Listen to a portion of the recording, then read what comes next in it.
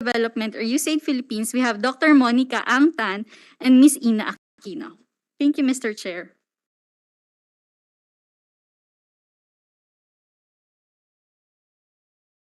Thank you, Comsec. Um, Today, this is the third hearing on the topic of mother tongue, and today we'll be discussing 5 items on the agenda. Number one is PS Resolution number 5, and let me just read it for the record. Resolution directing the Senate Committee on Basic Education, Arts and Culture to conduct an inquiry in aid of legislation on the status of the implementation of the K-12 law for the purpose of crafting policy recommendations and initiating complementary and amendatory legislation to further strengthen the law and ensure its effective and efficient integration into the Philippine basic education system to provide quality education and achieve global competitiveness. And we'll be focusing on the concept of mother tongue and its implementation for this PS resolution. And then another item on the agenda is the transmitted House Bill. This is House Bill number 6717, and the title is An Act Suspending the Implementation of the Use of Mother Tongue as the Medium of Instruction for Kindergarten to Grade 3, provided under Section 4 of Republic Act number 10533, otherwise known as the Enhanced Basic Education Act of 2013. And another item on the agenda is the privilege speech that was given by yours truly, observations on the implementation of the mother tongue-based multilingual education, theory versus implementation. And this is the third hearing on the said topic. And as you can see, we've been really taking a lot of time to elicit comments, feedback, as well as go deeper into the detail in the theory and the implementation of mother tongue. There's a proposal to suspend it via the House bill. And I know that this will be a far-reaching, the suspension will have far-reaching effects. So that's why we've been taking a lot of time in terms of analyzing, looking at all the researches, looking at all the pieces of evidence, as well as getting comments from our resource speakers. We have curated the selection of our resource speakers, making sure that they are experts in their field, so that we will get comments that are based on evidence, based on research, not just purely motherhood statements. So it's easy to make motherhood statements. Anyone can make motherhood statements. But for this purpose, because there's a proposal to suspend it, we want to look at the science behind those statements and also the research behind those statements, so that if ever whatever actions that we'll make, whether to carry the House bill or not, it will be based on research and evidence. So that is the logic why we are taking a lot of time in terms of conducting this hearing. So with that, again, thank you very much for your time, and I really appreciate your presence here, especially on a Monday morning. Normally, Monday is a worst time to conduct hearings because everyone is still quite has a hangover from the weekend. But thank you very much for coming over and participating in this hearing. So today I know that we didn't cover everyone last time because we have a lot of resource persons that we invited, and we tried to make it as exhaustive as possible, so that we will not be so that we will hear everyone and we will cover every educated comment as possible. I know that we still have some people to listen to, but I just want to start off today with some basic elements, and would like to direct my questions to the DepEd. Like I said during the last hearing, we want to look at the basics first, no? And I really believe that without understanding the basics, without knocking down the intricacies of the basics, or knocking down the basic elements, especially the intricacies of implementing the mother tongue. It's very difficult to move forward, and it's very difficult to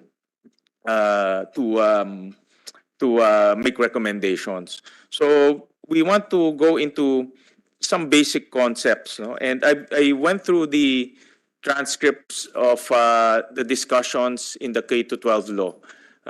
This is during, I think, between 2013 to 2010 to 2012.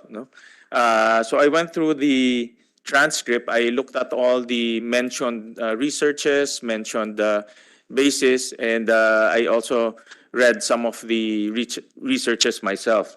So I want to ask the DepEd, being the chief implementer of the mother tongue, and of course, the DepEd is mandated to implement it because it's in the basic education law, RA 10533. So I just want to ask DepEd to walk us through the basis on why we implemented the mother tongue. And bearing in mind that prior to this, we had a bilingual policy in terms of medium of instruction. And that was a shift in 2009 through DO 74. So, and the DO 74 also mentioned a lot of different researches there. So, walk us through in the discussion of the K to 12 law. Because the K to 12 law is very explicit in terms of the use of mother tongue as MOI. So walk us through what is the basis, what are the researches behind those bases, what are the pieces of evidence that the DepEd used, because at that time it was DepEd also who recommended to use the mother tongue. So so that we will capture that on record, and revive our memory. Maybe some of you were there during the discussion. Maybe some of you were not in the discussion. So it's better to revive that discussion again, to go back into the basics on why the DepEd recommended that method. So who wants to go first? Director Ariola or Ms. Villaneza? Dr. Villaneza. So, Share mo lang presentation. okay. Shall I share my presentation or just Yeah, read it? yes, go ahead. If you have a presentation to that effect, we'll be This is the more than happy presentation I to, presented receive to the it. And Senate. we'll recognize first the presence of our minority leader, Senator Coco Pimentel. Guide us to, and again, refresh our memory on how we arrived in recommending the mother tongue and even embedding it into the law. It's really it's one of those. The mother tongue is enshrined in the law, and it's mandated for the department to use. But there must be some recommendations and also some studies and evidence that made DepEd recommend to enshrine it in the law. Typical methods, strategy in law, because all of these things are very dynamic. It can change over time. Theories, understandings, concepts typically change over time. So typically pedagogy is not written in law, but in this particular case, it's enshrined in our law. So we want to understand how come the DepEd recommended that, and what is the science behind it. Email Mr. Chair, may we request an email ad from Yes, go Secretary? ahead. Go ahead. So,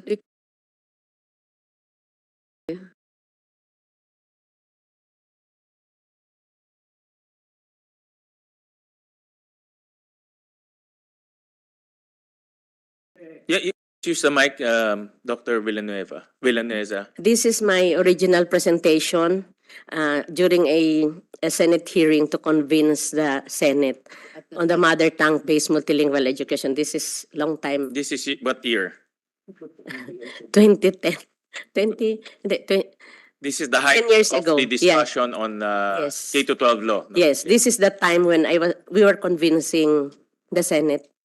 Seemed like you did a good job convincing. So it's enshrined in the law, so everyone was convinced. So go ahead, Dr. Villaneza. Presentation, Mr. Chair. So we're requesting for an So email. preliminaries, ano?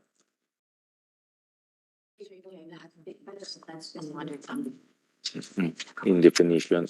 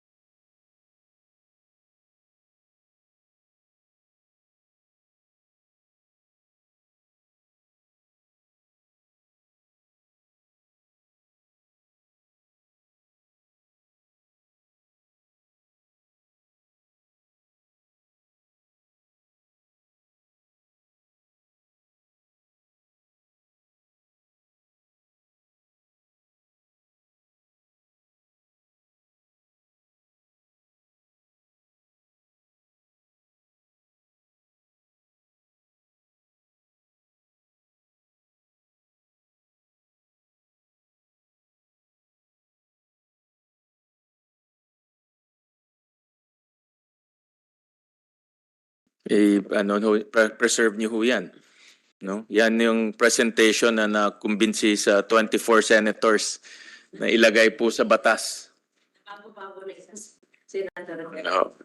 Dapat ilagay niyo sa museum yan, Dr. Villaneza.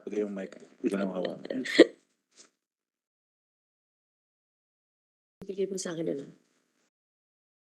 Are we ready, Set na po, ma'am. Comsec? Send na po.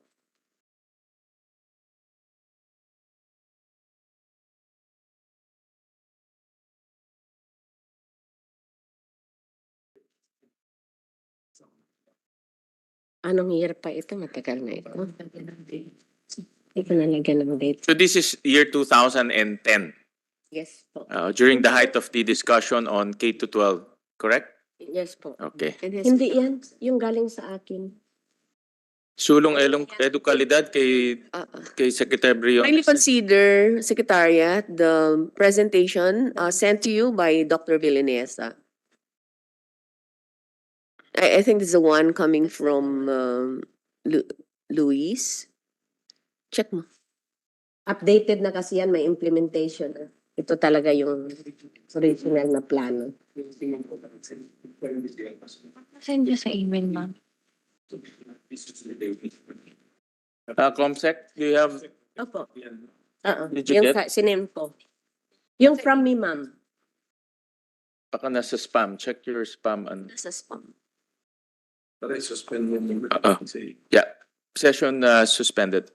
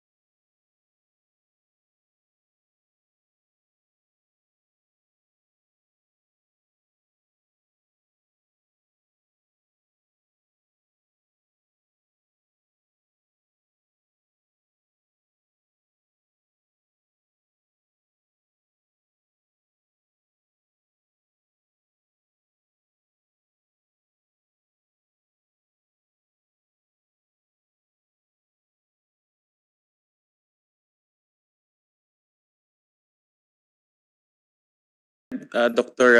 Villaneza. Good morning, Mr. Chair. Good morning, Senator Pimentel, and of the rest. 2010 ho to. Okay. Oh. If you notice, Museum sir, na ito, ma'am. Even yung PowerPoint is... head pa ako ng National English Proficiency Program dyan. Kaya English ako noon. Okay, so in this presentation, I discuss about the what, why, and how of mother tongue. I just want to make it clear that mother tongue, MTBMLE, is not just about mother tongue. It is about the first language or the mother tongue and additional languages. Kaya nga sinasabing mother tongue base. Magsisimula lang siya sa mother tongue, pero the goal really is towards multilingual because Philippines is a multilingual country. Learners begin their education in the language they understand best, which is their mother tongue, and develop a strong foundation. Yun ang pinaka-purpose and the definition of mother tongue. Another is that to develop appropriate cognitive and reasoning skills. Kaya po ako na-convince kasi cognitive po yung thinking skills ng bata. And remember, we're talking about a 5-year-old, a 6-year-old, a 7-year-old, and an 8-years-old kids dito. This is not about us. This is about a young children who are just developing their foundational skills. And of course, the reasoning skills. Ito po yung number one na 2 major reasons why I was convinced. Kasi hindi po nakakapagsalita ang bata eh. Wala pong facility sa language. Kaya hindi sila nakakapag-reason out. Hindi din sila nakakapag-isip because brain knowledge is telling us that the brain is related to speech. We think in the way we talk. Kaya kahit sabihin pa nating magaling tayong mag-Ingles, pero pag nabigla tayo, ang sagot talaga natin is ang ating first language. Kasi doon tayo nag-iisip. Kaya yun po ang dahilan. Then, it is a structured program of language learning and cognitive development, providing a strong educational foundation in the first language, successful bridging to 1 or more additional languages, enabling the use of both all languages for lifelong learning. It is based on the child's own known environment and bridges to the wider world, which is, also bells known to unknown. Then, another is to maintain local language and culture while providing national, international language acquisition and instruction. Kaya siya, MTB, MLE. We have to start from where the children are, but our goal is really for them to be multilingual. Promotes learners' integration into the national society without forcing them to sacrifice their linguistic and cultural heritage. Okay, then it's a meaning-based education, enables students to learn well because they understand what the teacher is saying. Using the culture of the child's knows enable immediate comprehension. Tama po ito. Kasi ang problema po natin, kung gagamitan natin ng ibang lengguwahe, hindi po nila naintindihan, lalo na po sa literacy. Kasi sa literacy po, decoding, language comprehension, and reading comprehension. So kahit po turuan siya ni teacher na mag-decode, sabi niya, cat. Pero po, pag hindi niya alam ang lengguwahe, wala pa ring reading comprehension. In the same way, kung alam niya yung lengguwahe, hindi din siya tuturuang mag-decode, wala ding reading comprehension. Ang advantage kasi sa mother tongue, automatic. Pag sinabi nating pusa, alam ng bata, sa bahay pusa. Kasi kahit simpleng cat lang yon, cat. Kung hindi naman alam ng bata kung ano yun, wala pa rin. Pero pag nabasa niya ang word na pusa, bingo. Hindi na kailangang ipaliwanag ni teacher kasi alam ng bata yon. That's part of the child's oral vocabulary. And then, using the culture of the child's knows enables immediate comprehension. Tapos ko na pala ito. Reading in the mother tongue enables immediate comprehension. Yun na po yung sinabi ko kanina. Once we learn to read, we never have to learn again because we only learn to read once. Kahit po anong lengguwahe yan, minsan lang po tayong natututong magbasa. Sinubukan ko po ito sa klase nung pumasok ako. Sinulat ko po yung sentence na I once lived in a palace. Na-decode po ng bata. Pero ang decoding niya, siyempre based on the mother tongue or the Filipino. Kasi syllabic po tayo. Ang English is 95% phonetic. Sabi po ng bata, I 11 lived in a palace. Na-decode ng bata. Kulang na lang siya sa children. In English, we don't say this as 11. But kasi nga, ito yung sinasabi, we only learn to read once. Okay, then the why. Bakit po mother tongue based? Okay? Nung time na yon po, insufficient mastery of basic competency due to congested curriculum. High school graduates lack basic competencies and maturity. Other countries view the 10-year educational cycle as insufficient. On pa po, ito na po yung status, elementary and secondary. We need to address the poor academic performance of students. Kung titingnan po ninyo, ito yung sinasabi ko sa teacher. We should not be happy. Nasabihin natin, region namin is number 1. But the target of DepEd is 75% mastery. Pero tingnan nyo, hindi naman na master. 68 lang percent at ito 45, 47. That time yun po 2005 to 2010. Not po ang gibasehan ko. Tapos sa international indicator, ito yung teams po. Nandoon po tayo sa baba. Noon pa yun. So what do we know? What we already know? The most important single factor influencing learning is what the learners already know. Ascertain this and teach them accordingly. That's according to Oswell in his meaningful learning theory. The next is, it takes children about 12 years to gain the level of proficiency in their L1 that will enable them to continue developing their language for the rest of their lives.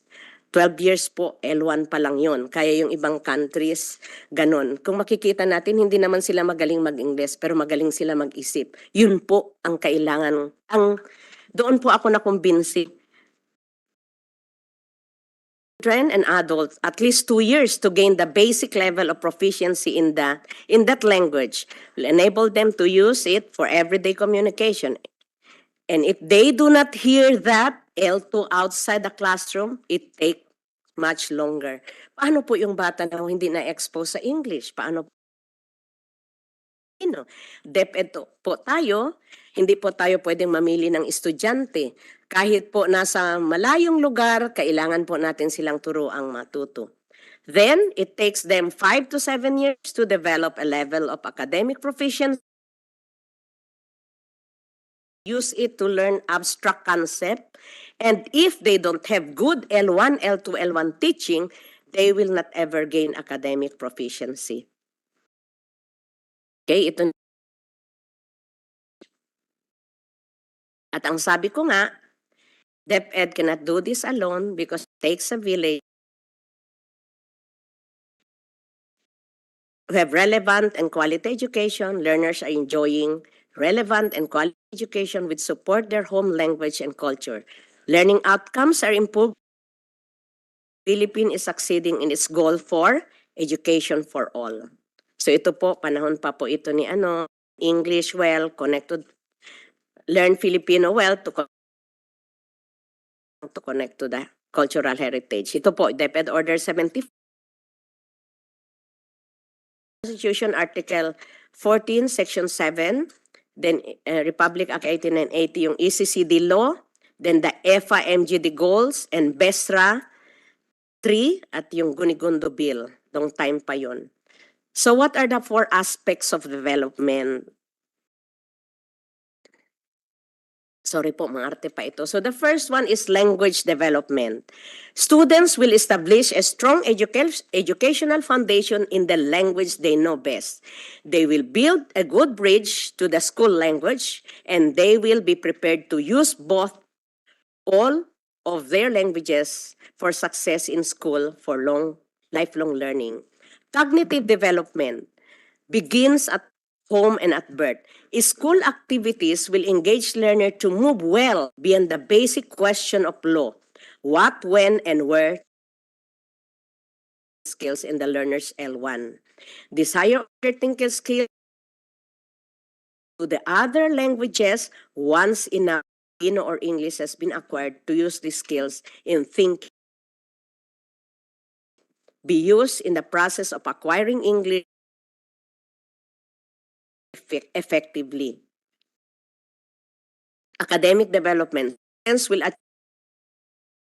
in its subject areas, and at the end of the program, they will be prepared to enter an education system. For sociocultural development, language and culture, and respect the languages and culture of others. They will be prepared to contribute productively to their own community and to the larger society. The result, we will have a multilingual, multiliterate, and multicultural learner. Ito po yung children ka who speak the school language, diretso po yon. Pero paano po yung mga bata na hindi ginagamit o walang alam sa lengguwahe ng school? So yun po, nahihirapan sila. So kailangan po natin silang i-bridge. So we use the Iloilo experiments. Kaya pala siguro, mahirap talaga. Kasi hindi sila nagsasucceed, kailangan lang talaga ng tapang and strong conviction that this is the way to go. Kasi 1948 to 54 pa pala, meron ng resulta. Then we have the second Iloilo language experiments from 1961 to 1964. Rizal experiment from 1960 to 19 Beijing transition 1986 to 1993. Then we have the lingua franca education, the pilot study from 1999 to 2002. Yung ginamit ang Tagalog, Hiligaynon, Cebuano, and Ilocano. And there's an attempt to bridge mother tongue to Filipino and English. Then the Lubuagan experiment implemented by Summer Institute of Linguistics.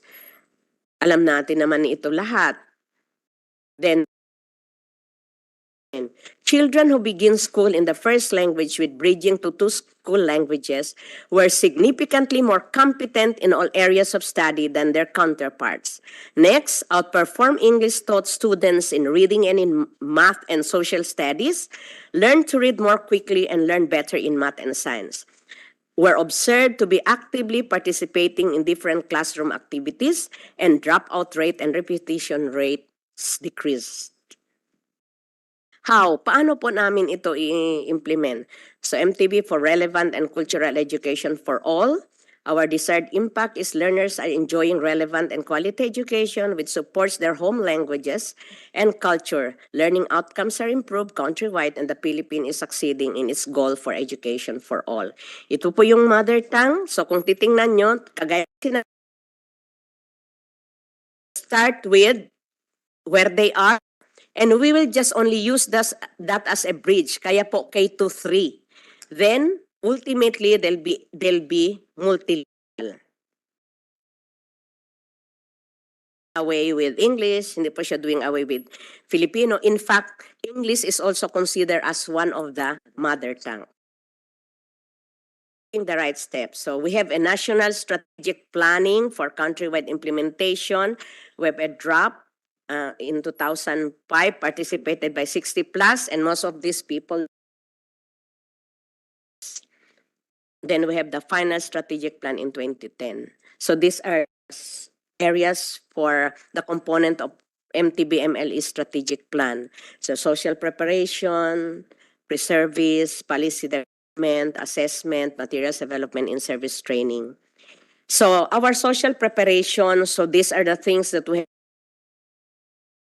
International Mother Tongue with 171 talaytayan, production of MLE primer lessons and brochure, first Philippine MLE conference held in 2010, attended by 1,000 participants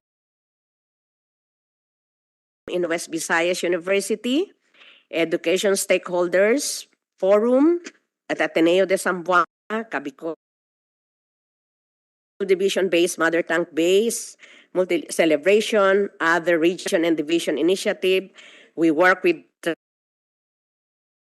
and the Summer Institute of Linguistics. So for in-service training, this is our framework, and these are what we have done so far. We have a 1-month training for 50 teachers from Luzon, Visayas region at the University of the Philippines College of Education in 2010. Then I, with 10 others, went for a one-month training in Payaf University, Thailand in September 2010. So after that, we have a phases of training. We have phase 1, a 10 days phase 1 training. Then they'll implement, followed by another 10 days, phase 2, they implement, and we bring them back, phase 3 and phase 4. So we have 4 phases of training. And we have division initiated trainings, or the rest of the divisions and the regions conducted their own training. Then TAI and local government initiative trainings, MTBML region-wide training of teachers by national trainers with school managers, so 120 per region. And we have the summer 2011, which is ongoing that time. Then we have materials development. We already have started developing these materials, and all these regions have already their initiative on producing big books and small books. And with nationwide initiated Write Shop on materials development, graded reading big books in 15 languages. That time, then we have the plus 18 Yakan, Chabacano, Maguindanao. Then even before we have Manobo, Sambal, Maranao, and Tiboli. Then we have the adapted curriculum. Those lesson exemplars. Then primer lessons, we started with 15 languages, and these are the example. Then we have pre-service teacher education partnership with Philippine Normal University, University of the Philippines, West Visayas City, Ateneo State University, and of course, Bicol University, Legazpi. And the summer training for the teachers education, TAIs, at the CHED conference in April 2011. Then policy development, of course, we have DepEd Order 60, addendum to DepEd Order 36, issuance of DepEd Order 74, then the MLE Country Strategic Plan, local policies, we have the Pangasinan Provincial Board, they have their own, Region 2 also, Naga City. This is the time when the different local governments also manifest their support to the implementation of the mother tongue-based multilingual education. Then for assessment and monitoring, DepEd National Education Testing Center, they already have started doing the 8 major languages. And then we have a research on MTB being prepared, then that language mapping. And this is where we showed how the language transition should happen. So you will see in the in kindergarten, all mother tongue. Then in grade 1, mother tongue for the rest of the learning areas and mother tongue as a subject, then Filipino oral and English oral. Grade 2 is the same, but we have already listening, speaking, reading, writing, and viewing. And for English, already there's listening, speaking, writing, and viewing. Then of course, transition. So you will notice that there will already be Filipino and English, all for listening, speaking, reading, and writing. Po hanggang sa grade 4 transition period na po yun. Yun po ang design. Then how mother tongue will bridge learning. Primary medium of instruction for all preschool subject, use L1 in empty subjects, math and education packet and the rest. Strongly scaffold English and Filipino as MOI in grade 4. Language, art, culture subject from grade 4 to high school. To strengthen literacy in L1, develop awareness on local sociocultural concern, address learning difficulties in classes with L2 and L3 as medium of instruction. So ito po yung pinapakita namin. So if their first language is other, not the Filipino and English, so makikita nyo po, hindi po sa grade 3, nag-start na pong nagbi-bridge. So academic language and all the rest. Tapos, kung dito po ako na kasi tinatanong ko talaga yung NCR. Sabi ko, ma'am, bakit po ninyo sinasabi na ayaw ninyo sa mother tongue? Pareho po tayong grade 1 teacher. Aminin niyo po sa akin, talaga ba pong nagtuturo kayo ng lessons ninyo sa K-3 pag sinabing bilingual English lang and Filipino? sabihin niyo po sa akin yung totoo, pareho tayong teacher. Siyempre, tumatawa sila. Kasi sabi ko, in doing mother tongue, we are legalizing what you've been doing. Kasi talagang nagtuturo kayo kasi hindi nga sumasagot ang bata. Hindi sumasagot, nag-i-English ka doon. Tingnan nyo na lang, good morning, pinamemorize, hindi pa tama. Good morning, visitors. Please come in. Please have a seat. Goodbye, visitors. Hindi pa nakapasok. Goodbye na. Kasi hindi naintindihan, pinaparot. And I told them, why are you doing that? Ma'am, kung hindi namin sila turuan ng sagot, maybe they're open to me because they know that I am a teacher and I will always understand them. Kaya, yung mga nag-observe ng classes, obserbahan po ninyo sa buong duration para makita ninyo kung paano po hirap ang teacher. At ang pinaka number one ko pong iniisip, kahit po sa higher grades, nakikita ko, hanggang doon lang sila sa understanding the text. Sabi ko, that is not what comprehension means. There are lots of skills in the comprehension, like sequencing of events, noting details. Ma'am, hindi po kami umaabot doon kasi kailangan naming ipaintindi yung, because kulang nga sa facility ng language. Sabi ko, kayo, sinabi ko na sa training, ang Pilipino, pag yun na ang iyon na ang language ng bata. Yun na ang kanilang L1. Wala na principal, kailangan pa naming magtagalog. Kaya sabi ng bata, kaninang it is in the policy. I know our policy is not perfect, but I know where we fail. And we need your support, Senator Win, kung paano ma-strengthen ang implementation. See? Hindi na po dapat mag-Tagalog. Ang second language po nila is English. Then they will have sabi sa training. Pero hindi po yun. Okay? Sa policy and even in the policy. Then sinabi po, if their L1 is English, kasi maari pong mga Filipino. Nasa policy po yan. Prinesent ko pa yun nung una kasi nandun. Inulit po namin yan sa DepEd Order number 21 series of 2019. Ma'am, Yes po. question. An individual can have English as L1. Yes. Pero community yata ito pinag-uusapan natin, di ba? So how, kunyari, a class of 40, 5 doon English ang L1 nila, but the 35, hindi. So, how should the teacher approach that? As a group, di ba?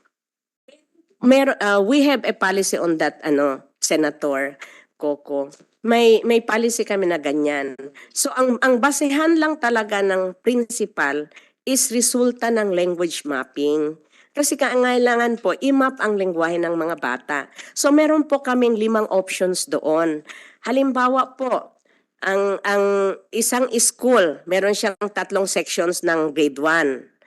So, tapos nakita niya na meron siyang 3 different languages. So, igrupo po yung bata according to the language. Now, yun ang 5 po yun. Ang pinakalas na options doon, kagaya dito sa Manila, kasi melting pot po, di ba? Multilingual talaga yung bata. So ang sinabi namin doon is language of the community kasi hindi ka naman pwede po kasi very multilingual nga yung klase, diverse. So ang aming recommendation is to use the lingua franca. Usually pinipili nila is Tagalog. Siguro po sasabihin natin na hindi yon mother tongue. Pero po kung titingnan ninyo, mas malapit yon sa kanilang lengguwahe kaysa pa-Englishin natin sila. Yun lang po. At palagi nating iisipin na this is not about us. This is about a 5-year-old, a 6-year-old, a 7-year-old, and an 8-year-old kids who are just developing their skills, who are just learning to to develop their socio-emotional skills, and we don't want to alienate them. Yun po ang, meron po tayo sa policy, options on how to do it. Pero basta ang last options po, kung talagang diverse, they will result to language of the community, lingua franca, which is for me, as an experienced teacher, better alienating the kids in the classroom. Kasi yung lingua franca po, yun po ang language ng community. Okay? So sa terminology po ninyo, ma'am, ano yung, kanyari, example natin, Manila, City of Manila. May mga Ilonggo nandito, may Cebuano nandito. Okay. Yung 5-year-old na kalilipat lang nila sa Manila, galing Cebu, mother tongue niya is Cebuano. Okay. But since studying in Manila, what do you call, anong language ng Manila? Tagalog, di ba? Or Filipino, which is basically, siguro, ang composition naman ng Pilipino, core niya, Tagalog eh. So, ano si Tagalog situation of Manila? It is the lingua franca or anong tawag mo doon? Okay. Yes po.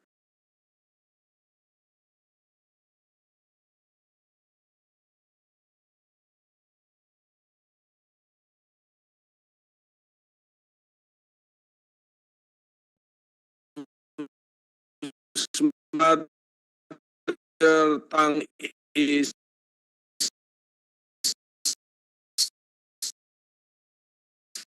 Cebu.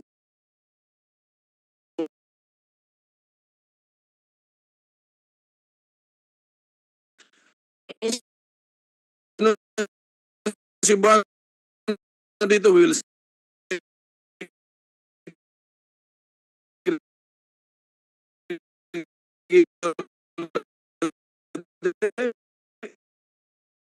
Yun po ang strong. Doon po ang kanyang cognitive kasi mother tongue. Kaya nga po kung isa lang siya or dalawa siya doon sa nasagol in Bisaya, no, kay Bisaya din ako, na mix siya doon sa school na yon. Doon sa policy, nilalagyan talaga namin na assistance from the parents. Kasi halimbawa, hindi niya naintindihan kay Bisaya, 5 years old yun hindi niya naintindihan yung may term siyang hindi naintindihan. So, assistance from the parents is needed. Pero hindi po yun, ma'am, would you like to? So, yun po yung ano. So, kung basta tayo po, ang bata, kung anong strong language ng bata, yun po ang dapat nating gawin. Kasi para sa kanila po yung edukasyon, hindi po para sa atin. Ngayon po, kaya kami nag-provide ng provisions na kung sakali lang na hindi talaga pwede yung sectioning, kailangang tulungan ng parents. Kasi kawawa po talaga yung bata. Tingnan niyo po noon sa mga researches, ang dami pong nagda-drop out na early child. Tapos naalala nyo, yung bata, pag pinapapasok sa school, ginahabol pa hinahatid pa ng nanay, ginahabol pa ng palo. Kasi alienated ang bata sa school.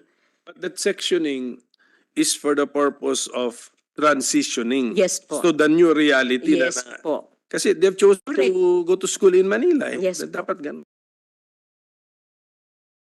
Cebuano na maraming nagsasalitang Cebuano, maybe you can find as a teacher in the city of Manila na marunong mag-Cebuano. But I will use the language or dialect of my mother, Sambal. Paano kung Sambal na lumipat dito? Nakasampu kayong batang Sambal. Hanap ka ngayon. Di ka na makahanap ng Sambal eh. So, parents. Pero Parents. dapat siguro to quickly transition na you have to adapt the language of the community where you're going to school. Yes po. Ganun ba? Is that, Yes po. is that very clear sa Yes po. Senator Coco, madali po ang batang makatransition. Pero oral po yun. Di ba? Madali.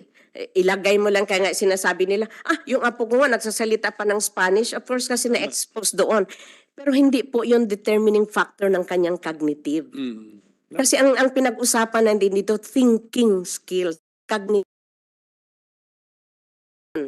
Sinasabi talaga ng brain analyst na kung paano yung salita mo daw yun. Ang point ko, Kaya- kasi, ang point ko, maybe it's if just in case na ito yung nakikita ko na if we expect a school in the city of Manila which is predominantly Tagalog speaking or Filipino speaking to adjust for 3 years and maintain classes in the mother tongue of students Hindi that po. you determine that's ano na yan, parang fantasy na po yan. So ano nga ang ginagawa? Ano nga yung reality natin na we are now faced with this reality? O ano yung parang compromise? Yung sinasabi niyo po kanina na transition, How long? tinutulungan siya ng parents, ang bata. Oo, How long ang mag-transition expectation, siya, ma'am, oo. na Para doon na siya sa how long ang expectation na si Cebuano speaking girl will now transition to Filipino? Tagalog or Oh. Filipino. How long? Within the year po yun. Within the kasi sir, na-mix siya, di ba? So, Na-mix. 40 nga bata. Mm. Tapos nandoon siya doon, 5 lang sila. So within the year, di ba ang gamit, ang suggestion, ang recommendation doon based on the policy is gagamit sila ng lingua franca. Ngayon, yung 5 bata na yun, itra-transition yun ni teacher within the year kasi there's no way for them to go back to kasi wala namang 'di ba 5 lang sila hindi naman pwede impractical yun sa DepEd nagagawa siya ng klase para lang sa 5 bata 'di ba so yun kaya itra-transition sa within the year with the help of the parents yan po ang nasa policy Then pasok na sila ngayon dun sa sa pasok sila sa mother tongue pero nag-switch. Tama? Tama ba, ma'am? Ha? Mother tongue na nag-switch. Okay, sige. actually sir kaya nga may proposal sila para wag daw L1 wag na Pag may tawag. wag nang mother tongue kasi L1 na lang ma-confuse daw. Sige. Kaya nga ako bumalik na ako sa terminology kasi confused. Nakasabot ko. May Nakasabot ko. naglingua franca ka pa. Wala naman dito sa reading Nakasabot materials ko, natin. So, siguro, ganun siguro. Director Kaya Yala. ayusin natin. Yung sa ano eh. Sir, just to supplement what Chief Rose is saying, in classes where the learners speak different L1. So, as said earlier, it's actually, so if the majority of the learners speak, for example, Tagalog, and at least these 5 kids who are Ilonggos could partly understand at least Tagalog or Filipino, then it's the Tagalog that's going to prevail, and that's what we call the Lingua Franca. So that for that particular example, so it's a language that is commonly used and understood by the kids. So Chief Rose was right when he said that these kids, 5 kids, for example, are going to be supported by their parents to at least transition. So that if we speak of ang tanong, anong L1 ang ini-implement ng school? Ang L1 ini-implement po ng school, kung yung Tagalog ay considered na lingua franca, it's the Tagalog po na ini-implement. Para maging clear po yon. Para si bata, mabigyan po ng support for him to understand Tagalog. Na where possible din kung for example, if the teacher is also proficient in the language of the kids, then the teacher can still make use of the language of the kids. But we are also always hopeful that the parents will be providing the support. Thank you. Dr. Rose, tapos na, are you done with your presentation? Sige, let's finish that and then we can... It's more. So that, sayang, ano na ito eh. This presentation is antique. Jurassic na ito. And good for the museum. Hindi ka nadala ko. Lalagay natin sa National Museum ho yan. Okay, so I end up with ito pa, first language, tapos kung sa Mindanao, Basilan, sorry. Ito yung second to the last na po, third to the last. So other, especially in Mindanao, so they also learn Arabic language kasi nga doon sa mga asatids. Okay, then ito po yung time allotment na ginawa po namin. So mother tongue, 60 minutes, Filipino, oral, then English pa quarter ang Filipino. Pero oral lang po. Kasi nga, can say she can read it later. When we say read, this is not just decoding. This is reading with understanding. Kasi kaganyan, part na ng ang bata, palaging dinadala ng nanay sa McDo. So nakikita niya to, hindi pa yun reading ha, ano lang yun. So McDo, McDo. So pag nabasa na niya ang word na McDo, automatic ang comprehension kasi part na yun ng kanyang oral vocabulary. Yun po yun. So ito po, then meron po kaming nilagay na sample class program for grade 1. I think yan na po yung end. Senator, Mr. Chair, if you won't mind, gusto ko lang sabihin ulit yung sinabi ko noon before I end, kung okay lang po sa inyo. Go ahead po. Ang sabi ko po noon, kasi ang tanong po sa akin, are we ready? Ang sabi ko po, when in the history of the Philippines that we are ready of anything? Kahit gaano pa po maganda yung preparation natin, hindi po tayo talaga maging ready. Ang next po na tanong sa akin, do we have enough resources? Sabi ko po, kailan din po sa history ng Philippines na ang resources natin ay enough? Wala po. Pero if you believe in what I have presented, if we join force together, ako, I don't expect even before my retirement na meron na siya. But if this is the right thing to do, let us do it now. Kasi kung hindi ngayon, kailan? Our learners cannot wait. We had been producing, alam niyo, nasasaktan ako kung nakikita ko yung mga teachers na kung ano yung nasa aklat. Father, sinusunod. Kasi wala eh. Pero hindi ko sila masisi. We were never trained to think. Sunod lang. Mag-multiplication table para may masagot. Before ipa-memorize. Kasi nga kulang tayo sa facility of the language. And I'm saddened with that kind of reality. So, again, this is not for us. This is for K dito, pero dapat ang nasa puso natin na kailangang ma-develop ang kanilang thinking skills and reasoning skills. Sabi ko nga sa mga teacher, tingnan nyo kayo, nag-EMA kayo, marunong kayo, di ba? Pero hindi kayo nakasasagot kasi nagaganyan kayo. Bakit? Because we were never trained to talk. We never trained to reason out. Kahit sa ating parents, dapat sunod-sunod lang. We have to change. Everything is changing. The whole world is changing. Kung tayo dito, hindi tayo magbago. I am already 61 years old. Thank you so much. Thank you, Dr. Rose Villaneza, for those comments. Although I don't agree with your comments, I do agree. I do believe that in any endeavor we have to be ready. And that's why the Philippines probably is not progressing, because yung mentality natin is we can never be ready, we can never have enough materials. I think that's a bad mentality. At least kung hindi man tayo maging ready, we should have minimum compliance. Dahil kung ganung mentality natin, ang tawag sa atin halabira. Bira na lang tayo ng bira, bahala na. Actually, ayaw ko nga yung word na bahala na. That's a word that I really hate, yung bahala na. So, having said that, I heard Dr. Rose, you mentioned earlier that we have to always remember that we're doing this for the children. No? And you mentioned also that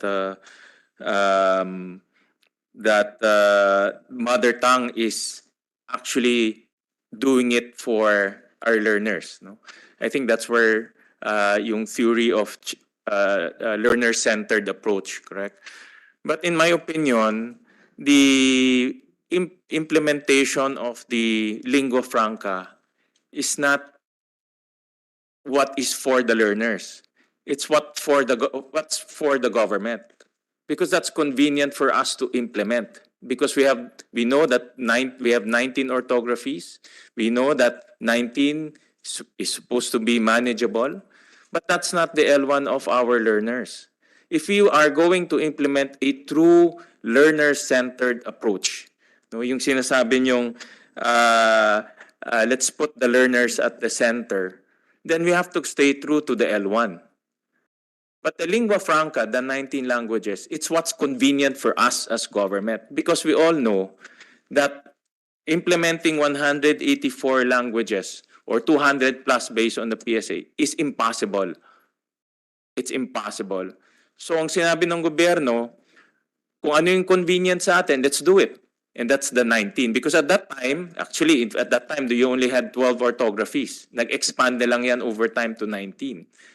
So, because even at this point, it's convenient for us, not convenient for the learners. That is what my analysis is saying. Kasi if we are going to say what's convenient for the learners, put them at the center, then we should have already 184 orthographies by now, after 10 years.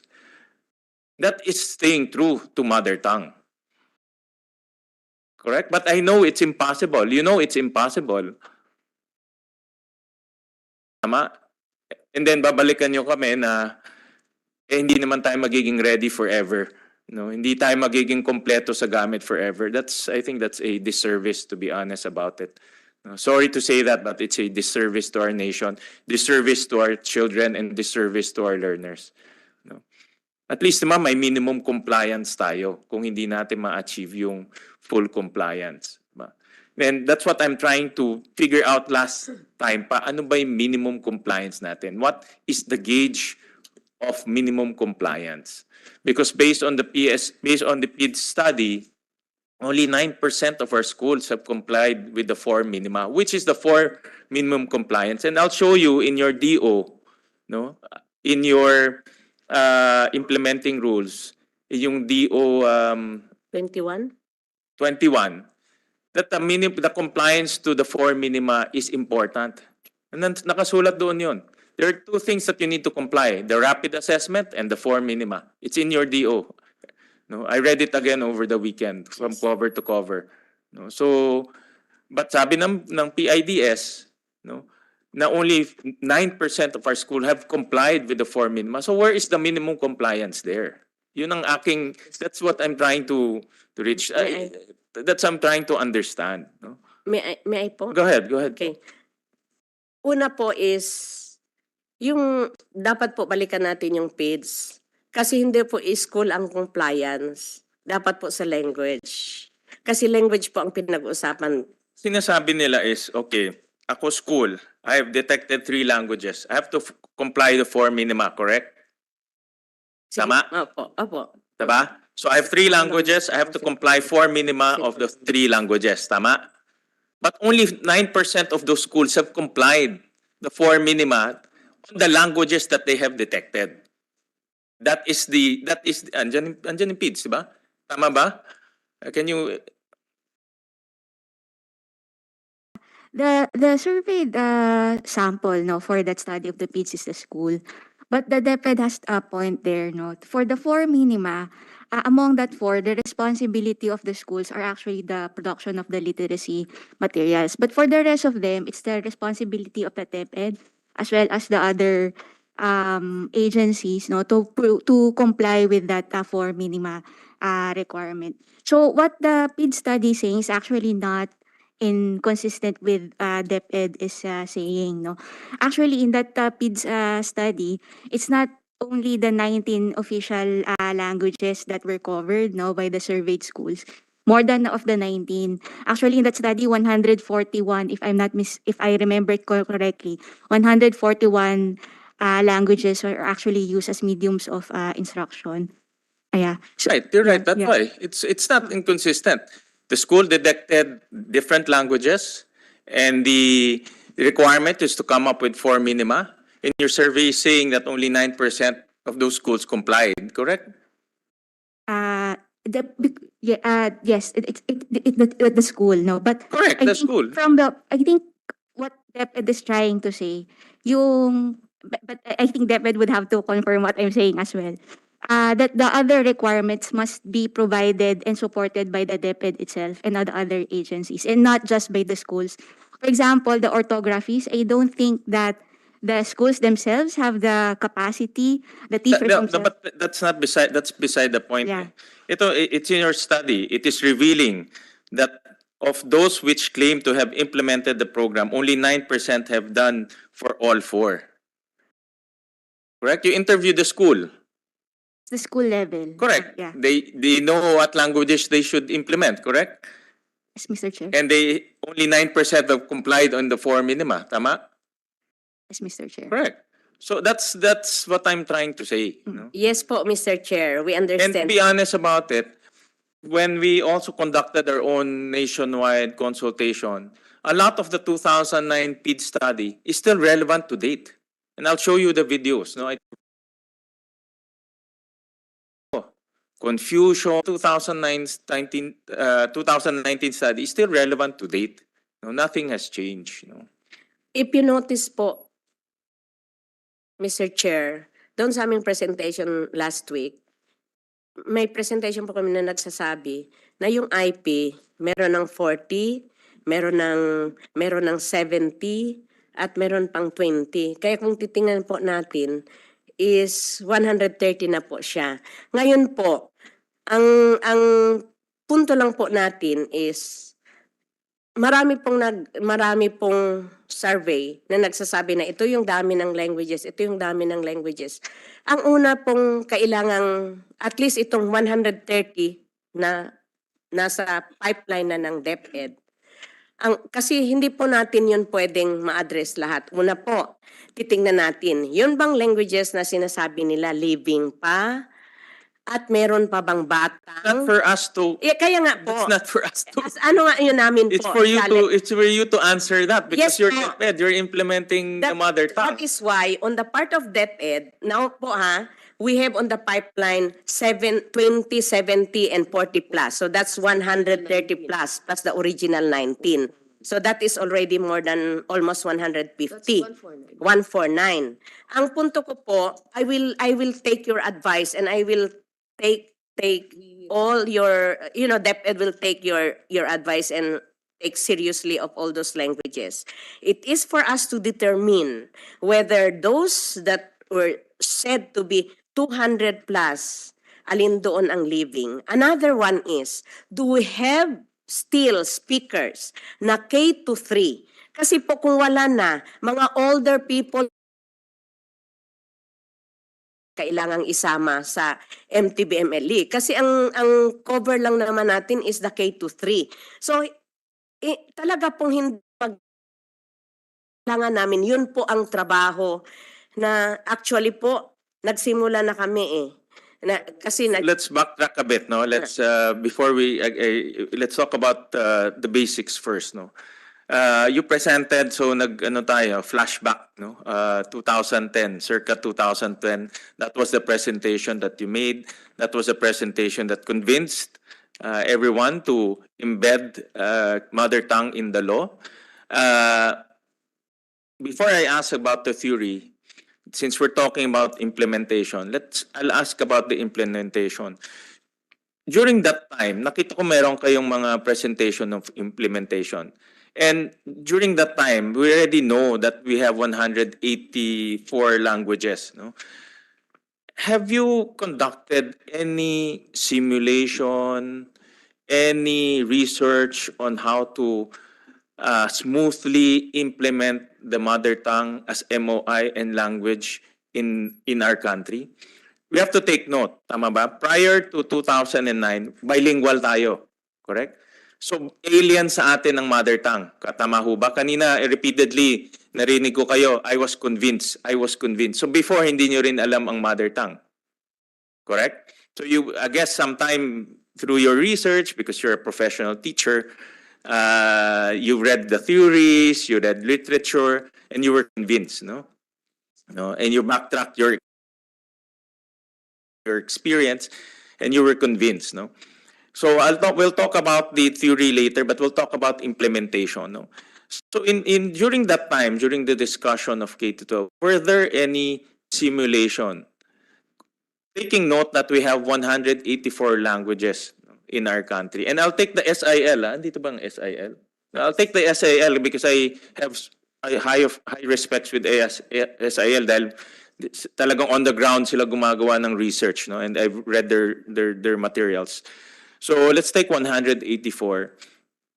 Gumawa ba ang DepEd or any implementing agency ng simulation kung paano i-implement 184 languages in our country? Did you do any simulation at that time or any research at that time on the implementation process? To be honest, Mr. Chair, we did not think about the more than 100, but we had been working with Summer Institute of Linguistics ever since, with Komisyon sa Wikang Pilipino ever since. They help us with the orthography. When we started, I was told to start with the 12 major languages. And we found out, as I was telling, that 12 major ready, because it's very impossible to implement all those at a time. Actually, yung 12 nga, sobra-sobra na yun sa kadami ng dapat ihanda. So, I was told by like the people with me, Talaytayan and all those, that if we cover the 12, we already covered at least 85%. And I'll challenge whoever made that comment. Okay, if you can show me research now na in 12 will cover 80%, I'd highly appreciate it. Because I have the PSA data and I'll challenge that. PSA to hindi census to, hindi ko inimbento to. This is census based So research na nagsasabi ang 12 or 19 19. covers 80%, no? Maniniwala ako sa inyo kung mapapakita nyo ngayon sa akin. Sige. Sige pa, Ma'am Rose. Kasi you relied on people. I don't know who you relied on, no? But Yes po. yeah, I looked at the data. I don't see it eh. So show me now or yung 19 covers ano ba yun? 8 that says that right now. We did our own survey. This is of the 19 and this is of the school children. At present ko po yun last time. Po, 76% lang ang nakasagot pa. Kasi ongoing po yun. 76%. Kasi nga, yun, I always listen to you and whatever it is, hinahanapan ko po ng ano. So, nakita po namin doon na 76% pa lang ang sumagot. Hindi pa nakasagot, meaning to say, hindi pa nakasagot lahat. Pero doon sa other namin, sinasabi na talaga doon na doon sa 76% na nakasagot, 85% na ang na-cover ng 19 languages. Dala po namin yung questionnaire doon at yung sa presentation ko po, ano yun so doon po, kasi imposible naman pong ma-cover lahat at saka for now, pero challenge ito talaga sa DepEd na alamin talaga kung alin doon yung, and I think Summer Institute of Linguistics presented last time na out of the 200 na sinasabi nila, 100 plus lang yung living. Yes, and you were telling us na meron kayong data kasi grabe yung survey na ginawa nyo. Yeah, but let's go bang simulation na ginawa on implementation? Yes po, meron. Pero not with that 100 plus po. Meron talaga kami based on the 12 then the 19. Kasi actually po, this was piloted in 870 schools bago pa yung DepEd order number 17. But alam natin that there are 184 languages. The least that we should have done is to try to simulate the 184. Hindi po Correct? namin. Why did we limit ourselves initially? Because of that logic of it covers 80%. But can you show to us? Puwera yun, sir. Pero ang ano talaga, ang hirap. Kasi ang daming... Yeah, but alam natin mahirap na. Mahirap. But at least was there any formal study, no, na tinry natin to implement? Tapos and then the findings, no, mahirap, complicated, etc. etc. Was there any study as in approach natin? Because I think what happened, nag-usap-usap na lang, sinabi nila mahirap eh. No? But was there any attempt to come up with a formal study so that us policymakers will see formally 184? Yes. Mr. Sorry. Chair, Yeah. Mr. Chair. Hold on, Ms. Dr. Nolasco. Meron ba? To be honest po, may plus, doon lang po kami nag-focus. And then Ball. okay, so we didn't do any simulation for 184. Did we? Now we did some. You said you did some simulation on the 12 languages. Meron ba tayo Yes ganun? po, yes po. Pwede nyo bang ipakita ngayon? Can you show to us what was the findings of that simulation and research? Sir, Or pero hindi research, po any siya. research. What is the finding for the Hanapin ko 12? lang po. Opo. Hanapin ko Meron po. ba tayong ganun? Hanapin And then can you show us also how the 12 languages that covers supposedly 80% of the population, what is the basis for that? Meron ba tayong ganyan? survey po, yung survey namin. Which is, can you That's show us the okay. survey? Oo. Sige po. Sige, while you're looking for it, Dr. Lasco, go ahead po.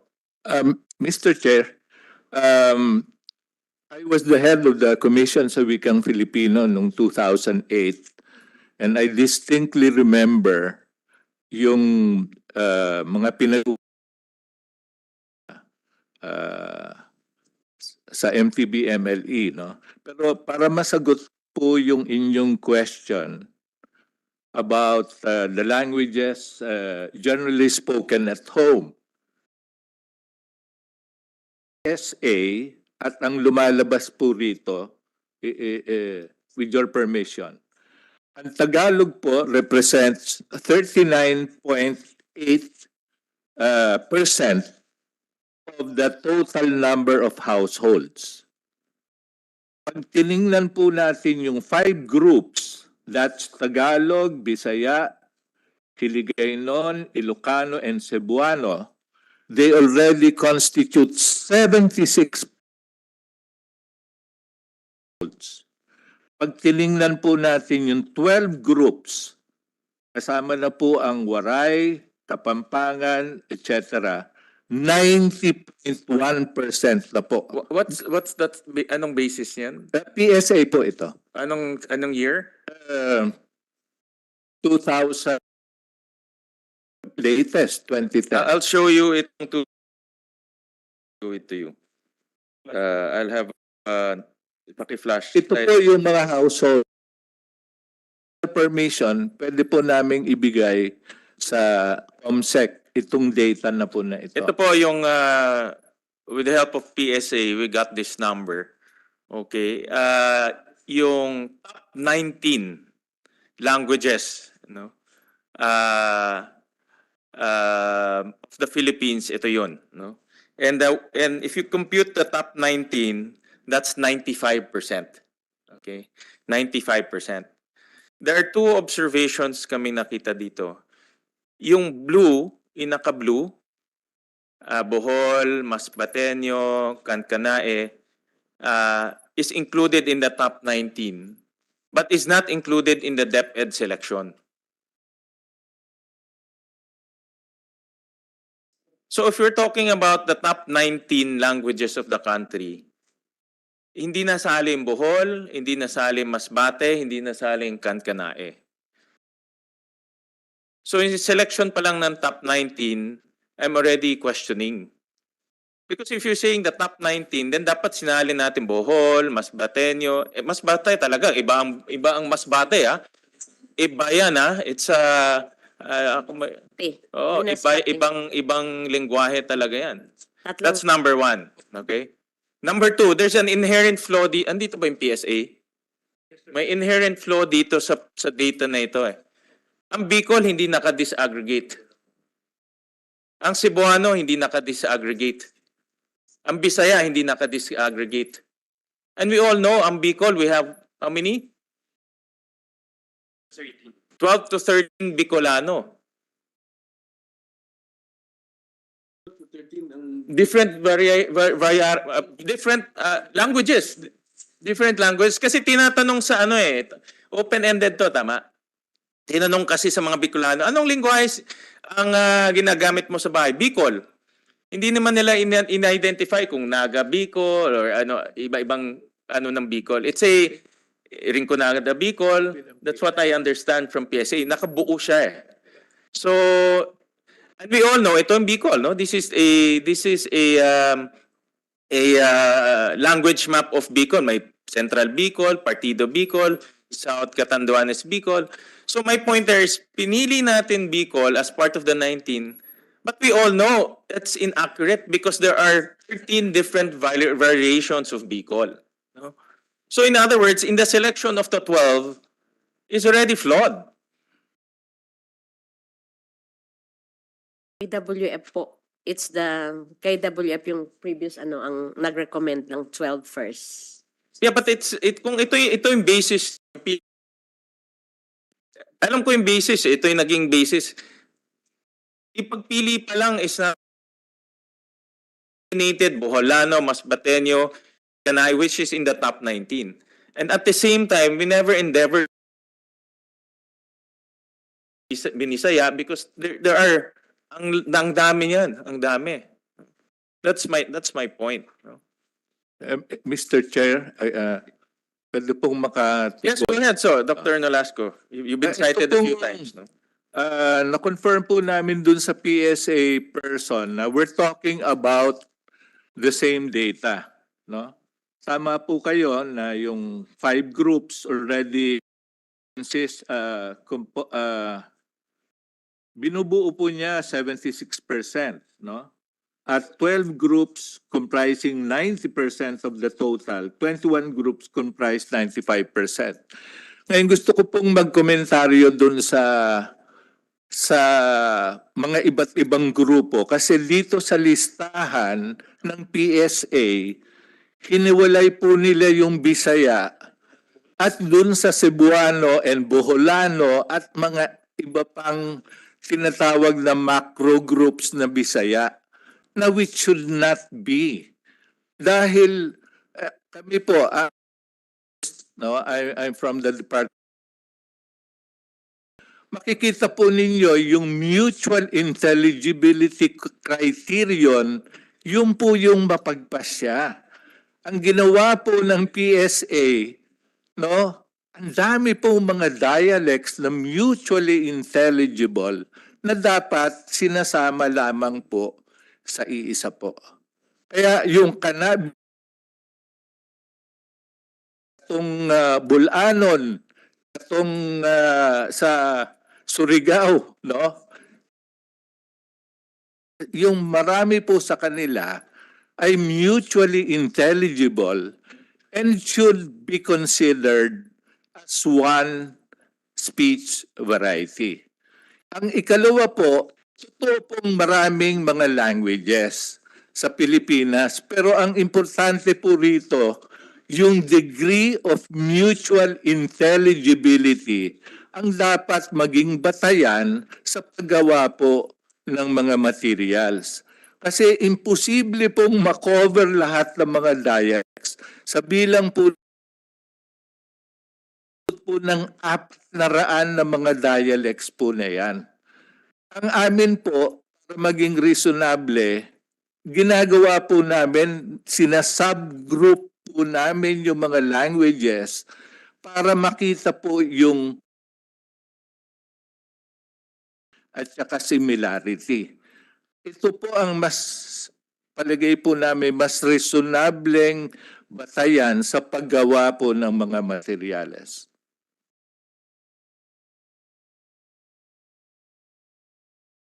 Well, hindi ho yan, Dr. Nolasco, yung nangyayari on the ground. No?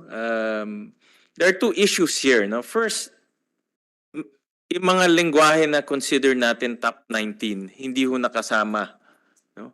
For example, ang Ibanag, no? Hindi ho nakasama. No? Kasama siya yung yung Boholano, Masbateño, and Kankanae, hindi ho nakasama. That's number one. And then number two, on the ground, hindi ho yan ang sinasabi. No? Marami sa ating mga guro, ako, nagulat ho ako nung nasa Davao po ako. Sinasabi nila na ang Cebuanong Binisaya is iba sa Davao, Bisaya. No? And hindi po nanggaling ho sa akin yan. I was surprised to hear that. And maybe Senator Pimentel can share because he's a Bisaya speaker. And at the same time, ang third, itong data from PSA is also flawed in a sense na hindi siya naka-disaggregate. Tama? Ma'am Jocelyn? Lalo na yung Binisaya. Yes, good morning, Mr. Chair. Maybe I use a very harsh word, no? It's not flaw. Erase the flaw. It's incomplete, no? Because it's not disaggregated. No, I'm sorry to use the word flaw, no, because this is census, so they report what they see, but it's incomplete because as far as I know, the questions are open-ended. Correct? Yes. Mm-mm. Attached to the PR na what the maybe our co-resource speaker referred to earlier, the top we have the detailed list of the dialects spoken at home. So from there, doon po nanggagaling yung 250 captured dialects spoken at home by the source from the 2020 census. So yung is from the na lang press release po, the top 10 spoken. Yeah, but ito hong nasa slide, hindi ho naka-disaggregate yung Bicol, correct? Mo po ba? Doon po sa mahabang listahan po, parang doon po makikita po yung mas detailed na dialects po, yung mas marami pong dialects na comprising that languages. But yung nakita ko rin ho yun, I saw that 200 plus, no? But in this particular case, kasi we're trying to figure out how did we arrive at that 80% coverage, 90% coverage using the PSA data, and this is how it, no? Nakalump yung Binisaya, nakalump yung Bicol. Maybe we'll try to coordinate with our on that yung sa details po on the grouping po. So anyways, I just wanted to show that, no, because yun na nga, that 80%, 90% is a misleading number because the Bicol is not disaggregated. If you disaggregate that, it will become smaller. No, some of the languages down below will be pushed down. If you disaggregate Binisaya, some of the languages will be pushed down. So it's not the way we chose the 12 or 19 languages. I don't see the soundness in that. Go ahead po. Mr. Chairman? Yeah. Siguro, kasi we are after the... So, Yeah. andito yung section 4 yata tayo na itong pinag-uusapan natin eh. Yeah. So, from the point of view of DepEd, how many regional or native languages did you concern with in implementing section 4 of the law, RA 10533? How many? Sa ngayon? Sa ngayon? Sa ngayon po, meron na kaming 130 in the pipeline. 130. Additional yan doon sa... Okay. 19 plus 130. Pipeline. Oh, nasa So, pipeline. meaning to say under study. No po. Ano? Ready na yung 4 minima, ready na in different stages. At gusto ko rin i-remind yung presentation ng ABC Plus kasi sila mas story yung kanilang nagpapakita po na hindi lang even ang aming nasa official. Pero yung research po ng ABC Plus, hindi lang po 19 ang ini-implement sa field. So kailangan na lang po yun i-legalize through a DepEd Ilan po? order. Ilan po? So ilan? 19 Basta yung plus ano yung na-discover nyo, ma'am? ABC, Plus. Sir, sa, Yes. yes po, sa Region 5 po, 13 languages, 21 po sa Region 6. 13 daw sa Region 5, 13, Region 6, 26. So yun lang. 21 po. 21 sa Region 6. Okay. Okay, so yun lang po ang additional. So the 19, when the DepEd was approaching it with the point of view that there are only 19 regional or native languages, on the ground, informally, in Region 5, you were approaching it as if there were 13 additional native languages. Tama? 13? Out of the 13, one is part of the 19. Okay, So Central 12, Bicol po. additional 12. Okay, addition. so 1 plus 12. And in Region 6, 1 plus 20. Four are part of the 19 languages. 4 sa Region 6 pala, part of the 19. So 4 plus 17. Ganun po ang nangyari. Okay, so informally yun ang sinasabi niyo, ma'am, no? Yes, Director Ariola. Sir, I would like to add to that because we also have something like 75 IP languages that are now being used as medium of teaching and learning also, aside from the 19 and those mentioned earlier by ABC Plus, Mr. Chair. Okay, so part sila sa for kindergarten and the first 3 years of elementary education, instruction, teaching materials, and assessment shall be in the regional or native language of the learners. Sinama niyo po si 75 IP lang, kasama na po doon. So 75 IP languages. So. Okay, so dapat pala ang pina-flash natin is not really the PSA survey data, but as being DepEd. Since nagtugma kasi kayo sa 19 kaya ang duda namin, you were basing it dun sa PSA 19. And then may weakness nga yung PSA 19 because of that Bisaya, Cebuano, Bolano, Ilonggo. Si Ilonggo can say Bisaya siya, si Cebuano will say Bisaya siya. So, sagol-sagol na yun . Tapos testimony nila ngayon, parang sa on the ground, inano nila they adjusted on the ground. Kasi this is testimony that although the PSA lists Bicolano as only one entry, on the ground daw, Mr. Chairman, 13 kanilang approach. That's why siguro it will really benefit the committee if we can be shown the table na yun, nakalista ngayon lahat yung plus, I'm sure you have also justification kung ilang percentage of the population or siguro number of learners para makita na lang natin kung may absolute number of learners kayo doon. So we can see. Kasi gusto ko rin makita how you approach the Bisaya . Kasi iba yun. You should have, but you should have disaggregated it . Kasi Senator Coco, in our last week's presentation, we also presented the list of materials produced by the regions and even the SDOs. So if you look at that, hindi lang po siya confined sa 19 kasi merong pong kasi nasa law po kasi na the local, the division and the regions are the ones to come up lang doon. Ang siguro ang kulang lang po sa DepEd, hindi siya naka-issue ng memo to officially launch the additional languages. Pero kung titingnan po natin yung mga resulta, yung sa aming list of materials, mga develop ng region at saka mas marami na po, hindi lang po siya confined sa 19.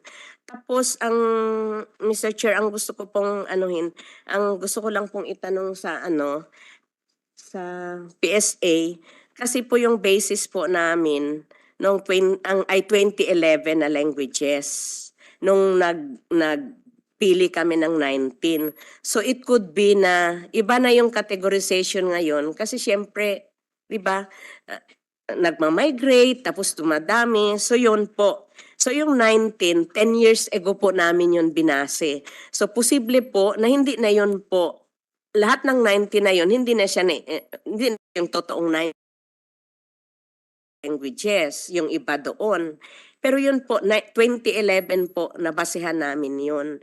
Then again, marami na pong gawa yung mga teachers sa field. Thank you po.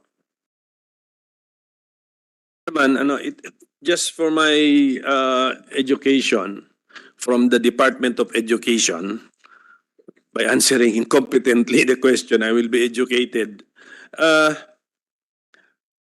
So kung sinunod nyo kasi for example, Cebuano, nag-form kayo ng committee doon, di ba? To make all of the lesson plan, the materials, strategy on how to teach and to transition Cebuano. Okay. So, the materials which reach, again, Poro, Butuan, or Davao, considered Cebuano-speaking areas, were made by this committee. And the committee members are most likely Cebuano speakers from Cebu. Linguist po, Cebuano linguist. Okay. Ano nga meaning nun? Saan sila lumaki? Merong taga Dumaguete, Okay, so- kabalo naman, iba naman ng... Pero siguro most likely, tapos may Cebu. most likely mga Cebuano, mother tongue Cebuano speakers who grew up in Cebu and nearby areas. Okay, most likely. Sige po. Hindi siguro kailangan ano yan eh. Hindi na, we can assume that. Okay. Umabot nga sa Davao, may mga salita doon or may mga construction doon or ano bang cliche, ano ba yan? Hindi nila masabtan, hindi nila maintindihan doon dahil hindi nila gagamiton dito. Yes po, actually yun po ang isang example lang po, kaka, yung damang. Kanang damang, spider, o siyempre di nakapaloan na. So kaka. So ang nasa aklat is damang. So ang Cebu, ang Davao is claiming that is kaka. So yun, variation po siya sa tawag. Ang nasa policy po natin, slash po yun. Kasi tayo, additive bilingualism. So, kung ang nasa aklat is damang, may slash po yun na kaka. Kung merong pang batang nagsabing gagamba, i-accept po yun ng teacher. At saka kung merong pang batang nagsagot ng spider, yung apat na yun. Kasi Senator, additive bilingualism yun. Ng bata. Kasi hindi naman ako pwedeng palagi sa Basilan. Pag at punta ko ng Zamboanga, iba na naman yung term. So dapat malaman yun ng bata and we are enriching the vocabulary of the kids. Kung para sa akin, personal, kasi in-address na yun doon sa textbook. Slash, damang, slash, kaka, to the 5. Kasi ano yun eh, additive bilingualism. So we're going to the details now kasi I remember the privileged speech of my colleague here nga na ganun yung feedback niya eh. Nung committee yon which prepared the materials, alam nila yung spider sa Davao. Pero baka iba ang spider sa Butuan. So, i-address din nila yon. So, ang dami ng slash doon sa libro or of course, they also fail to anticipate ano naman yung spider sa ibang Cebuano speaking areas. Tama? May materials po kami. Na? May materials po kami na binigay sa mga teachers. Yung, noon kasi, ang tawag namin doon is orthography. So, nandun yung basic grammar rules and sa last po noon na page, nandoon po yung variations of the Cebuano languages. So, sa Pero basic terminologies lang ito, Basic yung... Senator. Kasi K-3 lang naman ang in-address Correct, natin. correct. So, basic terminology. So, halimbawa, example na lang katong kaka, sa Cebu, unsa ni siya. Sa Davao, unsa ni siya. We prepared a Okay. parang multilingual variation. So, glossary, Glossary of terms, terms. Meron po So, tayo. ibig mo sabihin, kaya nga, okay, maganda yan, kasi hindi ko naman nakita yung publication. Ibig sabihin, even those Cebuano speakers who grew up in Cebu, who made all of your materials, anticipated all of this. Sure kayo doon. Yes, tapos, Pero bakit kasi, bakit Tapos- ang feedback sa ating chairman, iba eh. Yun lang yun. Kasi kung sure kayo doon na na-anticipate nyo, may reklamo eh. May reklamo from the Yeah. people on the ground na ganun daw, that the materials, sometimes, hindi naman siguro all kasi of course there will be mutual intelligibility, pero the claim of differentiations then that they cannot understand a lot of the or many of the entries there in the publications. Ito, I'm just reacting to the report of our chairman. Umikot siya eh. Mr. Kita Chair. niya eh. Mr. Chairman, sige. Mr. Chair, Yes, go para ahead. lang, kasi baka makalimutan ko yung comment na yon. Ang ang totoo niyan, ang ginawa po ng DepEd, gumawa sila ng mga material sa Binisaya. Okay? Ang pinagbasihan nila ay yung Cebuano. Cebu. So, kilala ko po yung mga tao na nakuha nila to do those materials. Marami sa kanila taga Binisaya Magazine. Tama, no? Sina Edgar Godin. Ngayon, ang problema po nito, yung wika na ginamit nila, katong lalom na Binisaya. So, hindi lang yung malalim na Binisaya, kung hindi yung Binisaya na puristiko. Sa makatwid, kahit yung mga nasa Cebu na mga teachers, nagreklamo ay lalong kaayo. I'll give you an example. Katong yung salitang verb, ang technical term lihok. Okay? Gikan sa pulong lihok, sopong lihok. Okay? Ngayon yung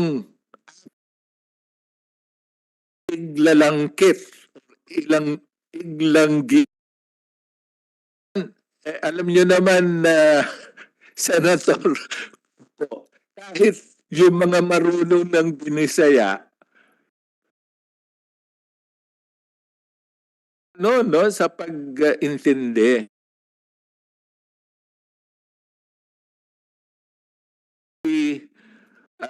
Nangyari kasi sa simula ng implementation, marami pong dahil sa simula hindi maiiwasan na mangyari 'yon. Ganon din yung nangyari sa Ilocano. Kasi yung mga in-employ nila hindi naman educators kung hindi magazine at saka mga writers, no?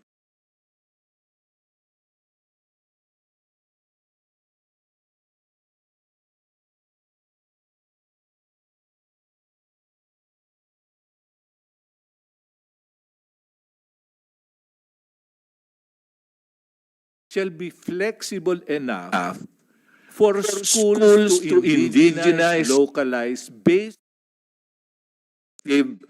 educational concepts na context, no, nakalagay po 'yan. At hindi lang 'yan, nilagay po diyan na ang pag-approve ng mga local material shall devolve to the division and regional education units. So sa aking huna na kaya nilagay po yan kasi na-anticipate nila na maaring iba-iba yung context at ipinauubaya na sa division level at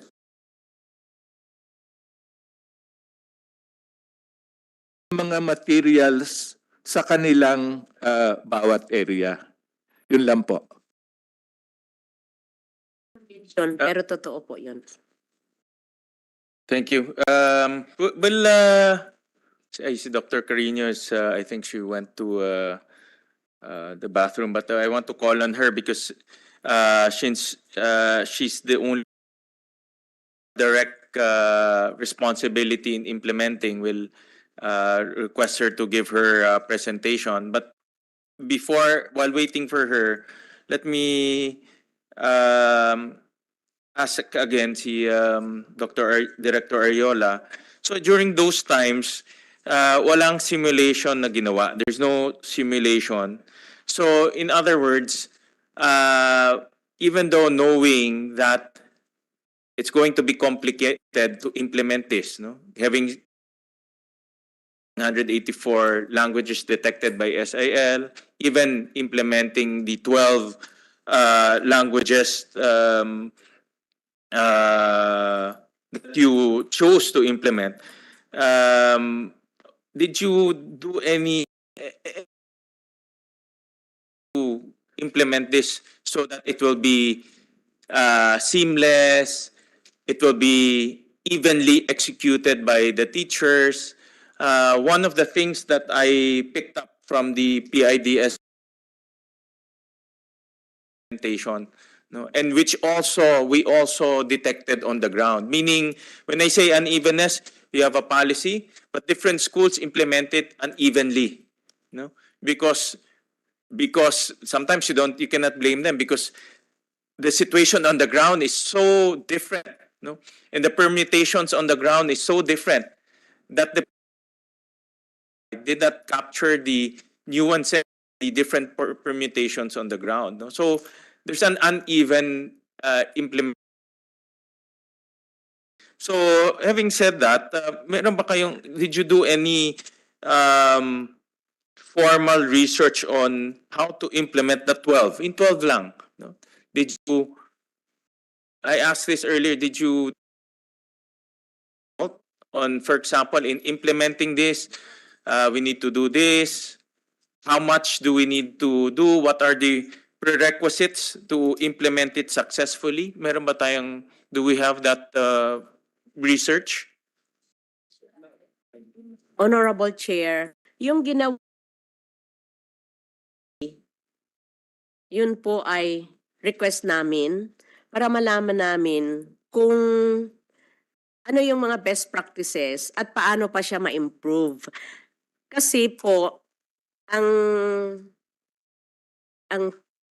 office namin, wala po sa mandato namin except survey, yung research. Kaya nga po, kung titingnan nyo, kahit yung feeds, ako po ang nag-provide ng inputs, kasama po ako sa planning nila. Kasi po yung, even sa ABC Plus, kasi yung gusto kong makita na kakulangan namin, pinagagawa ko po.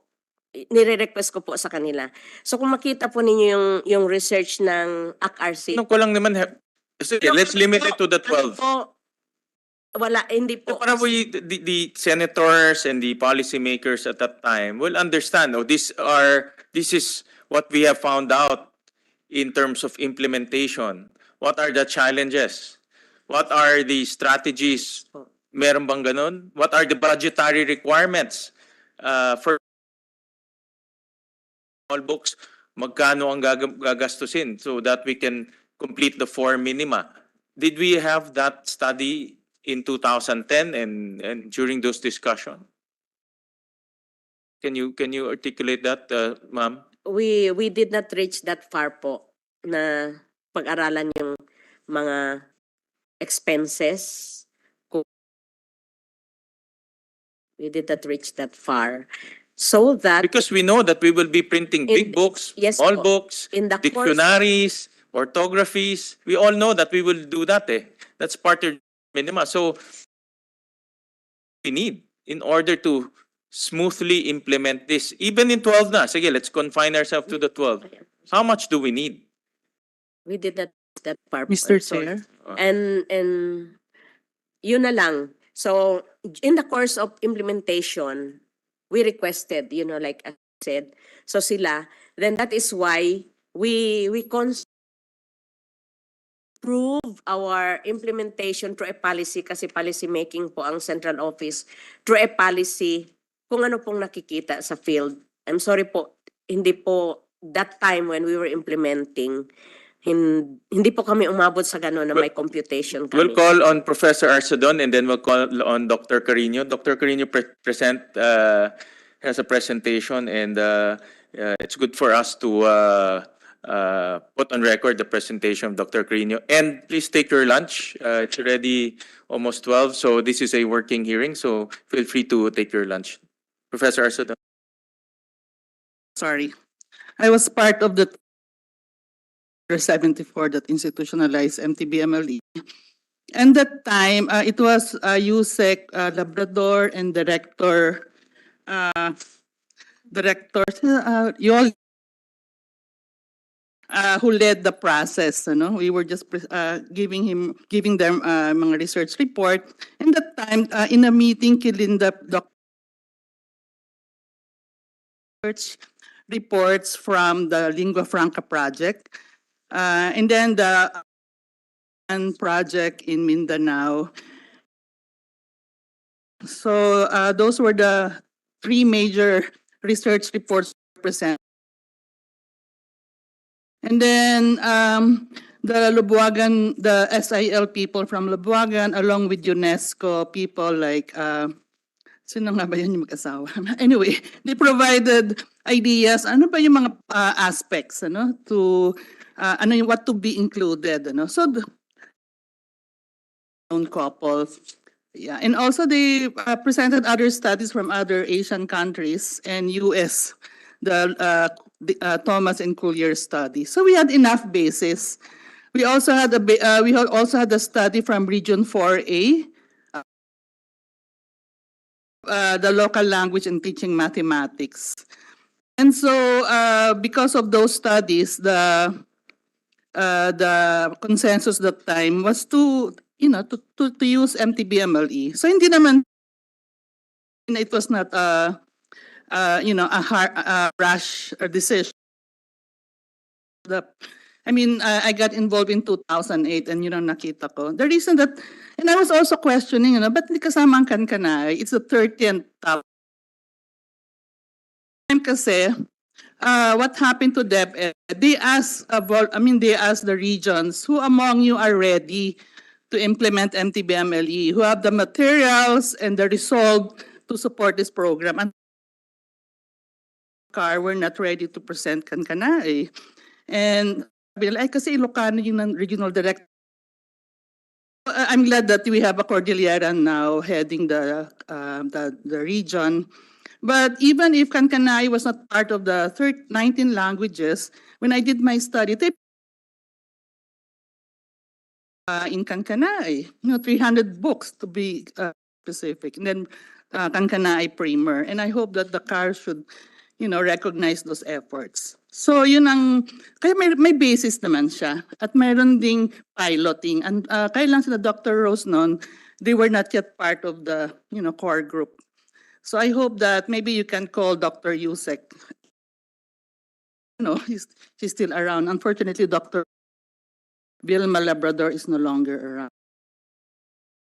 Ng history ng MTBMLE. Yeah, thank you, Professor Arcedon. I just want to capture, in short, I just want to capture what type of preparation, research, study, because we all know from the beginning this is going to be very complicated. We're talking about 23 million students probably at that time, maybe even maybe 184 different languages, 600,000 teachers who is expected to implement in the classroom a policy that is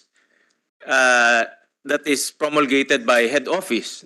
So it's a very complex endeavor. No, that's why I'm expecting that a research that type would be put in place first so that everyone will be guided because it's in the law.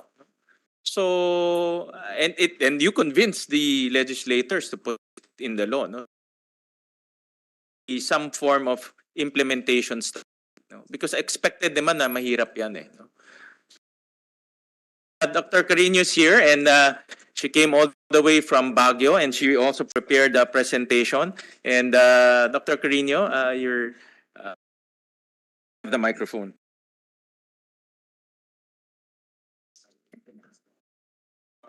Good morning, Mr. Chair and Senator Coco. Good morning to each and everyone.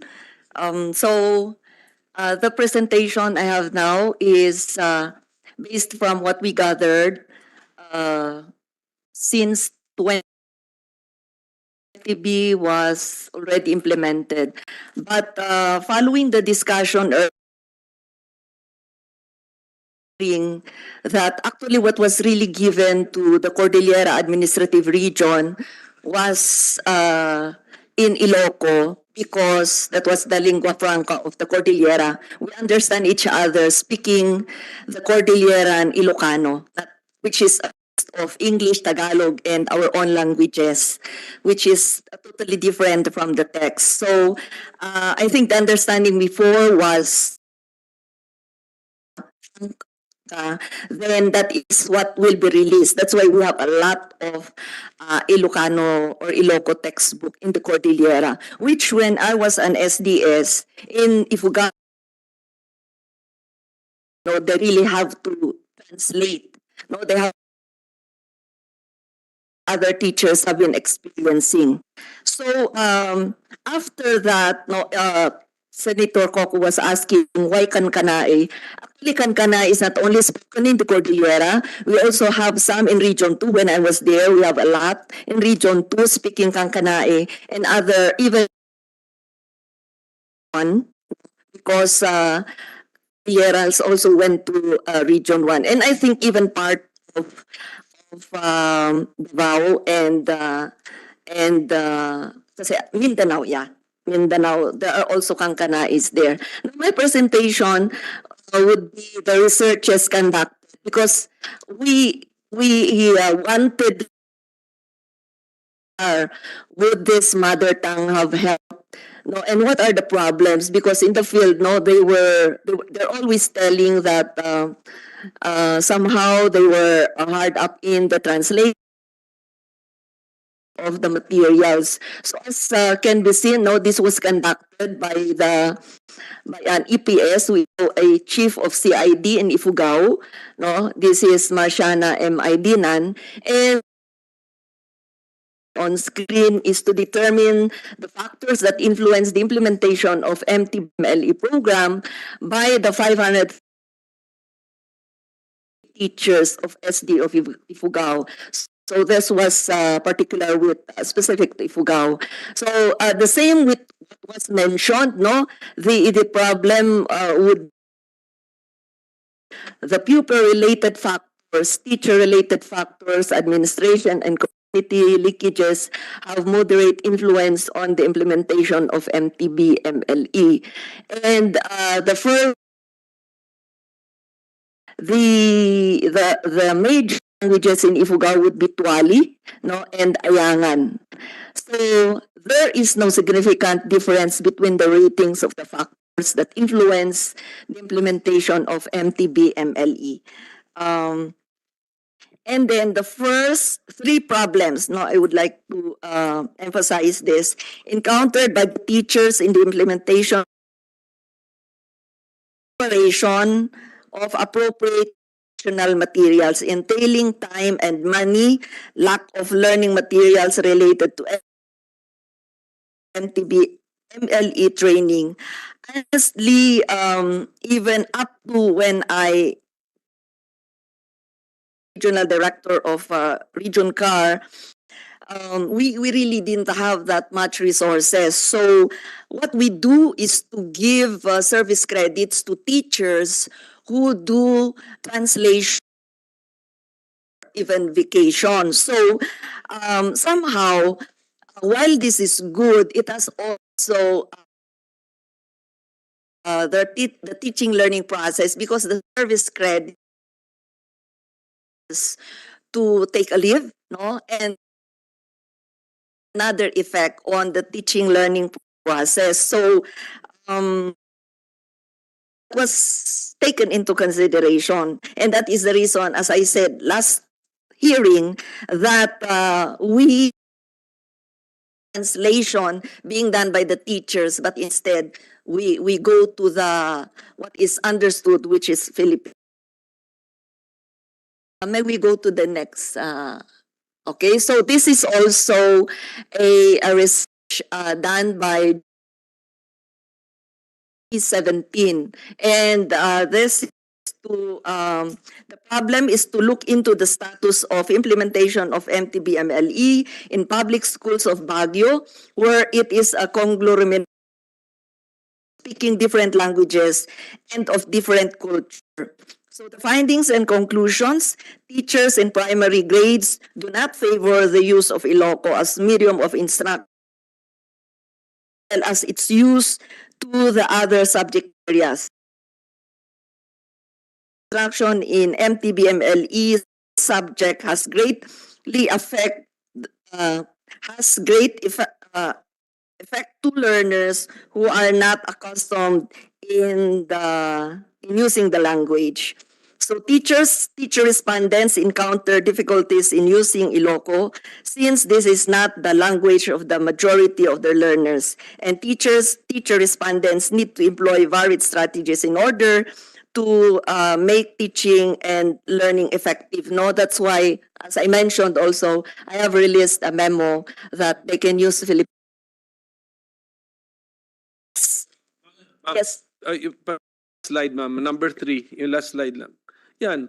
Teacher respondents encounter difficulties in using Iloco in MTBMLE since this is not the language of the majority of their learners. Di ba Baguio City po ito? Yes, Yes, Senator. children who are in Baguio City. So Iloco is Ilocano? Yes, So how come may number 3 ganyan ang conclusion? because in Baguio it's a mix of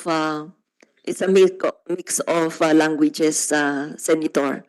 Baguio City, there are Igorots, Filipino-speaking languages, and as I mentioned, Cordillera, we really speak Ilocano, but it's not the Iloco. We use Cordilleran Ilocano, English, Filipino, or our own Cordilleran languages. That's why the books used cannot be understood. Like we do not use Abagata, and that is why Grabe pala dyan. they preferred now, no, because this is in 2017, so Filipino is now a common language because of the influence of media. That's why, as I mentioned last time, I released the memo So, okay. allowing them to use the Filipino medium of instruction. Our problem would be we lack textbook materials in Filipino because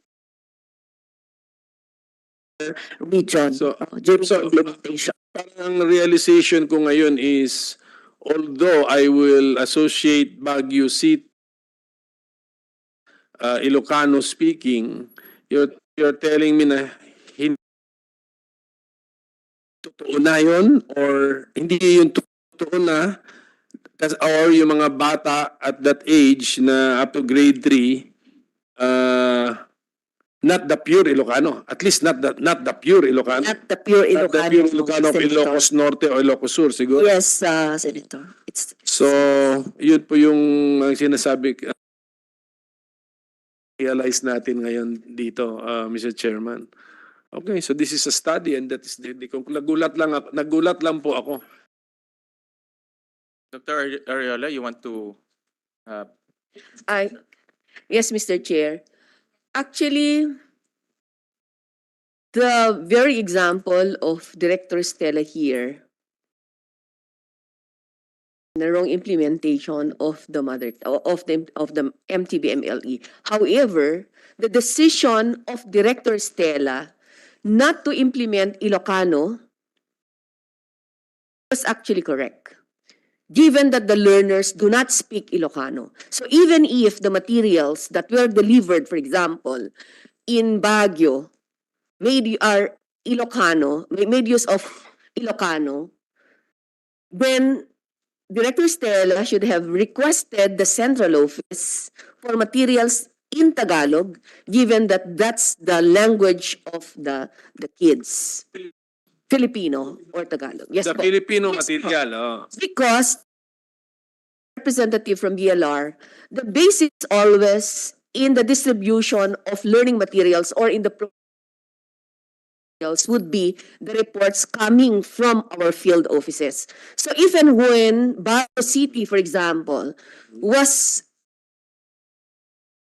that means to say that the request then most probably was Ilocano, not Filipino po, or Tagalog. The mere fact that we call some of your languages there or dialects as Cordillera. Inamin natin may mix or roots na Ilocano. So nawala na ba yung mutual intelligibility na minention po ni Dr. Nolasco? Hindi na, pag mag-Ilocano ka ba doon, mag-basic Ilocano ka sa Cordillera, hindi. Conversational, Senator, it can be, but not for our learners now. Some are speaking either in our Igorot language or Filipino or English, Senator. You mean to say, naunahan pa ni Filipino, kasi ang proposal ni Dr. Ariola, materials in Filipino na eh. Rather than Ilocano, Filipino, mas useful pa for the learners in Baguio City. So, is it part of the findings, parang na-overtaken na ni Filipino as a language in usage, as a language in use by these young learners, though they are theoretically in a place where the reputation is that it is Ilocano speaking. Yes, Ano ba? Senator. That's That's the why what I place in my position is since Ilocano is also an L2, Tagalog is also an L2, then we better use Tagalog as an L.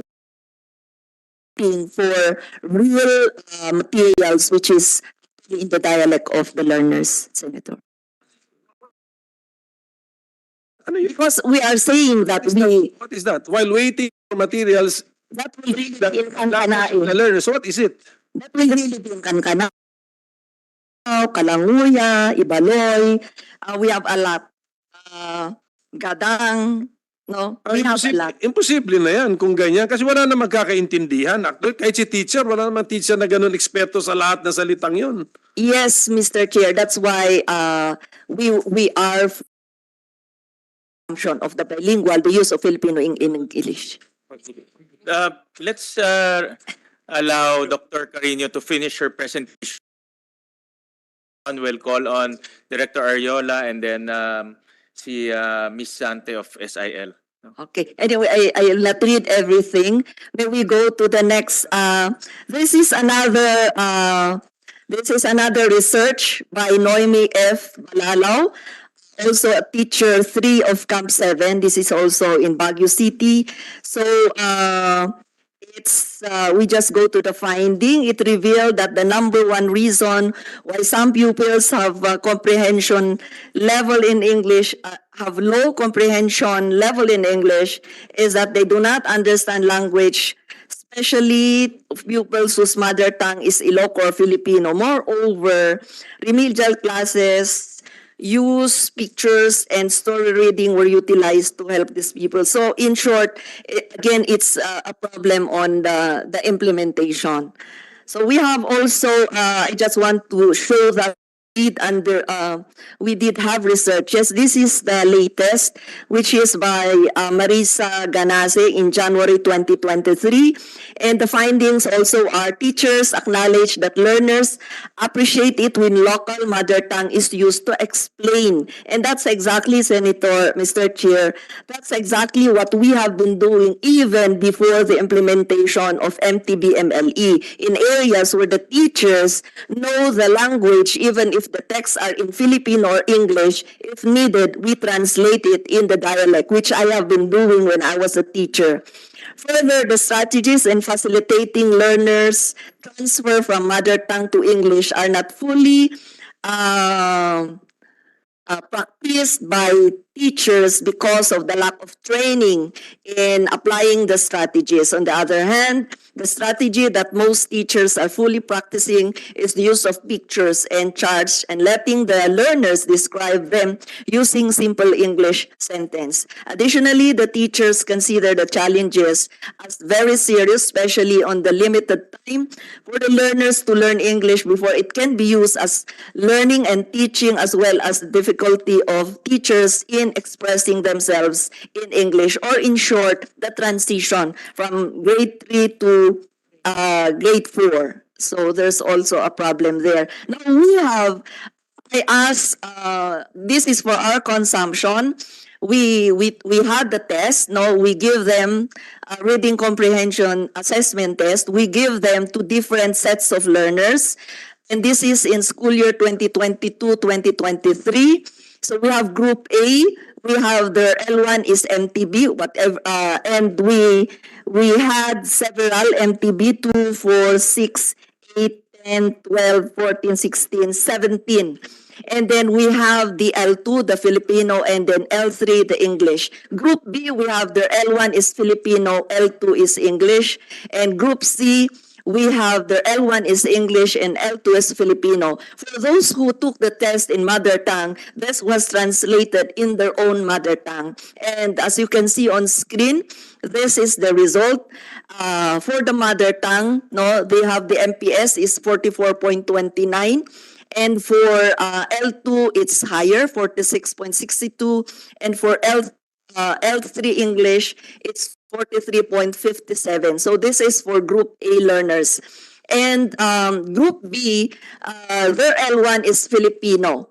And in the test, the MPS is 46.64. Their L2 is English, 42.51. And then for Group C, wherein their L1 is English, then we can see a higher result, which is 50.79. And their L2 is Filipino, it is also higher, 52.25. So if we look at the overall, no, we still have in this test that we have conducted, this is the result. No, we have a lower result in the ones tested in their own mother tongue. Whatever were the factors, then.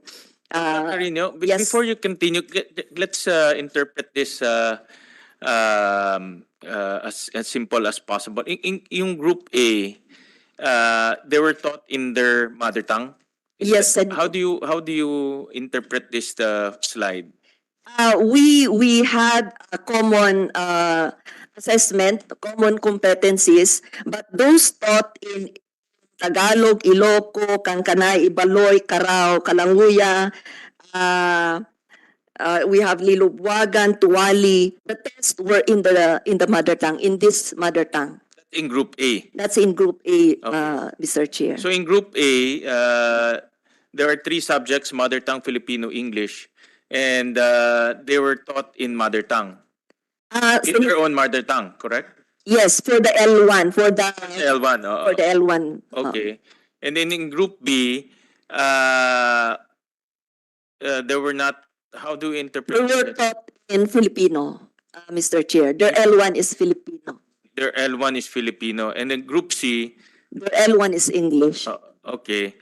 But what is the medium of instruction for Group C? It is what I mentioned, that it's English, but if needed that they will have to translate, then they do it in the mother tongue if they cannot understand, Your Honor. So what is this? What is the conclusion to this slide? The conclusion would be that there's no ones, no? Among the three learning areas, Filipino has the highest, which means that that's why we opted to use Filipino as the L1 instead of their own mother tongue, probably because, as I mentioned, the translation that we do for the materials in English or in Filipino is not really correct. The context was changed, and that is why even if you give the exam in their own mother tongue, where they were taught, the result is not that good, Senator. That is why we are opting to better use uh, uh, Filipino, which may be their L2, but we will use it as their L1 in teaching. Okay po. All right. Go ahead po. Okay. And here in the model, kasi this is difficult in the Cordillera, we could hardly have a class which is really pure Iloco, Ibaloy, or Kalanguya. It's really a mix, and dividing them into different classes would not be good because we do not have the resources as well as we do not have the teachers. So as we can see here, no, I would like to mention pala before that in this exam we had the test takers all are 26,489, which is 69% of the entire learners. No, we give this to grade 4 actually because they are done with the mother tongue. Which is 69.43%, and all schools were tested. It's 100%. They were tested in this assessment. Because what we want to prove in here is, because what we said, if they are taught in mother tongue, then they should be performing well. They should have transitioned well in English and Filipino. Somehow, probably again, because of how it was implemented, the assessment shows the opposite. Okay, and the next slide. Yeah, that's the disaggregation. So, in every section, there are learners who use Ilocano. It's not really Iloco. Filipino and English at home. Yun, it's really a mix, no? So we cannot really divide because of the, of course, lack of teachers, lack of resources, no? And the next slide will, yeah. Number of K-3 teachers trained in MTBMLE. So as we can see, again, maybe because they retired, no, or they were promoted to other grades, we do not have enough teachers trained in the use of mother tongue. So as you can see on slide, we only have 40.55% of total teachers who are trained as of now. So next slide, please. Yeah. This is just recent. No, we went to a school. No, when we went to another school, I just want to be honest. That's why I am always emphasizing that we really need to be ready before we implement so that we will not be wasting the resources. These are Ilocano textbooks. This is just in one school, but these are not being used. So for me, for us in the Cordillera, if we will use Kankanae, if all the texts in Kankanae will be prepared, they are all there, ready, then why not we implement it? But we do not like to repeat the same experience of receiving texts which are not being used. No, we are always. I'm very particular of the use of resources. So I am not really against the use of mother tongue. I speak my own mother tongue, and I have been teaching in my own mother tongue when I was a teacher. What I'm just saying is we have to be ready. All the resources will have to be there so that we'll not have the same scenario as what we have here on screen. So yan, hindi nagagamit, nandun lang sa bodega. Why can you not send this to the Ilocano-speaking places? They have enough, Mr. Chair. Oh, well, nasisira rin. So those could serve as replacement books kaysa sa mabulok lang sa inyo. Kakainin lang na anay yan. Yes. I mean, yung mga ganon, you have not explored that possibility? O bawal sa inyo? No, we explore. Like for example, now we have materials in Iloco right now in one of the schools in Ifugao. I'm trying to give it to Region 2, but they say they have enough. I will try giving it to Region 1, but when I went to Region 1, they said they have enough also in their Sige lang kasi library. parang iba kasi mga napupunit, nasusulatan, nababasa. So at least it's already prepositioned in the area where it can be used. Kaysa sa totally inaamin nyo na hindi magagamit. What's the point? Diba? Yes. What's the point? Well, anyway, but thank you for bringing this up to our attention. At kasi yung mga waste, ang dami nating wini-waste eh. Yes, thank you, Senator. I actually requested for resources in Filipino, but it will still have to come. Maybe I don't know if it's not ready. That's why they have not received yet textbook in Filipino to us in the Cordillera. And the last. We have prepared learning resources in our different languages. We have prepared, but these are actually big books, small books, no modules, storybooks. We do have. Most of those are used for enhancement and not really the ones to be used by teachers during their teaching, no, which makes it very difficult for the teachers. Yes, and that is why we have in the next slide. Please.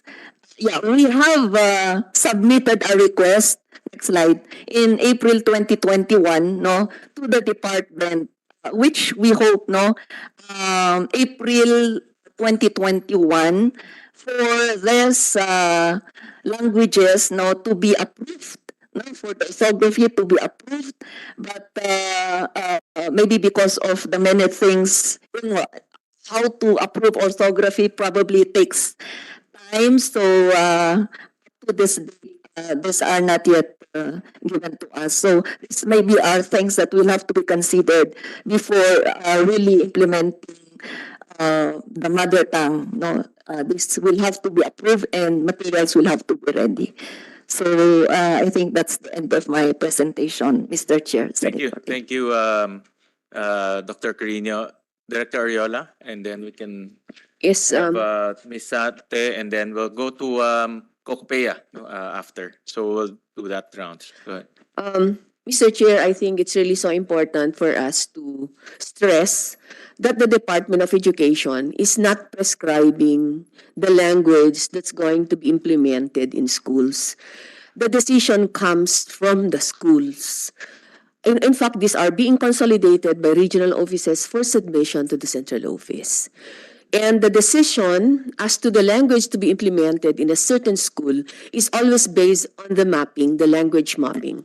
So the example a while back of Director Estela is one that's perfect to decide that there's no way for the school, for Baguio City, if in fact, we wouldn't even like to generalize Baguio City because there might be schools or a school where learners still make use of Ilocano. So it cannot just be all. So ang importante dito, Mr. Chair, is that there has to be a language mapping for them to be guided on the language. See, napaka-importante yung statement ni Director Stella a while back. The learners are no longer using Ilocano. Why implement Ilocano? So her decision was correct to shift to Tagalog because that's the language understood by the learners po. Question, at what level, ma'am, who is authorized to decide? What is the language to be treated as the L1 or mother tongue? Sino siya? At what level? Actually, sir, the school does it because it's the school. School, not the regional director. But It's submitted to the regional director po. But at what level? I want to know the theoretical at the school. It has to be the Is school it po. the principal? Yes po, because it's the Okay. school that conducts the language mapping po. Okay, kaya nga. Ngayon, now, let us say ang decision ng principal, it's a dialect na konti lang ang gumagamit pero nandun sila sa school. You will make materials for them? Okay. In the policy, Mr. Chair, we really have to consider the language, the first language of the children and that of the teachers. So that in a particular area where, for example, kan na at that time, where there's no orthography yet, and there's really no way. It can be used actually as said by the Director Stella, it can be used as an auxiliary language, kaya sabi niya kanina, nag-shift sila doon. However, it's not actually considered as one of the major languages na offered as a subject kasi wala pa siya yung 4 minimum requirements. But we're not saying na hindi pa rin po magagamit itong language ng mga bata. It can be used as an auxiliary language. Let's say it's a language with ano ba meaning ng orthography, yung way to write it. Oh. Yes po. Let's say it's a language na may ganon. So you will, and you are not, DepEd is currently not producing education materials in that language, but that is the decision of the principal. How will you now accommodate the decision of the principal? You will produce reading materials in that language chosen by the principal? Actually, Mr. Chair, it should not be the principal's responsibility alone. It was said earlier that it becomes the responsibility of the division offices and the regional offices. What is the plan? Kaya, okay, tama yung pag-flow nga, yung flow ng tanong ko eh. Decision is made by the principal, correct or no? Or, yes or no, correct or not? Oh, principal says this is the dialect, okay, that I want to treat as the L1 in my school, okay? Then, so you support her by producing materials? The decision of Mr. Senator, before the school head decides whether to implement that mother tongue without any material at all. The first thing that should be done is to first and foremost produce the material. Because that cannot be implemented with nothing. That's why there are other options, there are other ways to organize we were mentioning a while back. And that's where the lingua franca comes in. So the principal who believes L1 is the language and yet consults with your department, oh, we don't have materials in L1, she will abandon her decision na not this language kasi wala pala tayong materials. Ganun ba yan? Hindi po. Hindi po. Kaya I want to know eh. If I may help po sa 10.3 doon sa law, sinasabi po, production and development of materials. The production and development of locally produced teaching and learning materials shall be encouraged. Kasi, siyempre, sinasabi doon sa preceding na, kung wala sa 19, you don't stop from there. Kasi nga, gusto natin ma-address. The approval of these materials shall be devolved to the region and division education unit. Kaya meron silang LRMDS. Then, ang approval din, in accordance with the national policy and standards. So, meron po kaming standards. Meron din kaming, yung development process na nasa palisiya. Ngayon, it is the responsibility of the division and kasi isa-submit po dapat ng principal. Kasi we don't limit them to the 19 languages. We don't limit them to the 19 languages. They are. At saka sinasabi din sa policy, contextualize. Na kung yung term doon hindi applicable sa inyo, gamitin nyo yung understandable ng bata. Hindi pwedeng, hindi naman yun Bible na kailangan mong sundin. Yun po ang nasa palisiya. And even yung development ng materials, nasa law po yun.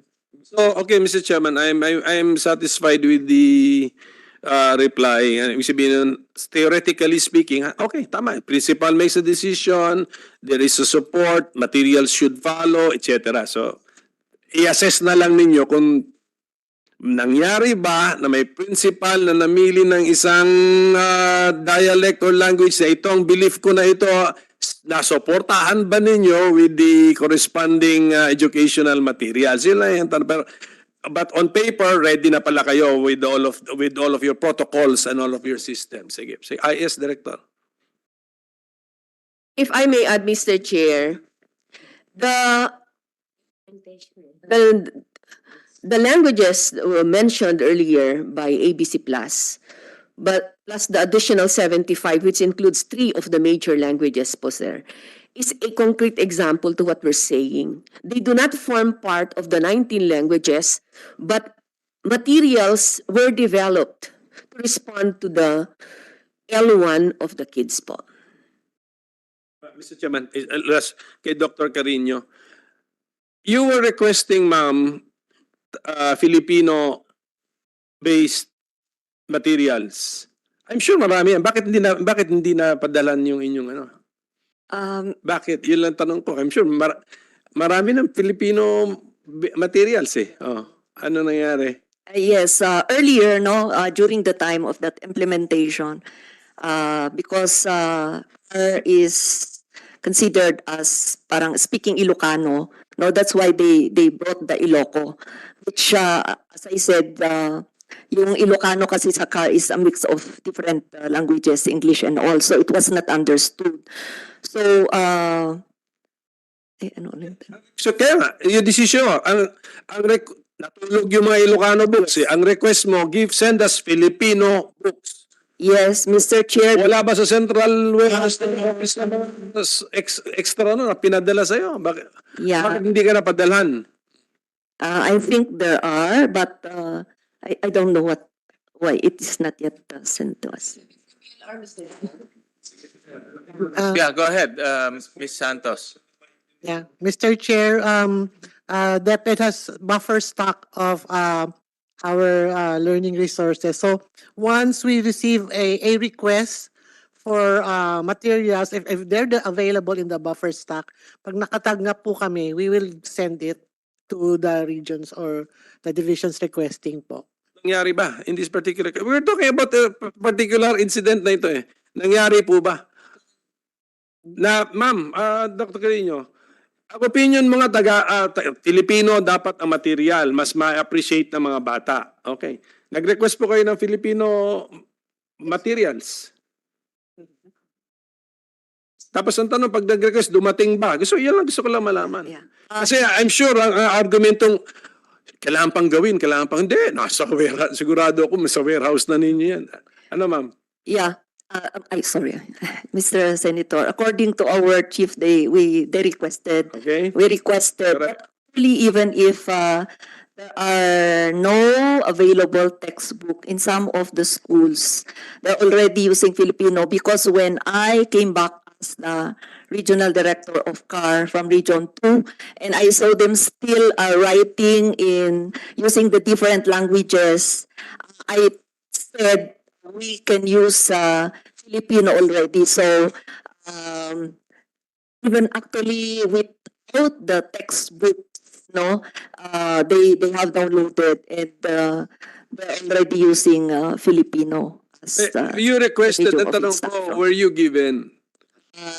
Ilang gusto ko malaman? not Wala. yet, Ah, not yet. not yet. Anong year? What year was that request made? According to our CLM chief, last year. Anong month at year, ha? Last year, Your Honor. Last year, 2021. 2020, school year 2022-2023, Your Honor. School year 2022, last year. Okay, so at least pero, well, at least nakikita ko na yung implementation ng program. Theoretically, you've covered all the bases, you have flowcharts, protocols on what to do. Yun na lang yung, is it really being followed and executed?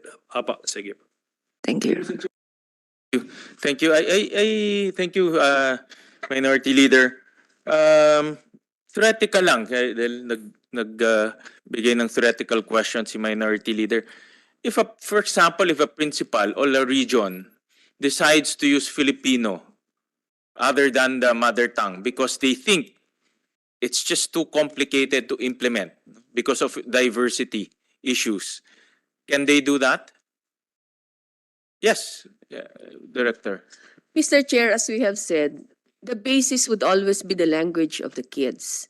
So if Correct. it's too diverse, that there's really no, in a class, for example, and there are a number of languages, there's a time that the teacher, that the school has to decide for, we are not even talking of a school, referring to a school. It has to be by class. So kung for example, in a class of 35, diverse po ito, then that's the time na mag-decide po sila, ano ba yung lingua franca? Ano ba yung language na common sa mga bata na to? They may not,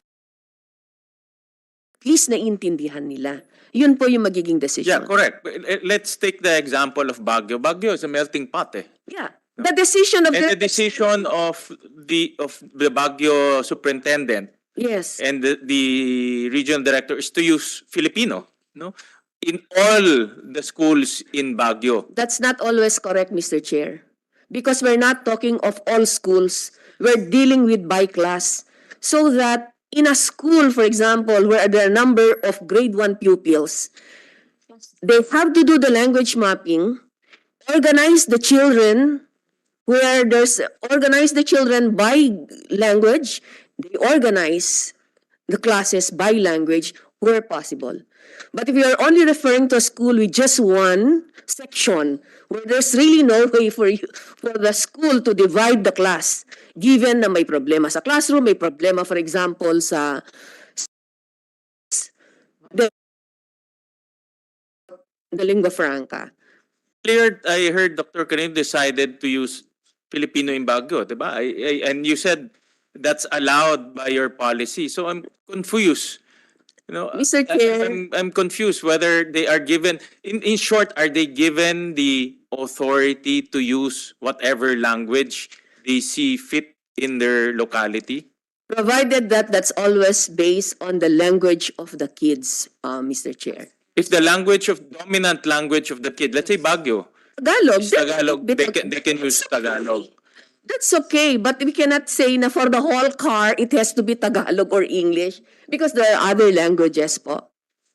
Yung concrete example ko nga po sa inyo, no, Mr. Chair, no, for example, in Tuguegarao City, Tuguegarao West Central School, we were able to organize classes in Tagalog in grade 1. We organized classes in Tagalog. We organized classes also in Ibanag. Only 15, inalaw po namin yon. Pagkatapos, meron pang isang class na English. What's happening right now is, and this is based, again, no, based on my consultation, this did come from me, maraming teacher, principal, superintendents natatakot because in the law, it's very clear. No, I read it, Section 4, for kindergarten to first 3 years of elementary education, instruction, teaching material, assessment shall be in regional or native language of learners. So that is, as a rule, yun ang gagamitin nila. That's, this is not from me, no? This is what it's being practiced. Number 2, I understand that they can produce their own materials. Did we analyze if they have they have the budget to produce the materials? Kasi I know that MO sagad yan, no? We provide in Valenzuela, we provide all the support to our schools because I know the MOE is not for example, in their particular case, walang kangkanae is dominant and you're telling them mag-produce na lang kayo. Have enough funds to produce it? Did we even ask and analyze? Ilan ba estudyante yung nagsasalita ng kangkanae? Ilan bang dictionary kailangan nyo? Rely on the good graces of donors all the time. No? Ilan lang yan. But did we have any form of analysis whether the MOE is sufficient for schools, divisions, regions to produce their own material so that they can adopt na study?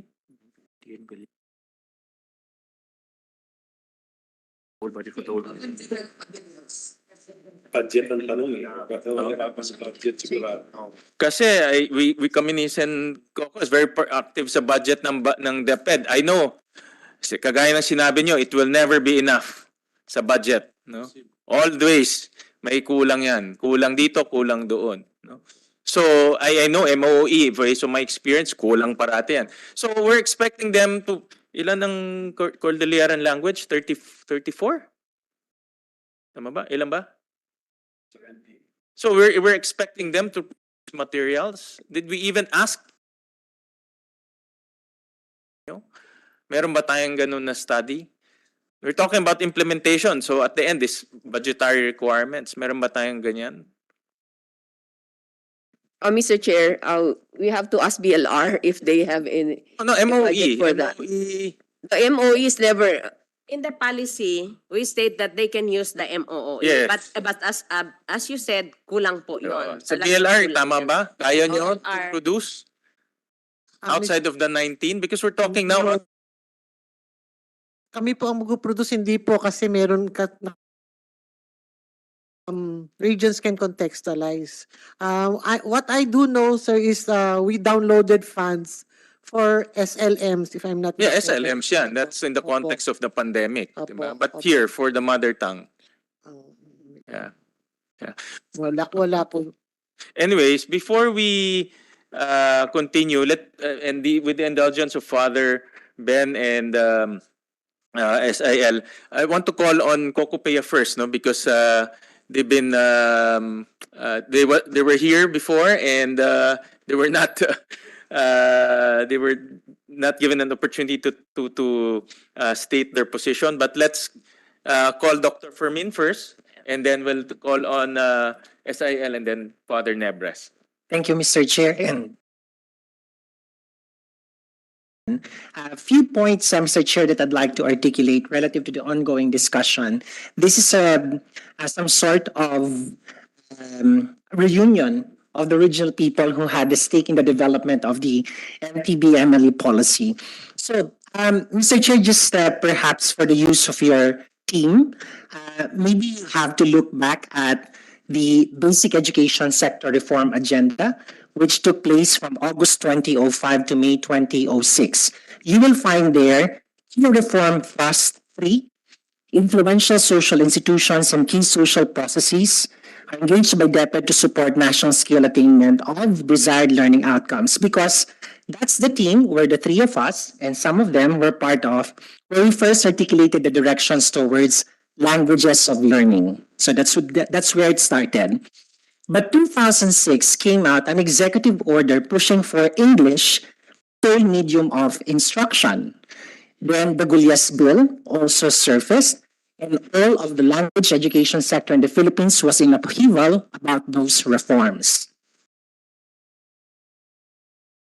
Into the picture to push for mother tongue-based multilingual education. Then shortly after that period, in 2008, the UP Centennial Lecture, When Reforms Do Not Transform, by former Commissioner Bautista, Dr. Alan Bernardo, for programs. That's where a complete section on the history of language in education policies has been articulated in the most succinct way ever possible. Because that's where four immediate issues were articulated as the reason why it seems, and this is not to pin down, Kokope will articulate something about this. Therefore, immediate observations, and these are supported by research conducted by the three. Number one, over the years, DepEd formulated a weak policy on bilingual education. We're neither here nor there. It's not additive bilingualism happening, to borrow the words of former Secretary of Education, Brother Andrew Gonzalez, and his colleague, Dr. Facio Sibayan. It's subtractive bilingualism. We're not doing, didn't understand that bilingual Filipino learners are of two types. Those who have been born monolingual and eventually had to transition by virtue of the school system to being multilingual. They're being exposed not only to what have been enshrined in the Constitution as languages of learning, English and because not social media then, media also supports the kind of exposure that they have. And then you have the gifted bilinguals. I call them the gifted bilinguals because they were born naturally bilingual. Because there are at least two languages spoken at home which the child is exposed to. And they have to borrow some of the illustrations made by our colleagues earlier of attending to other language-related competence better than the others. Number two, DepEd, in this report, surrendered the power to decide on the language of schools rather than advocate research-based policy because we were not accounting for a lot of evidence from the ground. So I appreciate the work of Senator Wynn because we're really pinning down necessary evidence. The third is exacerbating the loss of efficacy in determining the language policy is a seeming lack of serious effort on the part of DepEd to explain the crucial role of language to policymakers. Letter C is no longer in operation because as you may see, our DepEd folks are really explaining it. The fourth and the last one is, which I think Senator Wynn has become the fulcrum of all the issues. DepEd has yet to negotiate a shift from structural learning paradigms to more social constructivist methods. Because if it were really social constructivist methods, and this is already my analysis, all the decisions insofar as the impact of languages of learning upon every learner could have been made even prior to RA 10533. In fact, Mr. Chair, the Philippines is a signatory to the 1994 Salamanca Statement that covers the framework for action on special needs education. Dr. Villanesa knows this. Kindly note that the provisions of this global document also contains essential principles of inclusive learning. Section 30 of the Salamanca Statement stipulates, and I quote, formal and theoretical instruction. Content of education should be geared to high standards and the needs of individuals with a view to enabling them to participate fully in development. The phrase, the needs of individuals with a view to enabling them to participate fully in development includes linguistic needs that can enable better access and engagement of learners. As language, first and foremost, is fundamental to establishing and strengthening the relationship between teacher and learner. Now, to this end, there is a renowned language rights scholar and Finnish education icon, Yves Kutnabkangas, who passed away last month, who echoed what has been earlier articulated about linguistic needs as dimension of language rights of learners. I don't want to dwell so much on what she said, but in recognition of her outstanding work, probably, we really need guidance right now. I pose the four minima that DepEd has requested rapid assessment, the implementation process could have been refined or can be refined, but not to be stalled, as the continuity of an enabling policy is crucial as emphasized in the 2008 centennial of Bautista, Bernardo, and Ocampo. As being mentioned, we waited for a policy of this nature for a little over a century.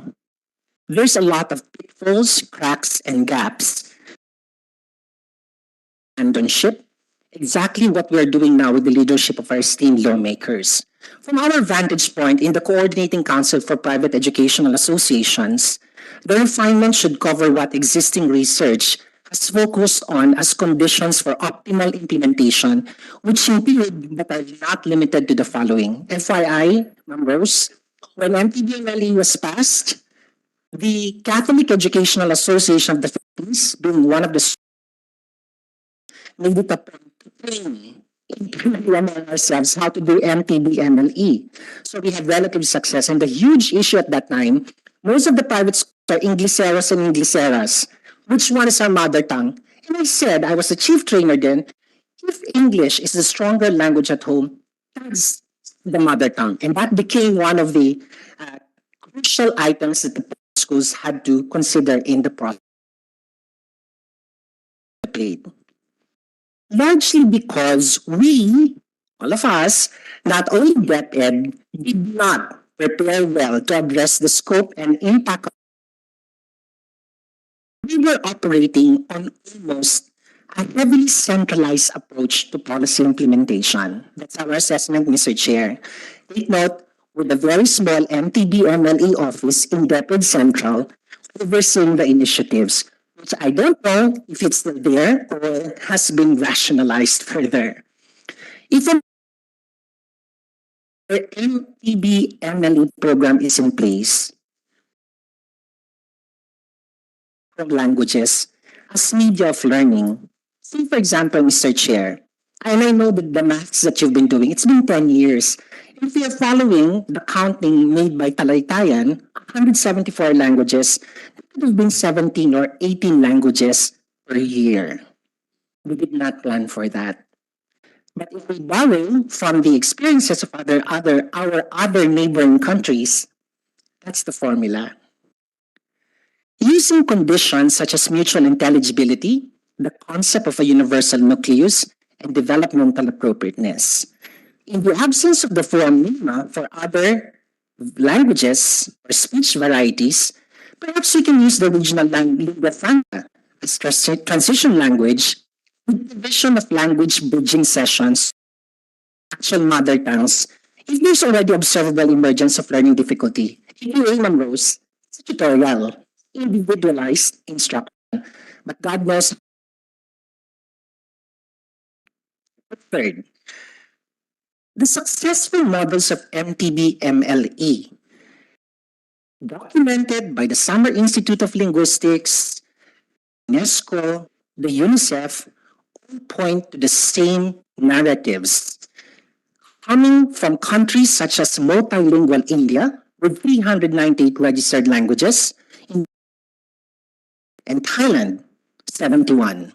They reveal that parents, guardians, village elders, and even community helpers can strengthen the implementation of a multilingual education context.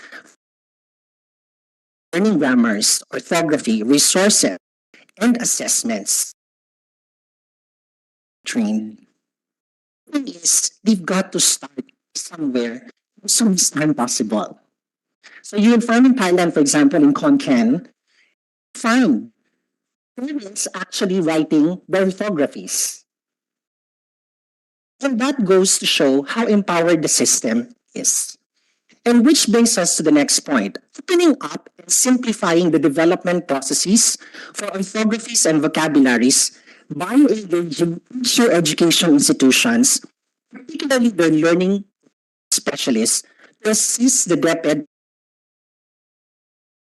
Mr. Chair, I will cite 3 private colleges and universities who have had success in assisting the DepEd. Ma'am Estela, the St. Louis University, correct? Then you have the Angeles University Foundation in Pampanga. The third is the University of San Jose Recoletos in Cebu. They even got a grant from the, what's the biggest, right? And they still make use of those resources. Well, Mr. Chair, it's not only the private TEIs who are doing their job in this area. Public TEIs, such as the Cebu Normal University, show of hand. Where's the Cebu Normal University guy? Okay. The West Visayas State University, who even made a specialized course in mother tongue-based education. The Bukidnon State University, who has. These are successful stories that we can capitalize on. The fifth, Mr. Chair, we recommend to make the following courses in the undergraduate teacher education curriculum based on CMO number 4, Series 2017, more field-based in orientation rather than theoretical. I am learned as the chair of the technical panel of teacher education, the following is facilitating learner-centered teaching, building and enhancing new literacies in the curriculum, and third, content and pedagogy for the mother tongue. These are mandated professional education courses. What we want to see is there is a specific focus on principles and practices of the following: learner profiling, learner needs assessment, and differentiated and adaptive instruction. Because these are the practices that most private schools regularly do and perhaps that Ed can learn from. Finally, we wish that we ensure that recent meaningful curriculum development initiatives are mindful truly of language-related realities. To be very exact, the proposed CCAP curriculum for K to 3 by the incumbent DepEd leadership, it has potential. Many contentious aspects, but it has potential platform for managing language-related realities. By design, the CCAP curriculum can provide an exciting start for young learners. Way-based, conversation-based, especially if the mother tongue will be used as primary medium of learning, engagement, and assessment. Am I right, Director Ayola? It follows what we call the LEA, the Language Experience Approach. It's not contingent on resources, but really trained teachers who could run games, songs, a lot of discovery-oriented practices that other advanced multilingual nations are doing from K to 3. On a final note, we want to forward to this august body that suspending the MTB-MLE provision may yield unnecessary and unintended long-term negative impact upon learners who, by the way, based on our analysis, during the pandemic for 3 years, were mostly immersed in their homes and thus use their stronger languages, i.e., the mother tongues, which are also defined as home languages. Following principles, therefore, of learning recovery, addressing learning gaps with the stronger language can enhance or can revive what was lost, namely with an interest, engagement, and hopefully learning. A finding, take note, that has been fairly established by research since 1925. Thank you. Thank you. Thank you for that, Dr. Fermin. So what's the position of Cocopea? Lost. Sir, let's Okay. fix the cracks, the gaps. Okay. And I go with this with the disposition of my colleagues at DepEd. Enough of the finger pointing, although we will need that to correcting our proper. That's useful, but I want us to direct our fingers to ourselves as well. I'm a language educator. I know I on with the same team of Senator Win, this expanded body. There's something that we can do, but let's not abandon a policy that we formulated after 100 years. Thank you, Mr. Chair. No- And I'm sorry I'm rushing because Dr. Fermin for that. Just one question, and maybe I can ask this later on to SIL. I think I asked this last time. Filipino child be bilingual upon birth? yes, Mr. Chair. And how many Filipino children are bilingual at birth? Just I know you don't have the survey, no, but just observation from your expert opinion. Is the Filipino child naturally bilingual at birth? This is I know it takes we will need a lot of research to answer that, but from your opinion lang, no? Sa akin pong opinyon at sariling karanasan, pero mayroong pagkataal sa parehong Tagalog ng Nueva Ecija at Ingles. Malinaw kong masasabi na ako sa konteksto ng parehong Ingles at Filipino. Ang Ingles at Filipino, hindi ko masagot. Pag-aaral na sinagawa ni Ocampo noong 2008 ay nagpapakita bilingual configuration mayroon ang Pilipino. Kung alin ang mas nauna o mas naging mas malakas, hindi natin talaga masukat. Pero batid natin na kapag nasa bahay tayo, kung kinurot kita, ayan. Na, touch na yan. Kasi po, ang pagiging bilingual natin ay kaya napakalaking impluensya kung paano nakikisalamuha ang isang bata sa mas malawak na teksto. Pinanganak na tayong bilingual? Sa tingin ko po, yes. Opo, mahal na senador. Pero kung alin yung naging mas malakas na wika, sasagutin ko yan, depende kung saan ka nag-aral. Kasi nung napasok na ako sa Catholic school, may tuwang na. Thank you, Dr. Fermin. Father Ben, I don't know if you still remember the comment that you want to make after Dr. Carino's presentation, then to SIL. I Then we'll wanted do the to rounds again. Reflect on something with Dr. Carino.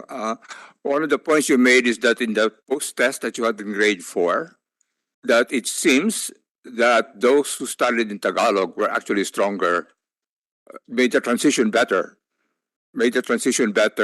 than those who were in mother tongue. No?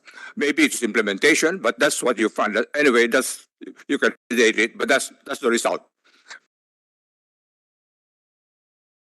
Maybe in principle it should not be so, but that's the. And one of the thoughts I have had is that I've noticed, I told I'm Ilocano, I grew up in Bacnotan, La Union. I'm quite surprised that they use Tagalog a lot now. When I was growing up, you never heard any other language, no, except Ilocano. But the situation is shifting. That's the point I want to make. Because of migration, because of media, even in a farming town like Bacnotan, the materials from DA are all in Tagalog. So there are a lot of influence that is shifting the language. That's what I'm finding. And this is that my fellow Ilocanos there, we speak in Ilocano, but when they text me in Tagalog. Which tells you that we maybe have to rethink between the oral language and the written language. And that what is happening is that as far as the written Tagalog to English is easier because they already write, because they already see a lot of written things in Tagalog.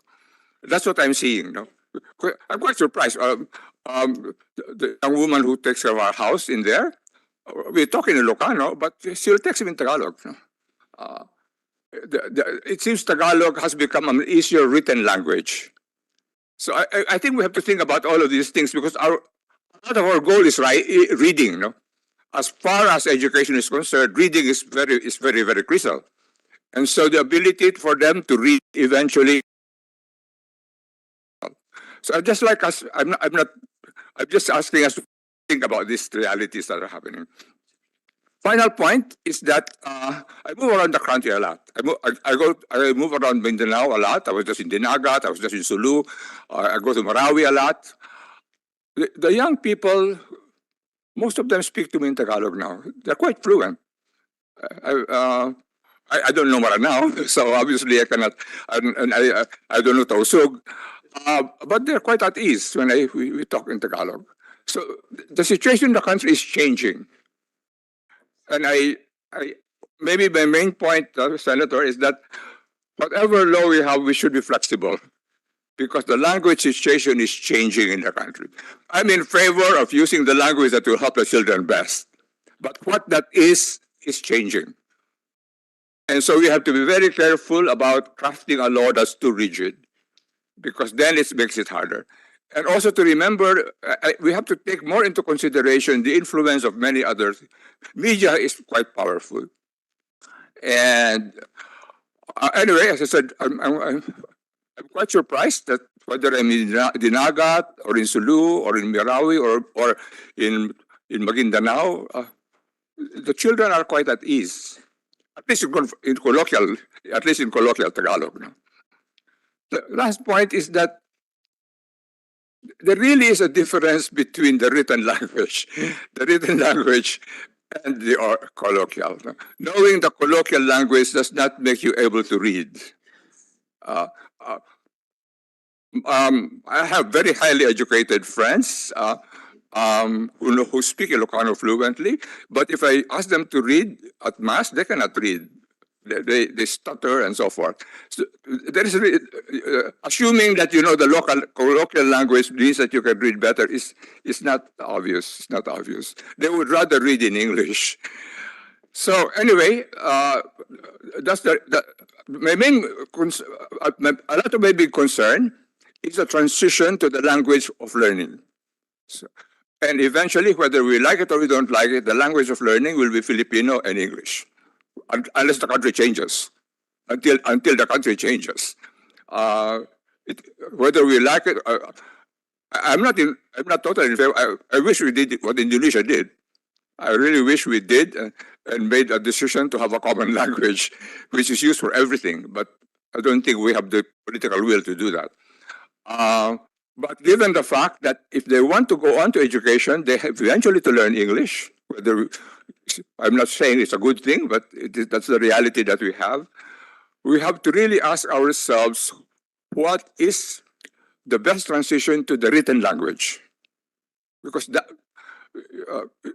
whether you can speak English well is not as important as whether you can read it well and understand it well. So I guess my main conclusion, Mr. Chairman, is whatever you do with the law, please don't make it rigid. Because make it flexible. And on the part of the DepEd, I've worked with DepEd for many years. The relationship between central, division, and principal is not very.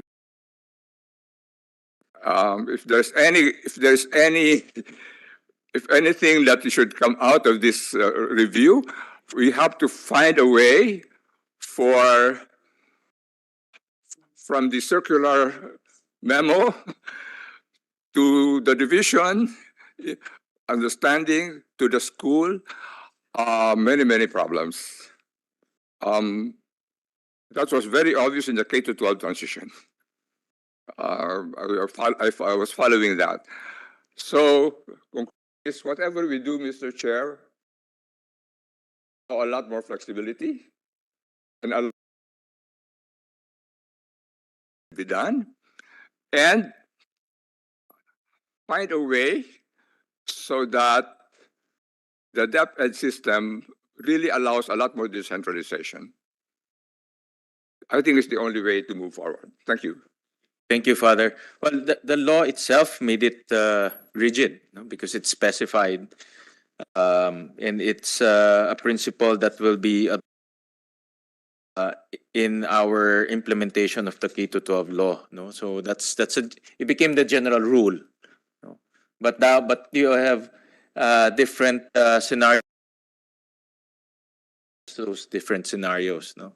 But then again, because the permutation is so complex, no, that on the ground we're seeing different ways of implementing the rule. So with that, we'll also call yes, from the SAL, Ms. Gonzalez. I think you were raising your hands earlier. Thank you, Mr. Chair, for this opportunity. First of all, I would like to say na, as we have seen, linguistics is essential in understanding the issues in MTB-MLE. So we really need a good grasp of what's happening in the field, especially what's happening as far as linguistics and even social linguistics is concerned. First of all po, I would like to comment dun sa Ilocano. Maybe many of us assume that Cordilleran languages emerged from Ilocano, but they are actually different languages, although they are related. But Ilocano is Mesocordilleran languages, where the languages in CAR belong to. So that's why we cannot say na maybe the Cordilleran people really know how to speak Ilocano. It is only because through contact that they have acquired intelligibility of Ilocano. So now because it's very obvious of Cordilleran languages like Itneg. There are many communities in Abra that are still monolingual, and even in Kalinga. So I think you can verify that information from the teachers and the community. So these children really do not speak Ilocano, Tagalog, or English at all when they start going to school. And I would like to give this example po on how we dealt with language variation. I think this will help us on figuring out how to deal with language variation. So Region 1 is predominantly Ilocano, but the Cordilleran people who are in the borders of Ilocos and Benguet. So this includes Kankanaey, Ibaloy, Kalanguya, and we also did Itneg in Laud. So we'd like to present to you Ibaloy orthography in Region 1. So Ibaloy has several distinct varieties. So in earlier studies, there are only two, but according to the teachers and one of the Bible translators in the area, there are maybe four. So you have the central, the central, the west, the east, and the southern varieties. Next slide, please. So it is a very complicated situation because the sound system of Ibaloy is very complex. According to one international linguist, it is one of the most difficult languages of the Philippines because of the variation. So what the teachers and the elders did with the help of a facilitator or a consultant from Benguet, who is also a Bible translation and with wide experience on what effective this is what they did. So they studied the sound system of the language. So this is linguistics.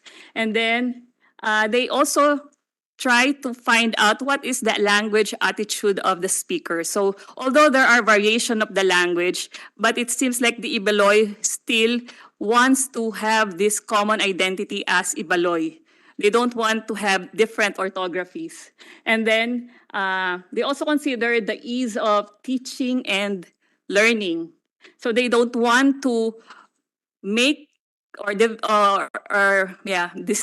They don't want to have symbols that they would need complex rules to write. Like because we have rules in writing, so they don't want to. Let's choose the symbol and then let's make a rule when to use this symbol. So they don't want that. They want to simplify, and that is maximally accepted by several communities.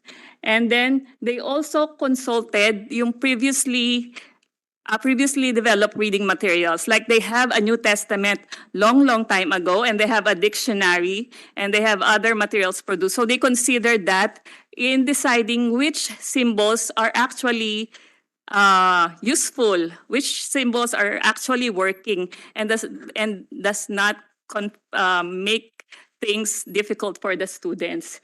And then they also consulted yung orthographies developed in other related languages. So it will help them see what are the options. And then they field tested the orthography and the materials to know if it really works. So this is not a simple process. This requires participation from different stakeholders. So this is a product of field testing and decision making and revising the orthography so that it will be useful. So actually po, there is an orthography developed in CAR. We have been encouraged na to adapt it, or as much as if we can really use the orthography in CAR. But our colleagues in Region 1 thought that the orthography in CAR is not really that useful for them. So that's why we developed a new one. So because this considers all the variations of the language. So this is not reflected in I think in the CAR orthography. I think Dr. Nolasco was part of the earlier process of developing orthographies in CAR. So this is what they did, and I think it's working, and this is tested with practically with the New Testament, because there are many readers of the Bible, and they know, and with the Bible they can test the readability of the symbols used. So that's how you test if it's useful, if you can develop materials in that language. Next slide, please. So these are just examples. So they have just a sound like j, and there is a variation where they would say sha. So for example, a name Jonathan would be Shonatan in in one variety. So it's like that. It's complicated. Next slide, please. So yun. So I think language issues can be resolved given enough support through participatory processes, developed and test materials with target users, and with technical support from linguists, the academe, right? It really is, MLE is a need support from various stakeholders. Thank you. Thank you, thank you. Um, we also have a representative from Dr. Henares. Any comments po? Good afternoon, Mr. Senator. The UNESCO National Commission of the Philippines appreciates the opportunity to contribute to the discussion on the use of the implementation of mother tongue-based multilingual education in the Philippines. UNACOM acknowledges that through the years of its implementation, while there were gains, the MTB-MLE also has its share of its challenges that are difficult to ignore. In fact, it brings us further reflect if it really contributes to inclusion, which is at the core of the Sustainable Development Goals. Furthermore, has it become a bridge or a barrier? UNESCO firmly promotes the MTB-MLE, which allows children to embrace cultures, assess other cultures, and appreciate diversity and individuality. It also believes that MTB-MLE is an important factor for inclusion and quality education. In its publication in 2014, UNESCO identified critical areas of emphasis for the viability of MTB-MLE. The first is the appropriate curriculum, or the curriculum shall correspond or relate to the culture of the community. The second is community ownership. It is imperative that writing systems are deemed acceptable by both language speakers and other relevant parties. To achieve this, a participatory approach that places the language community at the forefront is essential. This approach will guarantee that the writing system is appreciated, accepted, accurate, and owned by the community. The third is interagency partnership. Non-governmental groups, community organizations, academic institutions, and government actors must work together to ensure that programs are effectively institutionalized and that high-quality research on language and education continues to impact teaching approaches. And fourth are the teachers. The extensive use of cultural knowledge and tools by MTB-MLE teachers has the potential to foster strong connections with their students. UNESCO created the Asia-Pacific Multilingual Education Working Group, which includes universities, bilateral and UN agencies, and international non-governmental organizations. Developing mother tongue-based multilingual education projects for marginalized areas in different countries in the Asia-Pacific region. The Multilingual Education Working Group promotes technical and substantive assistance for multilingual education projects and evidence-based policy advocacy through the region. UNESCO also supports the annual observance of International Mother Language Day, which promotes the significance of cultural and linguistic diversity and multilingualism for peaceful and sustainable societies. In addition, initiated the Indigenous Language Decade from 2022 to 2032. 10-year action plan designed to draw global attention to the critical decline of indigenous languages and the imperative need to preserve, revitalize, and commemorate them. It also launched the World Atlas of Languages to safeguard, revitalize, and promote worldwide diversity of languages and multilingualism. Despite the efforts of UNESCO and international organizations to assist member states such as the Philippines in the implementation of the MTBMLE, admittedly, it is difficult to circumvent hurdles such as the presence of multiple languages in schools, lack of learning materials, and teachers' lack of proficiency in teaching mother tongue. In Metro Manila, some parents have observed that the instruction of the mother tongue subject seems similar to that of the Filipino subject. As the country's bridge to UNESCO programs, we are of the view that some studies, and we've submitted this to the committee secretary, could be useful as we gear towards a more in-depth analysis of the perceived gains as well as losses implementing the MTB-MLE. Amid some success stories at the global level, there is a need to focus on the Philippine context and experiences and how that could be further analyzed through a national evaluation or impact study for enhancement of MTB-MLE's use and implementation. We support efforts that are aligned to this, with the hope that it will also consider the impact of MTB-MLE on the preservation of every language's unique cultural and intellectual heritage. UNACOM also recognizes the importance of relevant stakeholders and partners, including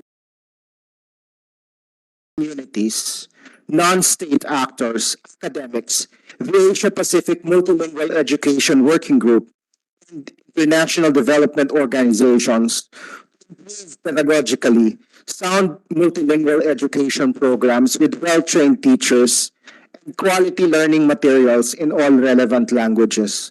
Rest assured that UNACOM will continuously provide current and available materials or studies of UNESCO for the Philippine government's consideration. Thank you very much, Mr. Senator. Thank you, Dr. Henares. Dr. Henares, you mentioned various studies, no, as the basis. What are those studies in particular?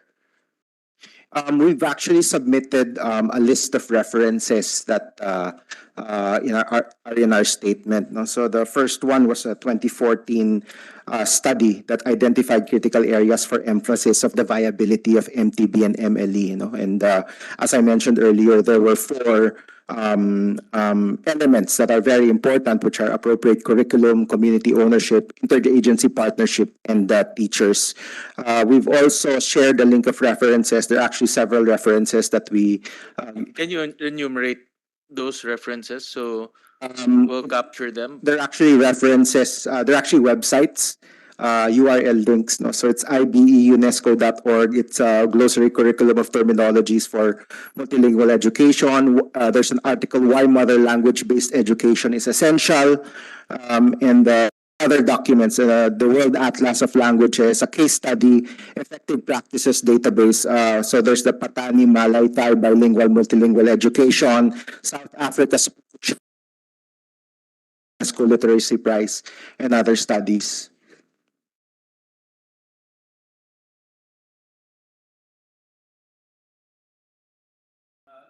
Did UNESCO conduct any study TV?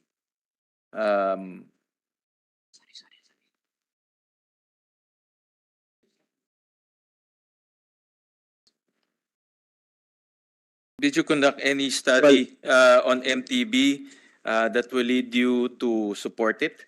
Aside from all the The UNESCO National Commission did not do any studies on MTB. Okay. Yeah. So your support is based on all of those. On the UNESCO studies. Yeah. Conducted a UNESCO study? No. The UNESCO National Commission did not conduct its own study. So yes, we are from the National Commission. So these are studies that are actually collated all these Oh, you're the documents. Philippine National Commission. Yes, from that is right, UNESCO. Mr. You're Senator. not UNESCO. Oh, you're not UNESCO. Okay, sorry. Okay. I thought you're a UNESCO person. Okay.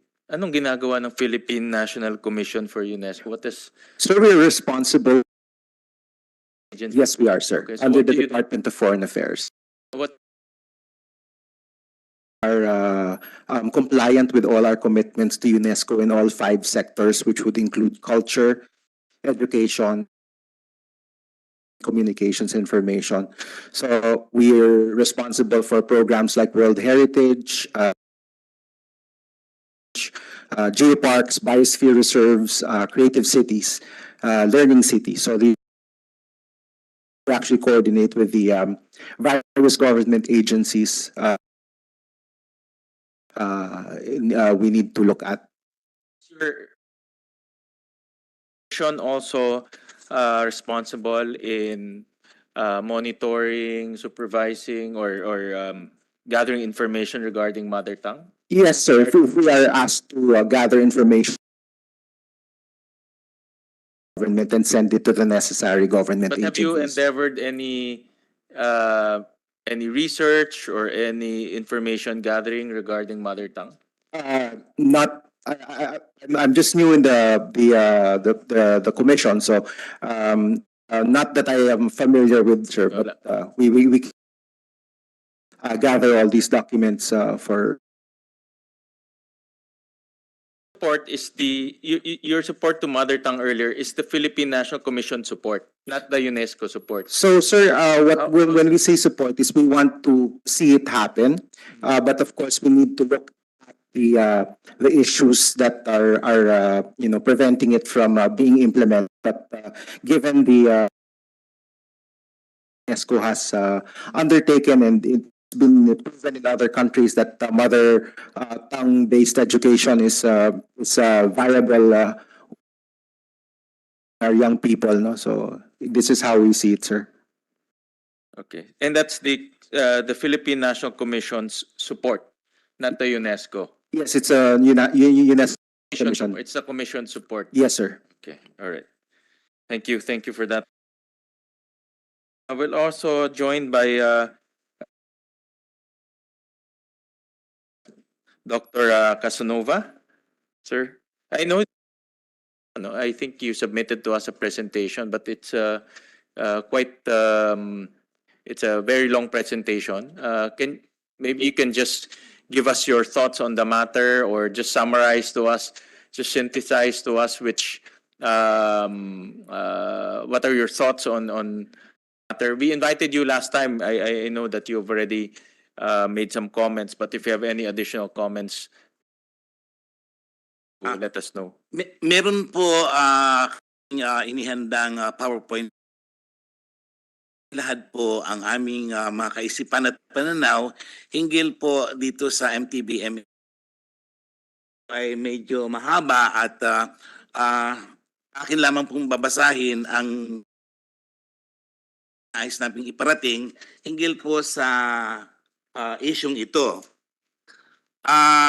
Ilang pages po yung mga kalahati lamang po.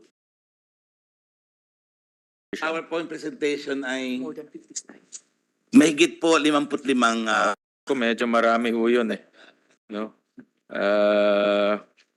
Baka magalit na ho sa akin itong mga kasamahan ho natin.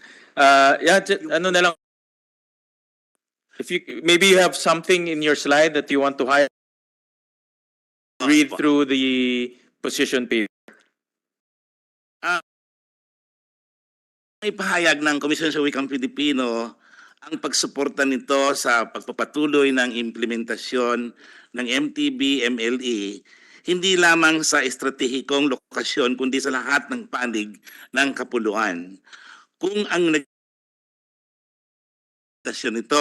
ay kawalan ng sapat na materyales, ang kailangan ay pagpapaigting at pagpapahusay ng produksyon ng mga kagamitang panturo sa mga katutubong wika sa bansa at kakailanganin ang karagdagang pondo at sapat na panahon sa panig ng mga guro na bahagi sa paghahanda ng materyales. ibayuhin ang implementasyon ng MTB-MLE lalo't pinatutunayan ng maraming pag-aaral na mabisa ang paggamit ng unang wika sa paglinang ng pagkamalikhain at kakayahang kognitibo at komunikatibo ng mga mag-aaral. Ang pakay ng edukasyon ay paglinang sa malikhain, critical at discursive na kasanayan. Hindi lamang ito usapin ng wikang panturo. Usapin din ito ng nilalaman ng wika tulad ng kultura at kasaysayan. Hinggil sa limitadong bilang sa produksyon ng mga kagamitang panturo, binanggit ni Yusek San Antonio ng Kagawaran ng Edukasyon ng nakaraang organisasyon, the department already produced sources for 19 languages of the Philippines, which covered almost 80% population, and are focused to develop resources for indigenous peoples' languages. Sa huli, magalang na inirecommend Pilipino na paigtingin ang evaluasyon sa implementasyon ng programang MTB. Ang mga bagay na dapat paunlarin. Suriing mabuti kung saan nagkakaroon ng upang matugunan ang mga ito. Magkaroon ng enhancement na nagtuturo ng mother tongue. Gawin ding bahagi ng pangmatagalang plano sa edukasyon na mabigyan ng access na mamamayan na IPs. Mabigyan sila ng scholarship, lalo na sa larang ng edukasyon, upang magkaroon ng IPs na magiging edad. Yun po ang pinofocus ng aming PowerPoint sana. Thank you, Chairman. Kanina nabanggit niyo 80%. No? I think that is a bone of contention earlier.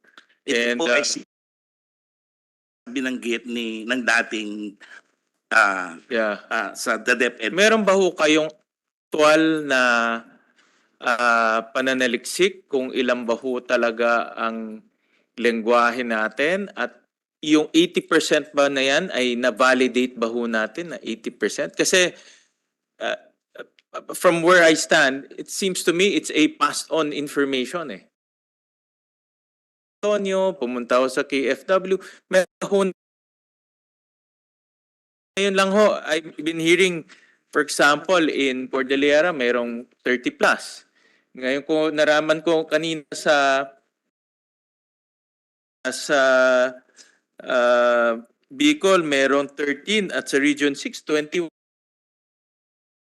So, meron ba ho tayong validation? Did we validate the 80%? Okay. Batay po sa pananaliksik, meron po tayong 130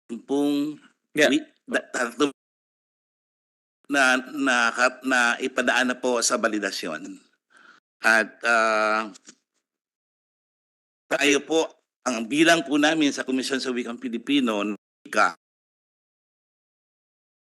dahil ang totoo niyan, bukas may pulong kami kasama ang PSA dahil nais naming mabatid kung paano po nila nakuha yung bilang na 245 hanggang 250, ano po, yun ang lumalabas. At bukas po namin mababatid kung paano po ba nila nakuha ang bilang na ito. Dahil kami po kasi sa Komisyon sa Wikang Filipino ay inuunawa namin at siguro palagay namin na ang bilang na ito ay kabuuan ng lahat ng dialekto o variety. Kasi po, ang isang pangunahing wika ay maaring magkaroon ng 3, 5, 8, 12 variety o tinatawag nating dialekto. Kaya gusto namin malaman kung ang bilang na yan po ba ay ganoon po ba ang sistema. Kasi ang ginamit po kasi nilang salita ay household languages. Kaya medyo may pagkakaiba po yung description ng bilang. I would wish that question should have been answered 15 years ago. No? So that we won't end up in this Ang 4-hour hearing for the third time. So ang commission sa believe me, I don't like sitting for a long time. No, and I don't think everyone wants to sit for a long time. But this is a topic that we want to really thresh out and really look into it. Recommending something that is Kaya lang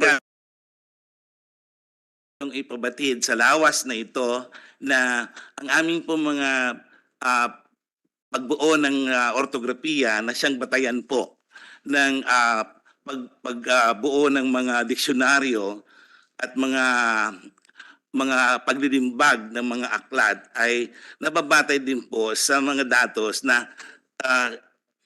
partnership po at kolaborasyon sa DepEd. And I understand, no, that it's a collaboration, but where is the data,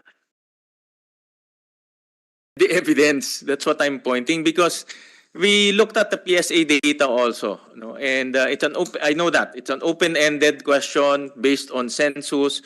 People were asked. In fact, I looked at whether they have broken down the languages in Bicol. It's not. No, it's not. It's still one. Apparently, our constituents wrote down either dialects, variety, or languages to a tune of about 245. No? So, I'm telling you, when you meet them tomorrow, they'll tell you that it's based on an open-ended question and it's a general answer. No? Meaning, Bicol, Bicol lang. They didn't say it's, ano ba yung nakasulat doon?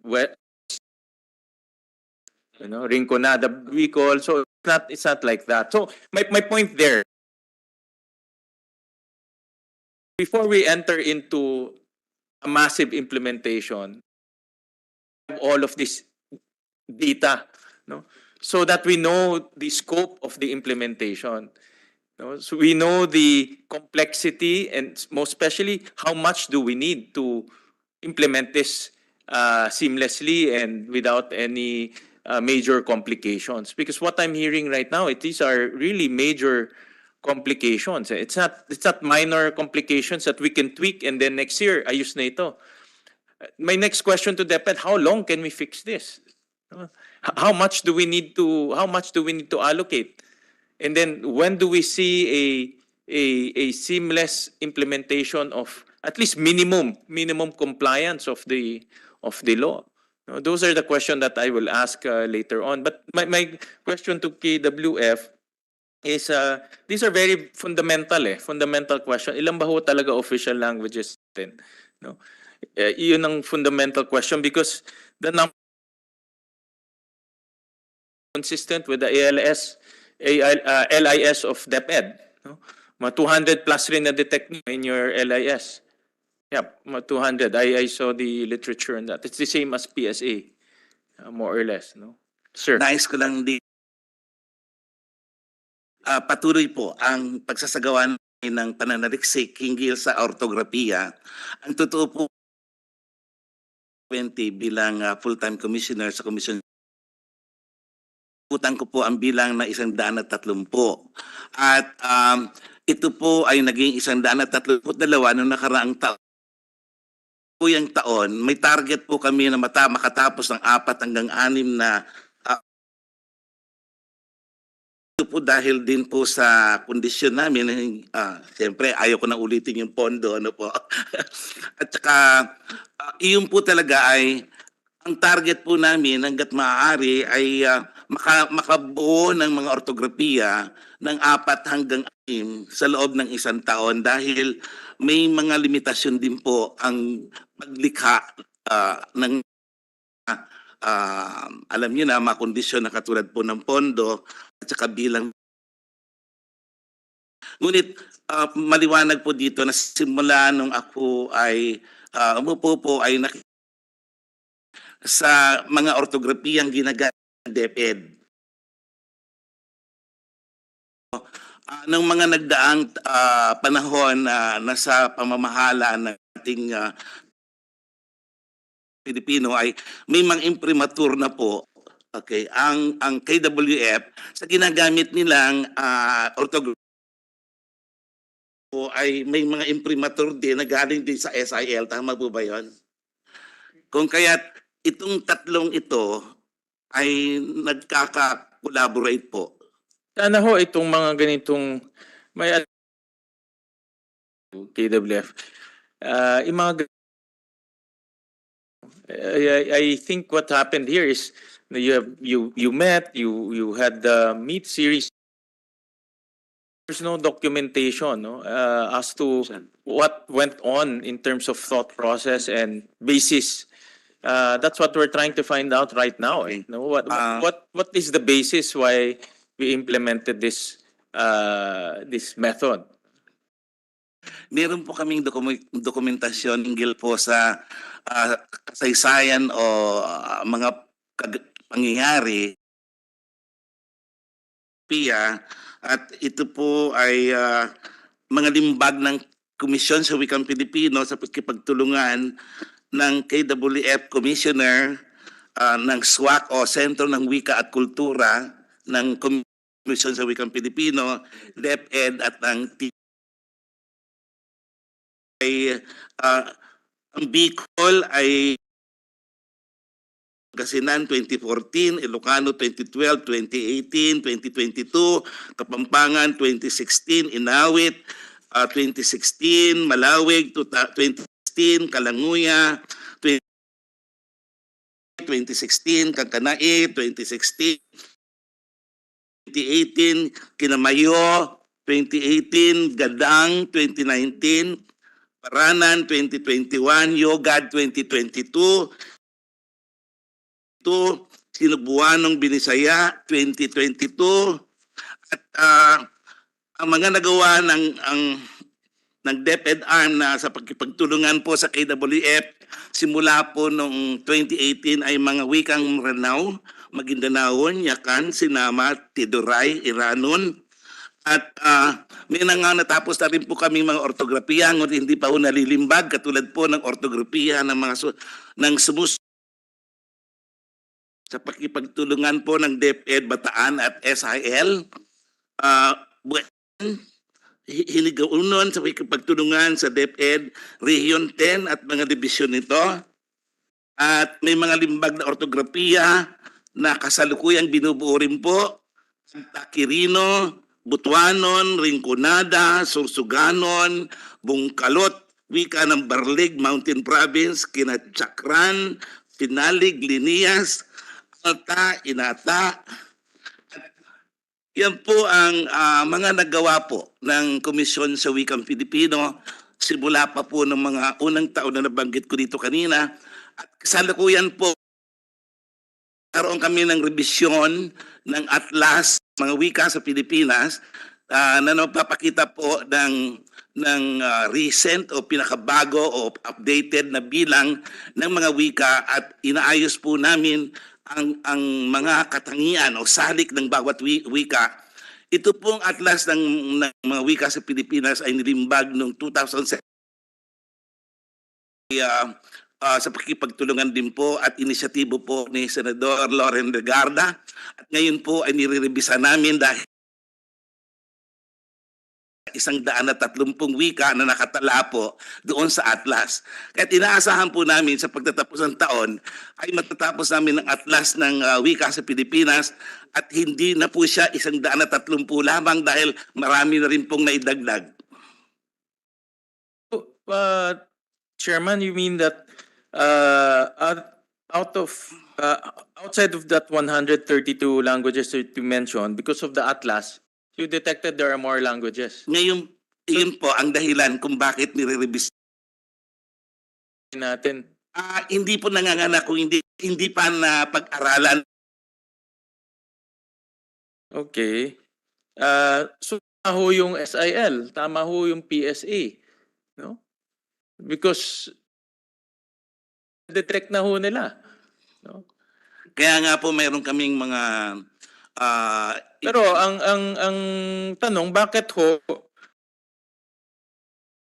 ito ngayon nalalaman natin mas marami pa, pero ang orthography is only 19. nabanggit ko po kanina mga orthography. Pero nung umpisa ho sila, 19. Opo. Kaya nga po patuloy po ang pag-aaral. Pero nagtuturo na ho tayo ng mother tongue sa ating mga eskwelahan. Yun po ang punto ho natin eh. Na ho. Ilan na ho ngayon ang officially may orthography, ilan na ho ang binibigay ho talaga na bilang na ginagamit ngayon pinagbabatayan ay 11, kung hindi ako nagkakamali.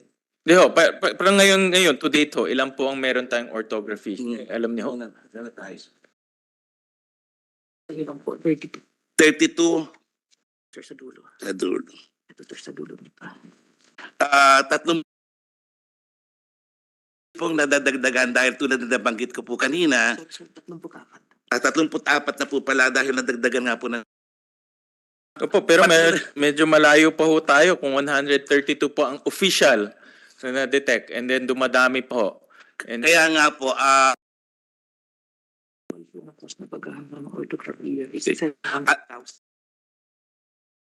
medyo mahirap po kasi ang paghahanda ng ortografiya.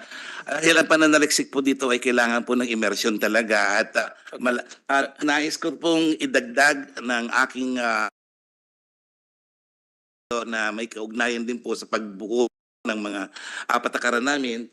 Pinibigay ko po sa inyo si Ginoong Anyega. paano po ang proseso ng paggagawa ng ortografiya? Nung nakaraang linggo ay tinutukan po namin ang kasi nais po namin makita talaga yung proseso nang sa ganoon ay ang layunin namin paano po ba mapapabilis buo ng ortografiya dahil nga po may mabagalan kami. Tagal ang paggagawa po ng ortografiya? Simula pa noong 2016. More or less ho. Kung talaga po gawin po talaga yan na ay pinakamahina 3 buwan. Kung minsan naabutin po ito ng 1 taon sa isang wika. Immersion po. Kasi hindi lamang po wika ang tinututukan ng mga mananaliksik, kundi may ang kaugnayan din po nito sa kultura at kasaysayan. Magkano po ang para ortografiya? Anong budget ang kailangan? More than 700,000. Mahigit na po 700,000 piso ang gugugulin para pagbuo ng ortografiya.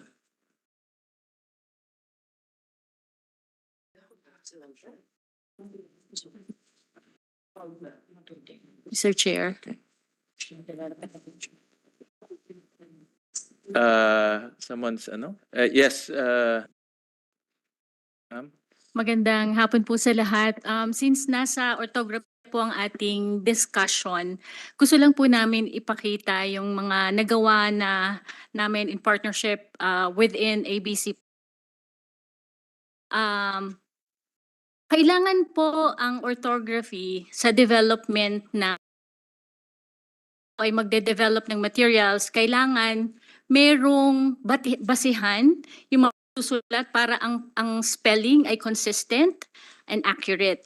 So, kung kompleto na uupo para tumingin at gumawa kahit simpleng editing guide po, ay medyo madali po siyang gawin. Lalo na kung na-analyze na ang lengguwahe, na-analyze na yung mga sound system o yung phonemes, and then may representation na yung mga phonemes na yon na siyang nagiging graphemes na ginagamit natin sa writing system ng language. Magiging mas madali po ang proseso. Bigay ko po siguro isang example, yung nangyari sa Sinugbo ng Binisaya, kung papaanong ang sinimula ng isang dialect can be used dun sa mga susunod na iba't ibang dialekto, no? Miss Hazel. Experience namin ng Sinugbo ng Binisaya within the ABC Plus project. So mapapansin niyo po, ang goal po ng activity ay gumawa ng materials. At sa paggawa ng materials, kailangan po natin ng editing guide. Ito po kasi ang magiging basihan para ang mga manunulat ay pare-pareho po ang kanilang yung spelling ng mga words. Kasi po mahirap kung ang isang word ay na-spell ng iba't iba ng bawat isang manulat. So dapat merong basihan. So sa paggawa po ng materials natin, tinignan po natin yung existing na orthography galing sa Cebu dialect. Nakita po yung po yung pagtuturo ng nakita namin na hindi siya posible para sa isang highly specialized material for grade 1. And so, ano po ang ginawa namin? We need to rearrange yung representation ng graphemes. Ni-rearrange po namin siya para po tayo ay makagawa ng specialized grade 1 reading material. Nyo po ay nasa Negros Occidental ang texto niya. Na-rearrange natin na sequence for the Negros. Tinry ko pong ipakita ito sa Davao City. Na marami doon ang pwede nang gamitin. So, with minor adjustments, yung rearrangement na yon ng letters ay magagamit sa Davao City. So, kita namin doon na talagang hindi nasasayang yung anumang step na natatapos sa proseso. Hindi siya natatapon kasi napapakinabangan po siya ng 3 dialects po ng Sinubuan ng Binisaya. Napansin ko po kanina sa PSA, yung Boholano po ay under yan ng Sinubuan ng Binisaya. Isang dialect lang po siya ng Sinubuan ng Binisaya. So dapat nakaklamp po siya with the Sinubuan ng Binisaya language. Ano katagal ho itong prosesong to? Yung kung editing guide po na Ito, to come up with an orthography, how long will it take? Yeah, just ano lang, based on your experience. kung from scratch From po ba scratch. ang natin? From scratch. Just out of your experience. Normally po, with 5 days of workshop sa vocabulary, pero may ano na po yung may preliminaries, we would send yung list of words na i-fill out na nila. Tapos po yung process ng orthography, siguro kaya po siya ng 1 week, pero we have to pilot test po yun sa community. Yeah, but from start to end. From start to becoming nga po. Kung How long? kayo po 2 months? 3 months? Ayun, depende po din sa type of people na Can kasama that be implemented at the regional level? Come up with their own orthography? Regional Are they level po yung ginagawa namin. ng DepEd? Can that be implemented? Meron lang pong konting kasi ang isang lengguwahe ay nagko-cross over na ibang region. So mas maganda kung talagang mayu-unify siya, and minsan at the regional level mas madaling unify kung kahit na maraming dialect within one region. Pero in cases na nag-crossover po na ibang region, minsan mas mahirap ang coordination. Yeah. Pero kaya naman po kung talagang tututukan at saka talagang mag-collaborate ng iba't ibang Chairman, go ahead. Meron lang po sana akong idagdag hinggil po sa sagot sa tanong niyo kanina kung gaano katagal bubuo ang isang ortografiya. At tulad na banggit kanina po, nakasaad ang mga tuntunin sa palabaybayan at iba pang aspekto ng wika. Sa karanasan po ng Komisyon sa Wikang Pilipino, narito po proseso ng aming pananaliksik at ortografiya. Pakikipag-ugnayan sa komunidad, katuwang na institusyon, kalimitan po ito ay umaabot ng 1 hanggang 2 buwan. Kasama dito ang pagtukoy sa mga makakatuwang, makakatrabahong manunulat at iba pang paghahanda. Ikalawang hakbang po ay ang pagkuha ng free, prior, and informed consent sa komunidad na inaabot po ng 3 hanggang 6 na buwan. Gawa ng ortografiya, kailangan ng Po. free, prior, informed consent? Opo. Ganun ba ho yun? Nagpapaalam po tayo sa dahil Mahirap kunin ho yan. ito po ay sulong ng kasi yan po ang Mr. Chair. patakaran ngayon. Sige, after, sige, tapusin niyo, Chairman. Okay. Hindi ho kaya ng 3 months ho yan.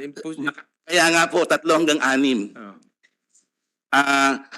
Ikatlong hakbang po ay pananaliksik kaugnay ng ponolohiya. Ito po inaabot.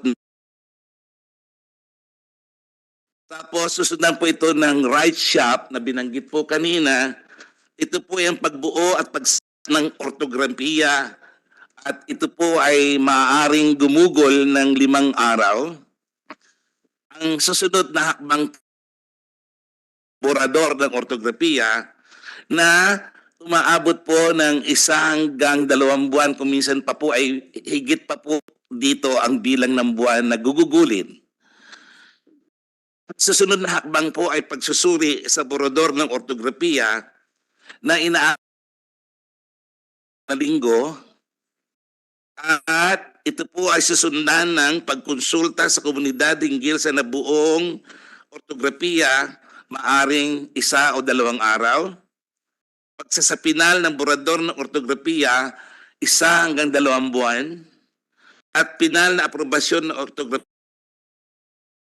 Kaya babalik po ako doon sa sinabi ko kanina na pinakamahina po ang 3 buwan upang mabuo ang ortografiya at kadalasan po ay 1 taon. Kuminsan nga po lumalagpas pa kasi mahirap din po kuminsan yung konsultasyon sa mga community of elders ng isang kultural na pamayanan na nagsasalita ng isang. Ito po yung larawan, tunay na larawan ng pananaliksik. Ang panahon na inilalaan po sa pagsasabihan at siyempre po bukod pa po sa usapin ng Thank you, Chairman. Rose, meron na bang division na nagsulat ng ortografiya, their own? Can you please use the microphone? Yes po, Mr. Chair. Yung mga binanggit na kasi what we are prepared. These are division, regional level or Yes, region and initiated- division-wide. Yes. region and division initiated orthographies. Yes, through the help of SIL. Tapos meron po silang mga local KWF. So they went through local. that process. They went to get the FPIC. Grabe po yung lalo na yung iPad kasi kailangan po kahit drawing lang po halimbawa ng baso, kailangan po yun i-approve. Ganon po siya. Trabaho ba ho yan ng DepEd? Aren't you supposed to teach? Hindi na po yung teacher ang Supposed to do all of these things?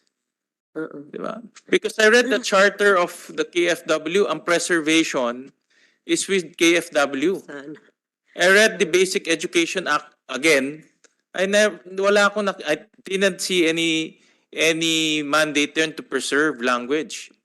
wala po. Ang sa amin po is really for the youth education. Ano na yan, after na yan, because of Kasi RA 10533. But the original law, Yes. specifying DepEd, the charter of DepEd, nowhere can I found the word preservation of. Sa KFW is very clear. Yes. In letter B. No? Sometimes po we do considerations kasi knowing po na ilan lang po yung tao ng KWF kaya Aren't supposed to be ang DepEd and our teachers Diba, ang reklamo nga ni Mr. Benjo is kulang ng oras ang mga teachers, diba? Benjo? Tapos kukuha pa ng FPIC? Hindi po ang teachers ang meron po kayong Yeah, I know. I'm tayong just IP making it coordinator. extreme, no? Sige po. I'm exaggerating Meron to pa be tayong honest about IP coordinators po sa field, and they're the ones coordinating with this IP community. Thank you po, Yeah, Mr. Mr. Chair. Nolasco, go ahead po, sir. If you want to Yung participate. FPIC sa mga indigenous peoples groups. Pero dun sa hindi mga IPs, hindi kailangan ng FPIC. Yun, no? Yes. At ang reklamo nila, matagal magbigay yung NCIP, kaya tumatagal. Yung palagay ko, tama si Commissioner Art, dun sa 3 months, no? Reasonable. Pero yung dun sa 3 months na yun, tama rin sila Cecil, kasi kailangan maganda yung paghahanda. Sa pag-pilot test na yung orthography. Kasi pagkatapos gawin yan, kailangan tingnan dun sa mga bata kung talagang shoot yun dun sa kakayahan nila. And that will take time. Tama yung ating mga resource person pagsabi na dun sa 3 months. Isn't it the best scenario is DepEd will be given the orthographies and just to teach? I mean, the basic is to teach. I mean, that's the basic to develop the materials, and the process of coming up with an orthography is a language and preservation process which is under the mandate of KWF. Basta ang is really that they should ensure na na-field test yun sa bata. Kasi those yun po. So, Yeah. we really would like to assure that. Kasi who will be the user of this material? Dr. Carino, go ahead. And then, and then we can call on Dr. Del Pilar after. Sir, sorry for the wait. Yeah, thank you, Mr. Chair. Yeah, in relation to the approval of orthography, I would just like to ask, because, for example, almost 16 in 2021. So, that's in 2021. That's what we have submitted. And it has completed the 4 minima in CAR. So, after DepEd gives it to KW, these are already tested, we already got the FPIC. Would that be shorter if in case after our central office it goes to you, sir? And I'm also confused of SIL. But in the field, what we want is we should really receive the authority now these resources to really be used. So yun po yung, I'm sorry, but that's the confusion that I as a regional director has, because why would it take one which was tested already and with approved FPIC? I would assume that who can approve or fees. Tama po ba? Approve. How do we, who says this is official? No, who says this Kami is po ay official? nananaliksik. Kailangan po ng DepEd collaborate kami at katulad ng mga nangyari noon ay mayroong imprimatur po. But there's no, again, no, educate me. I'm not an expert in this. What is the process or a vetting process? How do we know that it went through the correct process? Yeah, go ahead, sir. You may take your seat here. No, I can't. I think you're the expert in this subject matters. Sir, sa kaso po ng KWF, kaya ito tumatagal, sir, kasi ibinabalik po namin ang aming mga finished products sa sabi kung ito ay katanggap-tanggap sa kanila. Hindi po tayo pwedeng maglabas ng materyales na hindi tinatanggap ng komunidad kasi hindi po nila ito gagamitin. Salamat po. But Yes. Then second, is there an approval at the end? Diba? So you subject it to the community. The community will say, okay, let's implement it. Who says that? I'm trying to educate myself. Opo sir, kung matatandaan po natin yung pinakita pong process map o step-by-step process or timeline po ni Chair Casanova kanina, binabanggit po dito sir na ang may final say ay ang komunidad. Sa sandaling na ibigay na po nila yung kanilang seal of approval, then sinasabi po namin sa DepEd na ito po ay maaari na pong ipagamit at i-imprint. Thank you. Thank you. May mga katanungan pa ho ako, but we'll finish first the rounds, no? So everyone will be given a chance to make their comments. Dr. Del Pilar, any comments? And then to Mr. Rodriguez. Salamat, Mr. Chair. Dr. Sherwin Gatchalian ng mga kasama ko sa NRCP MTB-MLE Discussion Group at sa MLE Study Group sa problema na humahadlang sa pagkamit ng higit na biyaya mula sa programang MTB-MLE sa ating mga paaralan. Nais kong pagtuunan ng pansin ang kanyang banggit sa resulta ng TIMSS 20 bumaba ng 83 puntos sa science at ng 61 puntos sa math ang marka ng mga batang Pilipinong grade 4 mula nang huli tayong sumali sa pagtatasa noong 2003. Ang mga markang ito ay ang pinakamababa sa 64 na bansa na lumahok sa TIMSS 2019. Sa aking palagay, tama ang paglipat sa sistemang MTB-MLE sa pagbaba ng mga marka sa TIMSS 20.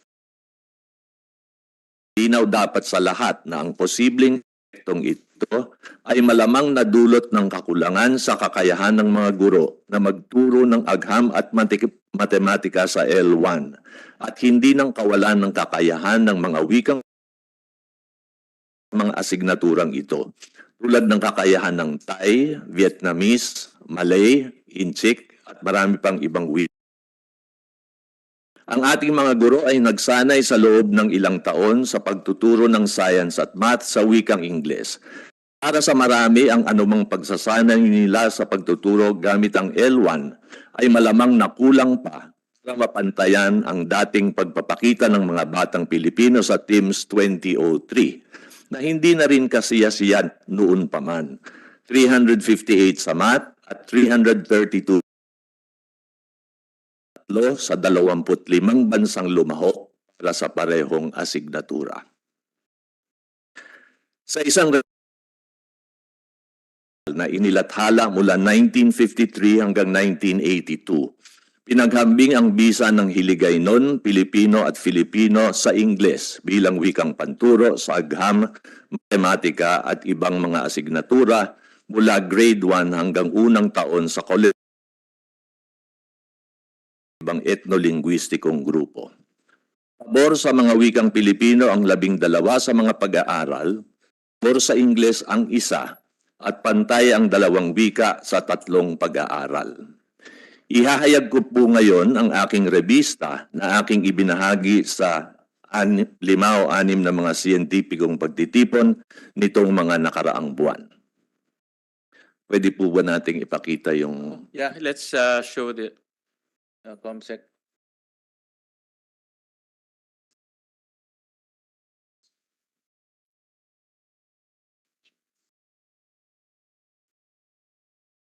Yung pong pangalawang slide.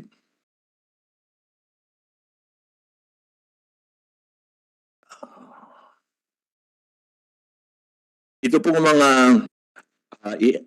ihahayag ko ngayon ay batay sa rebistang sinulat ko noong 1990 at seminar sa Philippine Normal College. Ito po ang pangalan ng PNU noong 1990 pa. Kang Filipino sa UP Diliman. Sandali lang po. Bubuksan ko lang po yung ito.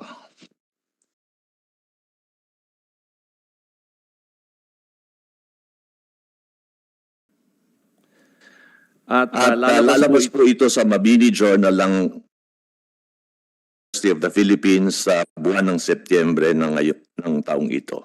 Next slide. Ang revistang po ito ay binubuo o tumingin sa 16 na pag-aaral na nakalap ko mula sa iba't ibang mga aklatan sa Metro Manila at isa po ay nanggaling sa Batangas. 3 ay malakihang pag-aaral na tumagal ng ilang taon o kaya sumakop sa malaking bahagi ng bansa. 5 ang disertasyong pangdoktorado at 3 ang ulat ng pananaliksik para sa mga titulong masterado. Next slide. Ang batayang istruktura ng pag-aaral ay simple po. No? Ang metodong ginamit ay experimental o quasi-experimental. Tulad po ng alam natin siguro, ito ang pinaka-striktong disenyo kapag pinag-aaralan natin ang epekto ng isang bagay sa isang proseso na gusto natin pag-aralan. Next slide.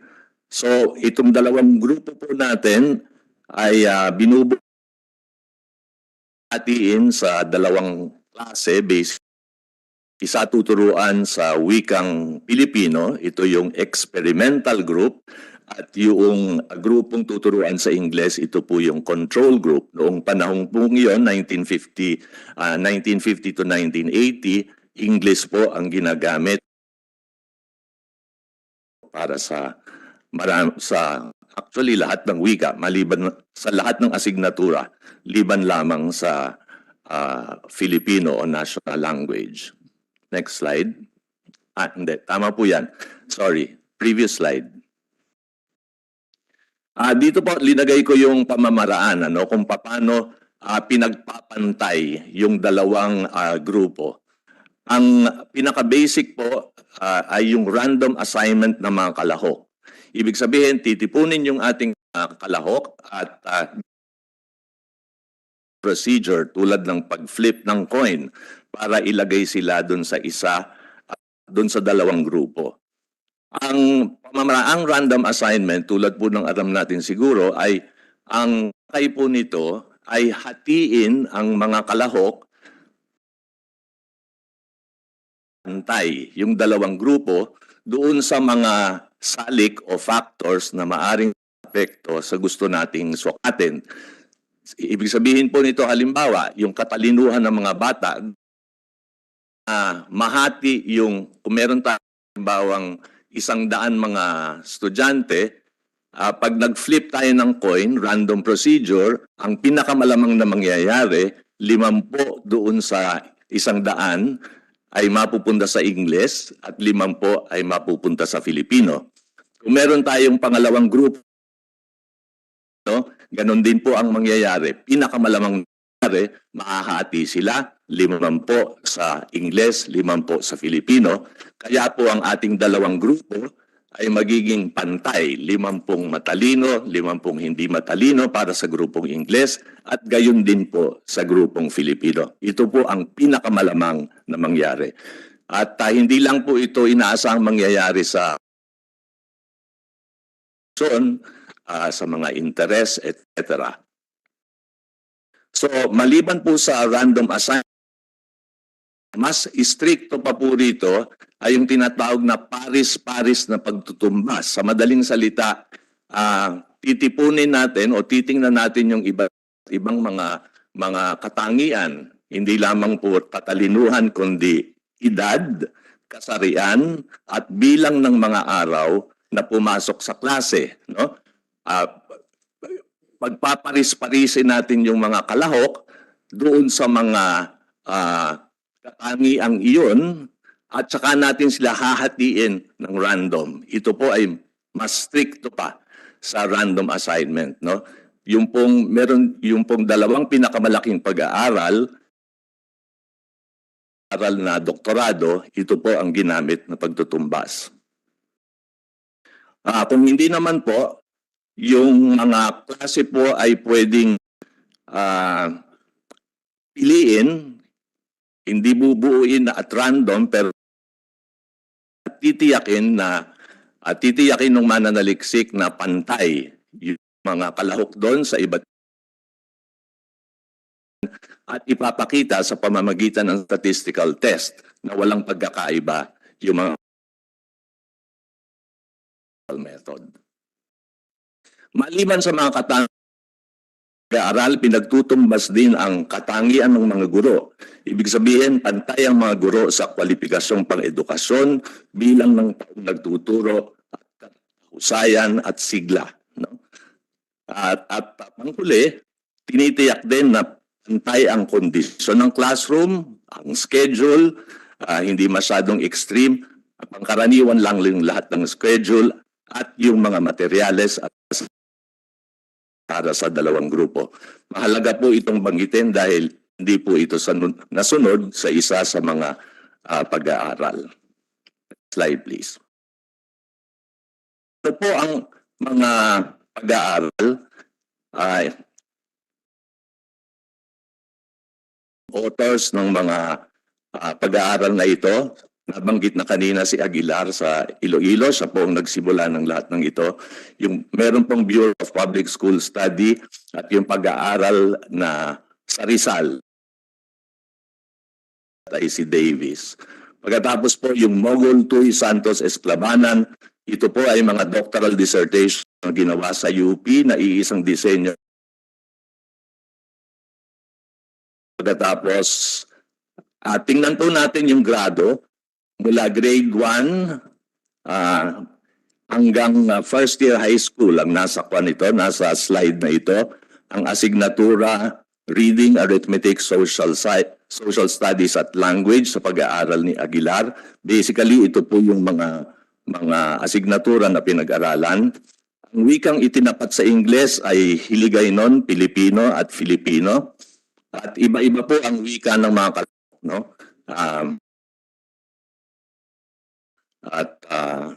Siyempre Tagalog. Sa susunod na slide, makikita naman na next slide please. Dr. Del Pilar, medyo marami-rami itong slides natin. Furnish everyone a copy of the slides and then let's go straight to your conclusion and then we'll have another hearing. We can talk about in detail your hearing, your findings. But sige po. Para we can kasi we have a few more resource persons that we want to call on. Ulitin ko lang po yung yung mga pag-aaral na ito. Pabor sa mga wikang Pilipino ang 12 sa mga pag-aaral. Pabor sa Ingles ang isa. Pantay ang 2 wika sa 3 pag-aaral. Ang resulta ng mga pag-aaral na ito ay patunay na sa ng mga suliranin sa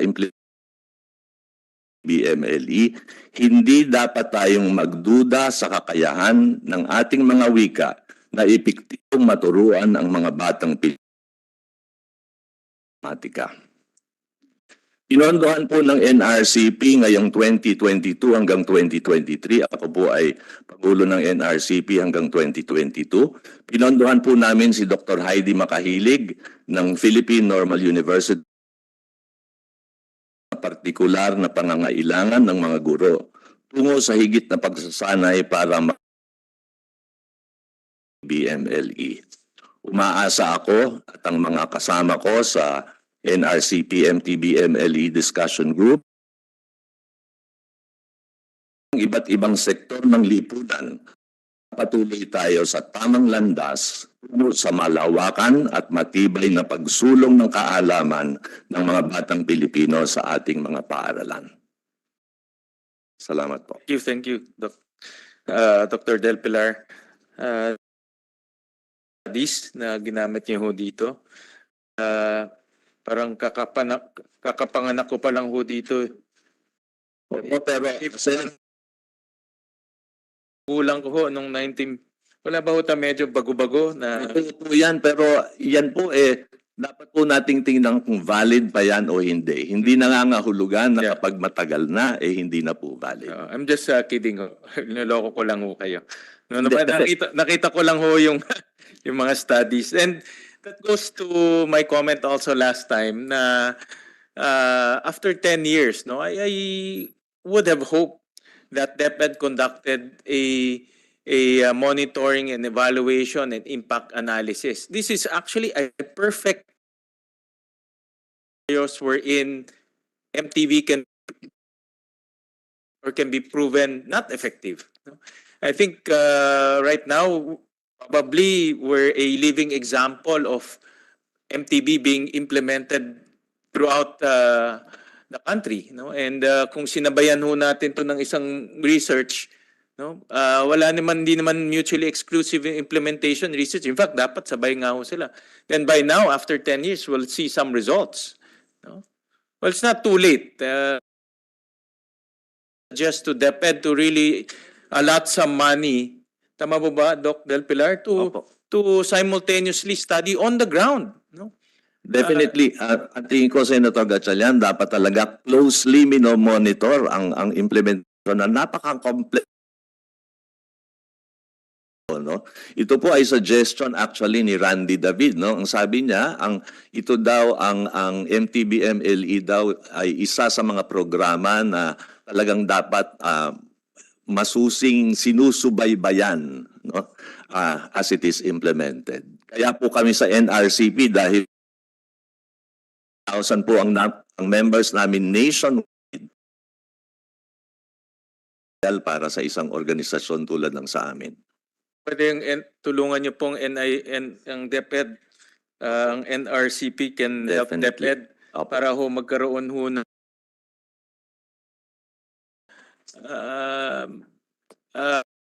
maganda rin independent, no? It's also good to come up with independent studies so that there's no bias, no? It will be completely objective. But then again nga, ang punto ko lang naman, if in 2012, no?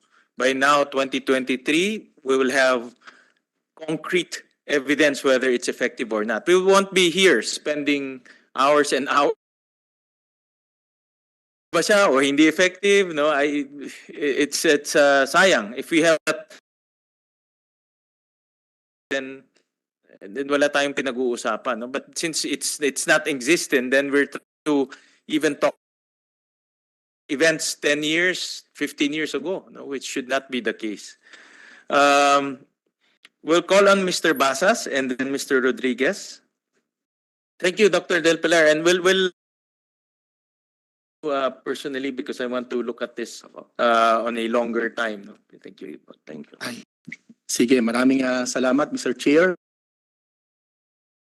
Nagpapasalamat din po ako hindi lang dahil sa pagtawag nyo sa amin, kundi doon sa napakamasidhi, no, na pag-aaral po dito sa isang napakamaselang usapin. No, maselan at malalim po na usapin ito at hindi natin maaari, no, na hindi balikan. No, kung yung binabanggit po kanina ni Dr. Del Pilar ay mga pag-aaral ng 1960s o 50s, no? Ako gusto ko pong isama, no, sa nauna, no, na pagsikap ng ating bansa na magkaroon ng isang estado, no, na malaya, no. So it was in 1896, no, na, and in fact prior to that, no, nung yung mga dokumento ng Katipunan, ang unang-una nating pambansang gobyerno ay kumilala, no, dun sa pagkakaiba-iba ng mga wika at nagtalaga ng pwede nating sabihin na pambansang wika, which is Tagalog based. Manila tuloy ang dating, ano. Nag-uusap po tayo, no, masakit man, ano po, no.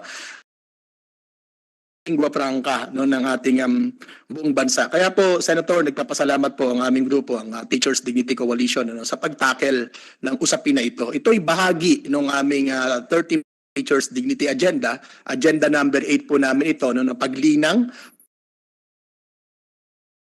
at pagpapaunlad, no, doon wika, no, ng mga Pilipino, no, na sa tingin namin ay hindi masyadong nabigyan ng prioridad, no, doon sa 10 taon, no, na implementasyon ng K-12, no. Kilala rin po namin, ano, yung iniambag po ni Dr. Carino, no, dito sa usapan na ito at challenging, no, dahil si Dr. Carino po ang ating regional director yung pinakauna at pwede nating sabihin lang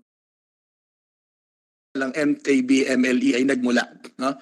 Pero ganun din po, no, sapagkat even yung ating mga guro po sa field ay medyo tama po, no, kami doon sa pag-aaral, no, na inilunsad, no, at resulta ng pag-aaral po ng inyong tanggapan, no, even our teachers in the ground po ay parang ayaw na nila, no, sa MTB MLE at nakalulungkot po 'yon, no? So let me just read our statement. The Teachers Dignity Coalition recognizes the Philippines' rich culture. This is evident in our country's incredibly dynamic linguistics, despite the fact that there are only two recognized official languages, English and Filipino. Although English is widely used in commerce, the media, law and governance, and higher education, the majority of individual Filipinos regard it as a foreign language. Meanwhile, Filipino, which is evolved from Tagalog, is the most widely spoken. Most Filipinos, especially those living outside Katagalugan, consider Filipino, Tagalog, and English as their second and third language respectively. Yung Filipino and Tagalog, may slash po ako doon, no? Kasi ang hirap din naman po, no? KWF challenge din po ito. Tagalog ba talaga to? Filipino, kahit po sa akademya ay nag-aaway-away po yung mga tao, lalo na sa Department of Education. No? Kasi hindi natin alam ano yung mother tongue, Filipino ba o Tagalog, no? Pag ikaw ay nasa Maynila. However, the Philippines linguistics are not confined. There are over 100 languages that exist and are used. PSA 245. Kayo Sir Rizal po, around 180 something, no? Sabi no Sir Rizal, that was more than 100 ni Rizal ang ating linguistika.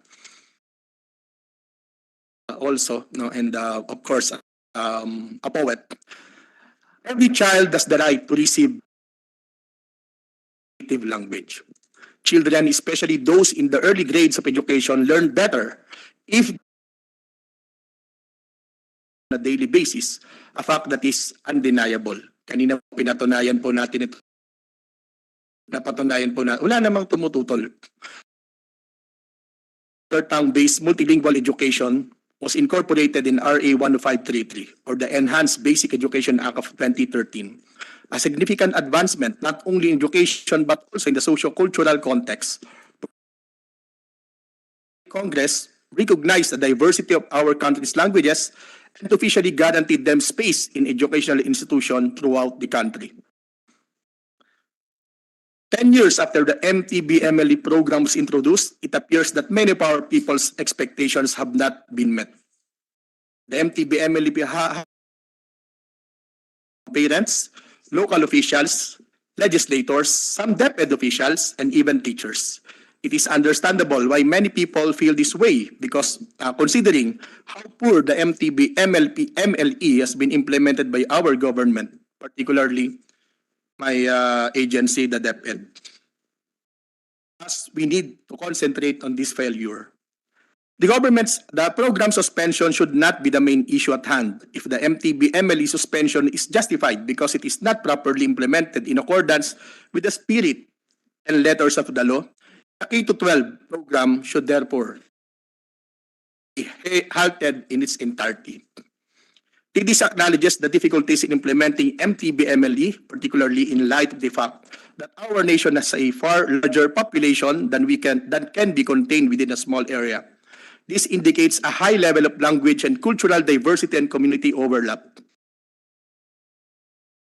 In Cotabato, the city, Davao, Zamboanga, Cagayan de Oro, Tacloban, Tuguegarao, Gaspi, Naga, Puerto Princesa, and especially Greater Metro Manila area, or NCR+, have evolved into melting pots of their neighboring communities. Lahat po nang yan ay ko pang mga lugar. It's a significant issue in these specific places as well as in several other provinces. Diversity such as those in Cordillera, Cagayan Valley, Bicolandia, Mimaropa, Samoro, and Mindanao regions. These difficulties should be considered when the program's assessment and further implementation is modified. we kindly request that the committee, this honorable committee, take the following suggestions into consideration. Number one, evaluate the DepEd's implementation throughout the previous 10 years. Number two, provide sufficient funding for the production of resources, publications, modules, and comprehensive teacher training and preparation. Launch a thorough study with the assistance of linguists, anthropologists, historians, other experts using information from prior studies and other national and international resources. Raise awareness, employing both mainstream and alternative media to inform and educate the general public using their vernaculars. Kanina po may binabanggit si Dr. Fermin, ano po, kulang po talaga tayo dun sa social preparation po. No? Kaya nagulat din yung mga nanay natin po no, sa field. Develop pertinent curricula and readily accessible printed and online learning resources with the assistance of pedagogy experts and with the participation of the relevant cultural communities. Again, we acknowledge that the MTBML implementation may have some flaws. I'm sorry for using the word, no, the term.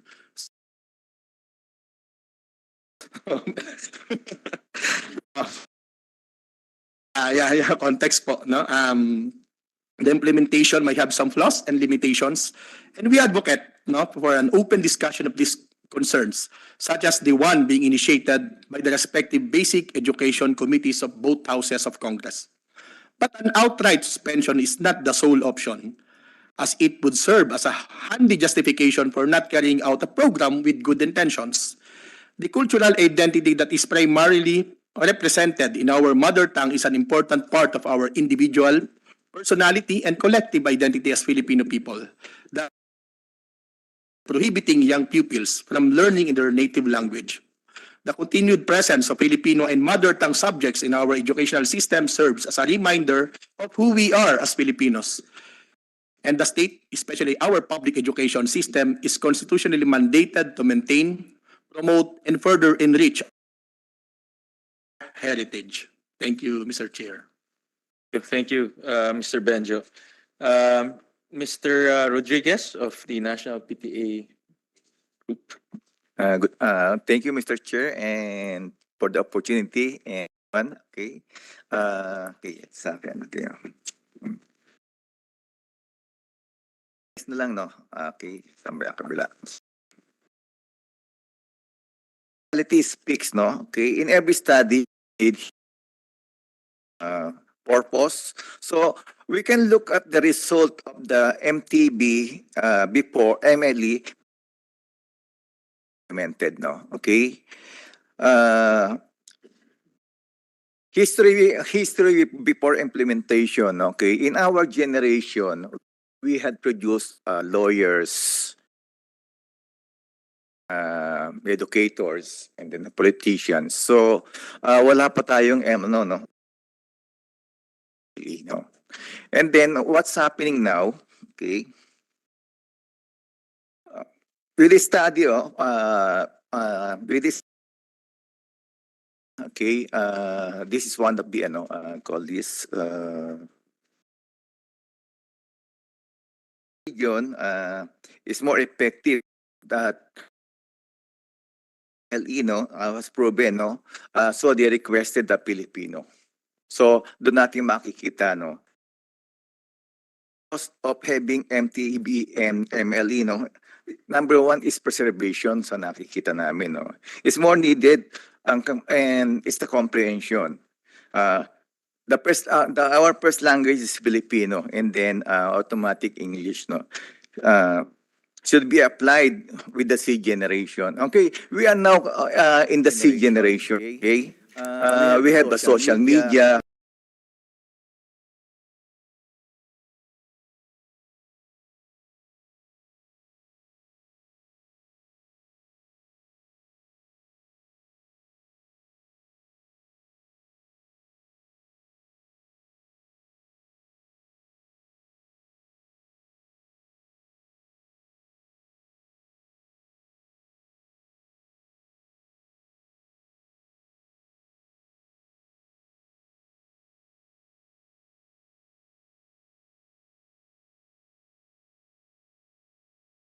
but I try to teach myself and also my kids, no. And the number one problem here in our what's happening now, most parents, unlike the majority, no, for example, the population of parents now within our ranks, no, most of them are about 40% of us don't know the importance of education. So ang namin dito sa MLE, no, and I will pass my after, and then I have here, hindi ko lang mabasa. So, nagkaiba-iba kasi, no? So, we will send it to you, no? So, sa amin po mga parents, almost 30% lang po yung talagang active sa mga school. Like, during COVID times, hirap po kaming magturo sa mga bata. So, dito ngayon, ang ating mga, siguro may apply natin yung what's happening with the C generations, where TV, social media, and so now ang po dito makikita niyo po ang mga games English. Okay. This is the one of the ito po yung mga bata na talaga po ngayon tumitingin, no. Wala po nakalagay diyan na yung ating mga MTB, MLE. So yun po yung ating tignan. So I just pass my po, sir. Thank you, Mr. Rodriguez. Yung mga parents talagang very few are active sa PTA namin. Lalo na pag sinisingil na ng butaw, wala na hong pumupunta sa mga PTA meeting. Yeah, but thank you for we're changing the face of PTA po, sir. Pero bawal yata ang butaw, ano? I think there's a DepEd order na bawal. Oo. We actually have two more resource persons, and we decided to allow them to participate via online. They sent us their research papers, and after going through the research papers, we decided that it's going to be beneficial for the committee to record their comments and to capture the idea of their research, the results of the research. So we'll call on Dr. Gino Sumalinog of the Cebu Normal University, and then later on Dr. Rosario Alberto of the Guimaras State University. So later on they can we'll allow them to participate through Zoom. Let's Dr. Gino, do you have any PowerPoint presentation, or you'll just go straight to your comment? I will just read what I've written here, sir, if it's okay. Okay, go ahead, sir. Good afternoon, Mr. Chair, fellow resource persons, and everyone present on-site and online. The mother tongue implementation for kinder and grades 1 to 3 may be beneficial to many, but not in the case of the informants, which I found through the qualitative research that I conducted among the parents. However, if modifications to the language and proper implementation can be done at the earliest time possible, then continuing the implementation will still do good. In my study, I interviewed parents whose children are English speaking. And according to the parents, the implementation of the MTB MLE has been very challenging to the learners. So sorry, Doctor, can you repeat that? Kasi it's a very crucial comment, no? But you got choppy. Can you repeat that 1 minute back? Yes, sir. The mother tongue implementation for kinder and grades 1 to 3 may be beneficial to many, but not in the case of the informants, which I found through the qualitative research which I conducted among the parents. However, if modifications to the language and proper implementation can be done at the earliest time possible, then continuing the implementation will still do good. In my study, I interviewed parents whose children are English-speaking learners. According to the parents, the implementation of the MTB MLE has been very challenging to the learners. Parents observe that the children cannot understand the Cebuano language because it's an old variation of Sinubuanong Binisaya. Some Cebuano words used in the learning materials are not even understandable to the parents. So tutoring their children is also very impossible. In short, English-speaking children are required to learn using the Sinugbuanong Binisaya. I'm referring to the content. They are forced to learn the content using the Sinugbuanong Binisaya when in fact they speak English. Second, the mother tongue is too much to learn because students are not just learning the content but also learning the language. Obviously, the language is in itself a problem. Parents would still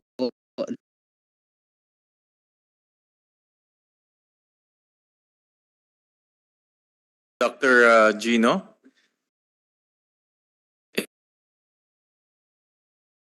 uh, to participate physically because internet connections is sometimes unreliable. The first hearing we conducted and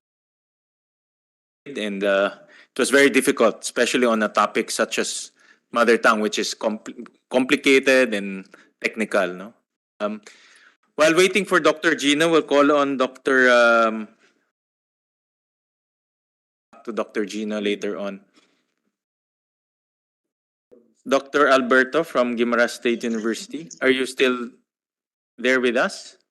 Yes, I'm still here, Chairman Gatchalian. Yes, go ahead po, ma'am. Do you want to present or will you just read your position paper? I'll just read my presentation because I'm making this presentation at Guimaras State University, and this is located in the picturesque island of Guimaras. Our internet connection here is not very good.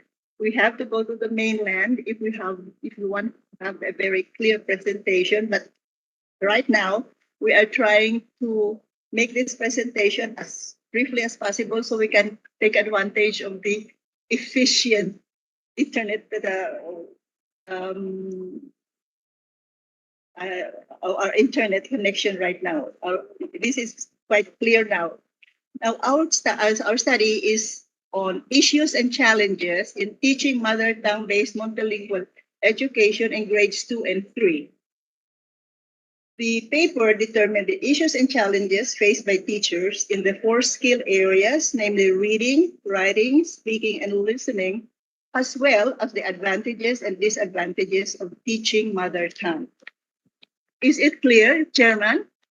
Yes, sir. Coming in clear po. Okay, good. I'm now going to the findings. The findings show our study utilized the qualitative approach, and the data collection consisted mainly of focus group discussions, intensive interviews, and participant observation. The findings showed that the issues raised by the respondents for listening focused on the unavailability of audio materials. I'll repeat that. The issues raised by the respondents for listening discussion focused on the unavailability of audio materials that can strengthen the listening skills of the students. Okay? The challenges then is the limited Hiligaynon vocabulary of the teachers themselves and their unfamiliarity of the words in Hiligaynon. You see, Hiligaynon is supposed to be the mother tongue. But the language being used in our host household is basically Ilonggo. I'll give an example. 11, that number 11 is napulog isa in Hiligaynon. Our household term for 11 is 11. One word. In Hiligaynon, napulog isa. There's a big difference there. So teachers themselves are quite unfamiliar with the Hiligaynon terms. As a result, they have very limited vocabulary of Hiligaynon. One of the reasons is that, the challenge for them, therefore, is that they should have more audio materials to develop listening skills of the students, which is not available. And as for speaking, the respondents find it hard to speak fluently in Hiligaynon. The challenge, therefore, is that teachers previously taught the different subjects using the second language, which is English. In short, teachers are more familiar using English as a medium of instruction rather than Hiligaynon with their limited vocabulary in this mother tongue of Hiligaynon. Now, how about reading? As to reading, the respondents have problems on the limited reading materials available for teaching. The issue is understanding profound Hiligaynon terminologies is a challenge to the teachers. Then, for writing, the respondents lack resources which could enhance their writing skills. The challenge, therefore, in spelling of the Hiligaynon lies in the fact that some words are long and difficult to spell. Again, example, in Hiligaynon, 50, again, the number 50 is napulo, limak ka napulo. In Ilonggo, it's just 50. So there's a big difference. On the other hand, the teaching of mother tongue revealed, well, what are the advantages in using the mother tongue? The advantage in teaching and using mother tongue is that the learners were able to express their thoughts and ideas, resulting in high participation in class discussions. So learners become independent in their choice of expression, and the use of mother tongue facilitates in explaining the meaning of some English words. The disadvantages, however, are all linked to the, first of all, scarcity of instructional materials, which hinder the enhancement of the reading, listening, speaking, and writing skills of the learners.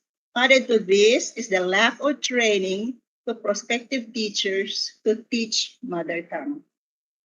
So these are the issues and challenges, advantages and disadvantages in the teaching of mother tongue in MTB MLE.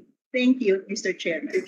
Thank you, Dr. Alberto. Masarap po ang mangga dyan sa Guimaras. Matamis. Opo. With us your findings. We'll go back to Dr. Sumalinog of Cebu Normal University. Sir, how's your connection? Good afternoon, Mr. Chair. May I know if I'm audible this time? Yes, you're audible, but a little choppy. So you can probably repeat your statement. I think you're on and off. Can you hear us? You're very choppy, Dr. Gino. Okay, sorry, my apologies. Yeah. Can you turn off the video so that your bandwidth will improve? Yeah. Okay, And sir. can you hear us? Yes, sir. I can hear you. Yeah, better. So just maybe backtrack a little bit from your statements. Yes, sir. The mother tongue implementation for grades 1 to 3 may be beneficial to many, but not in the case of the informants, which I found through the qualitative research that I conducted among the parents. However, if modifications to the language and proper implementation can be done at the earliest time possible, then continuing the implementation will still do good. In my study, I interviewed parents whose children are English-speaking learners. According to the parents, the implementation of the MTB-MLE has been one, very challenging to the learners. Parents observed that the children cannot understand the Cebuano language because it's an old variation of Sinagbuanong Binisaya. Second, some words used in the learning materials are not even understandable to the parents. So tutoring is also very impossible. In short, the English-speaking children are required to learn using the Sinugbuanong Binisaya language.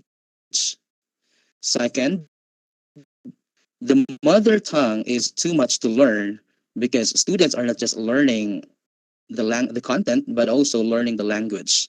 Obviously, the language is in itself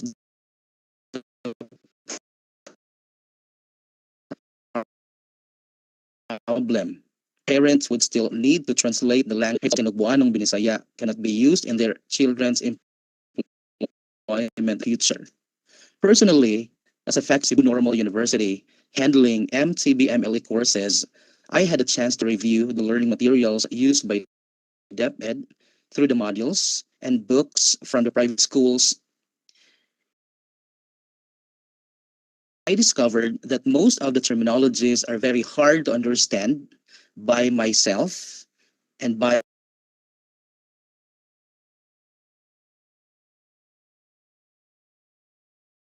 Dr. Gino, I think your internet connection So if the is state still wishes. your internet connection is very choppy. So may we Yes, sir. ask you to submit to us the position paper? Yes, sir. I will, sir. But yeah, we'll communicate with you offline as to how to capture your statements and put it into our records. So, but thank you for staying with us. We'll communicate with you offline because it's very difficult to understand. So with that, we've been here for 5 hours. No? Yes, sir. Kaya pa ba? Thank you. Kaya pa. I've listed 50 questions pero tatlo pa lang na-check ko. Ano? So, uh, no, but kidding aside, it's really, to be honest about it, I'm also learning, no, from all of you. And my takeaway now is, and of course, from stakeholders, that I think in theory, a lot of people appreciate, what MTB or what the mother tongue intends to do. I think I've that's what I gathered from our hearing, even the statements of Dr. Carino. But appreciate the intention, different worlds, no? And I think we all agree that the implementation is far from what we desire, no? And if we don't implement it the way we wanted to implement, the persons who will be they're the ones receiving the lessons that should be taught in mother tongue. So my concern is really what the learners are, what the impact to our learners, and whether our learners are actually developing the skills and the academic requirements that they need to develop. We haven't talked about that yet, for now. So I think if we start talking about all of those, we'll take another 12 hours, to finish. So we'll end here. For now, we'll have another hearing next week. We'll advise you more or less about that. Will be about Monday, same time, but we'll give you the exact time. But I really appreciate your patience, and your time. No, I know all of you are busy. All of you are have other responsibilities, but you really dedicated yourself to educate this committee, to educate this representation, and also to educate the other people. We're still in the process of culling out more information and data and understanding deeply the rationale of this method. So with that, we'll suspend the hearing today, and we'll have another hearing next week. Hopefully, last na ho yun. No, hopefully. But you can't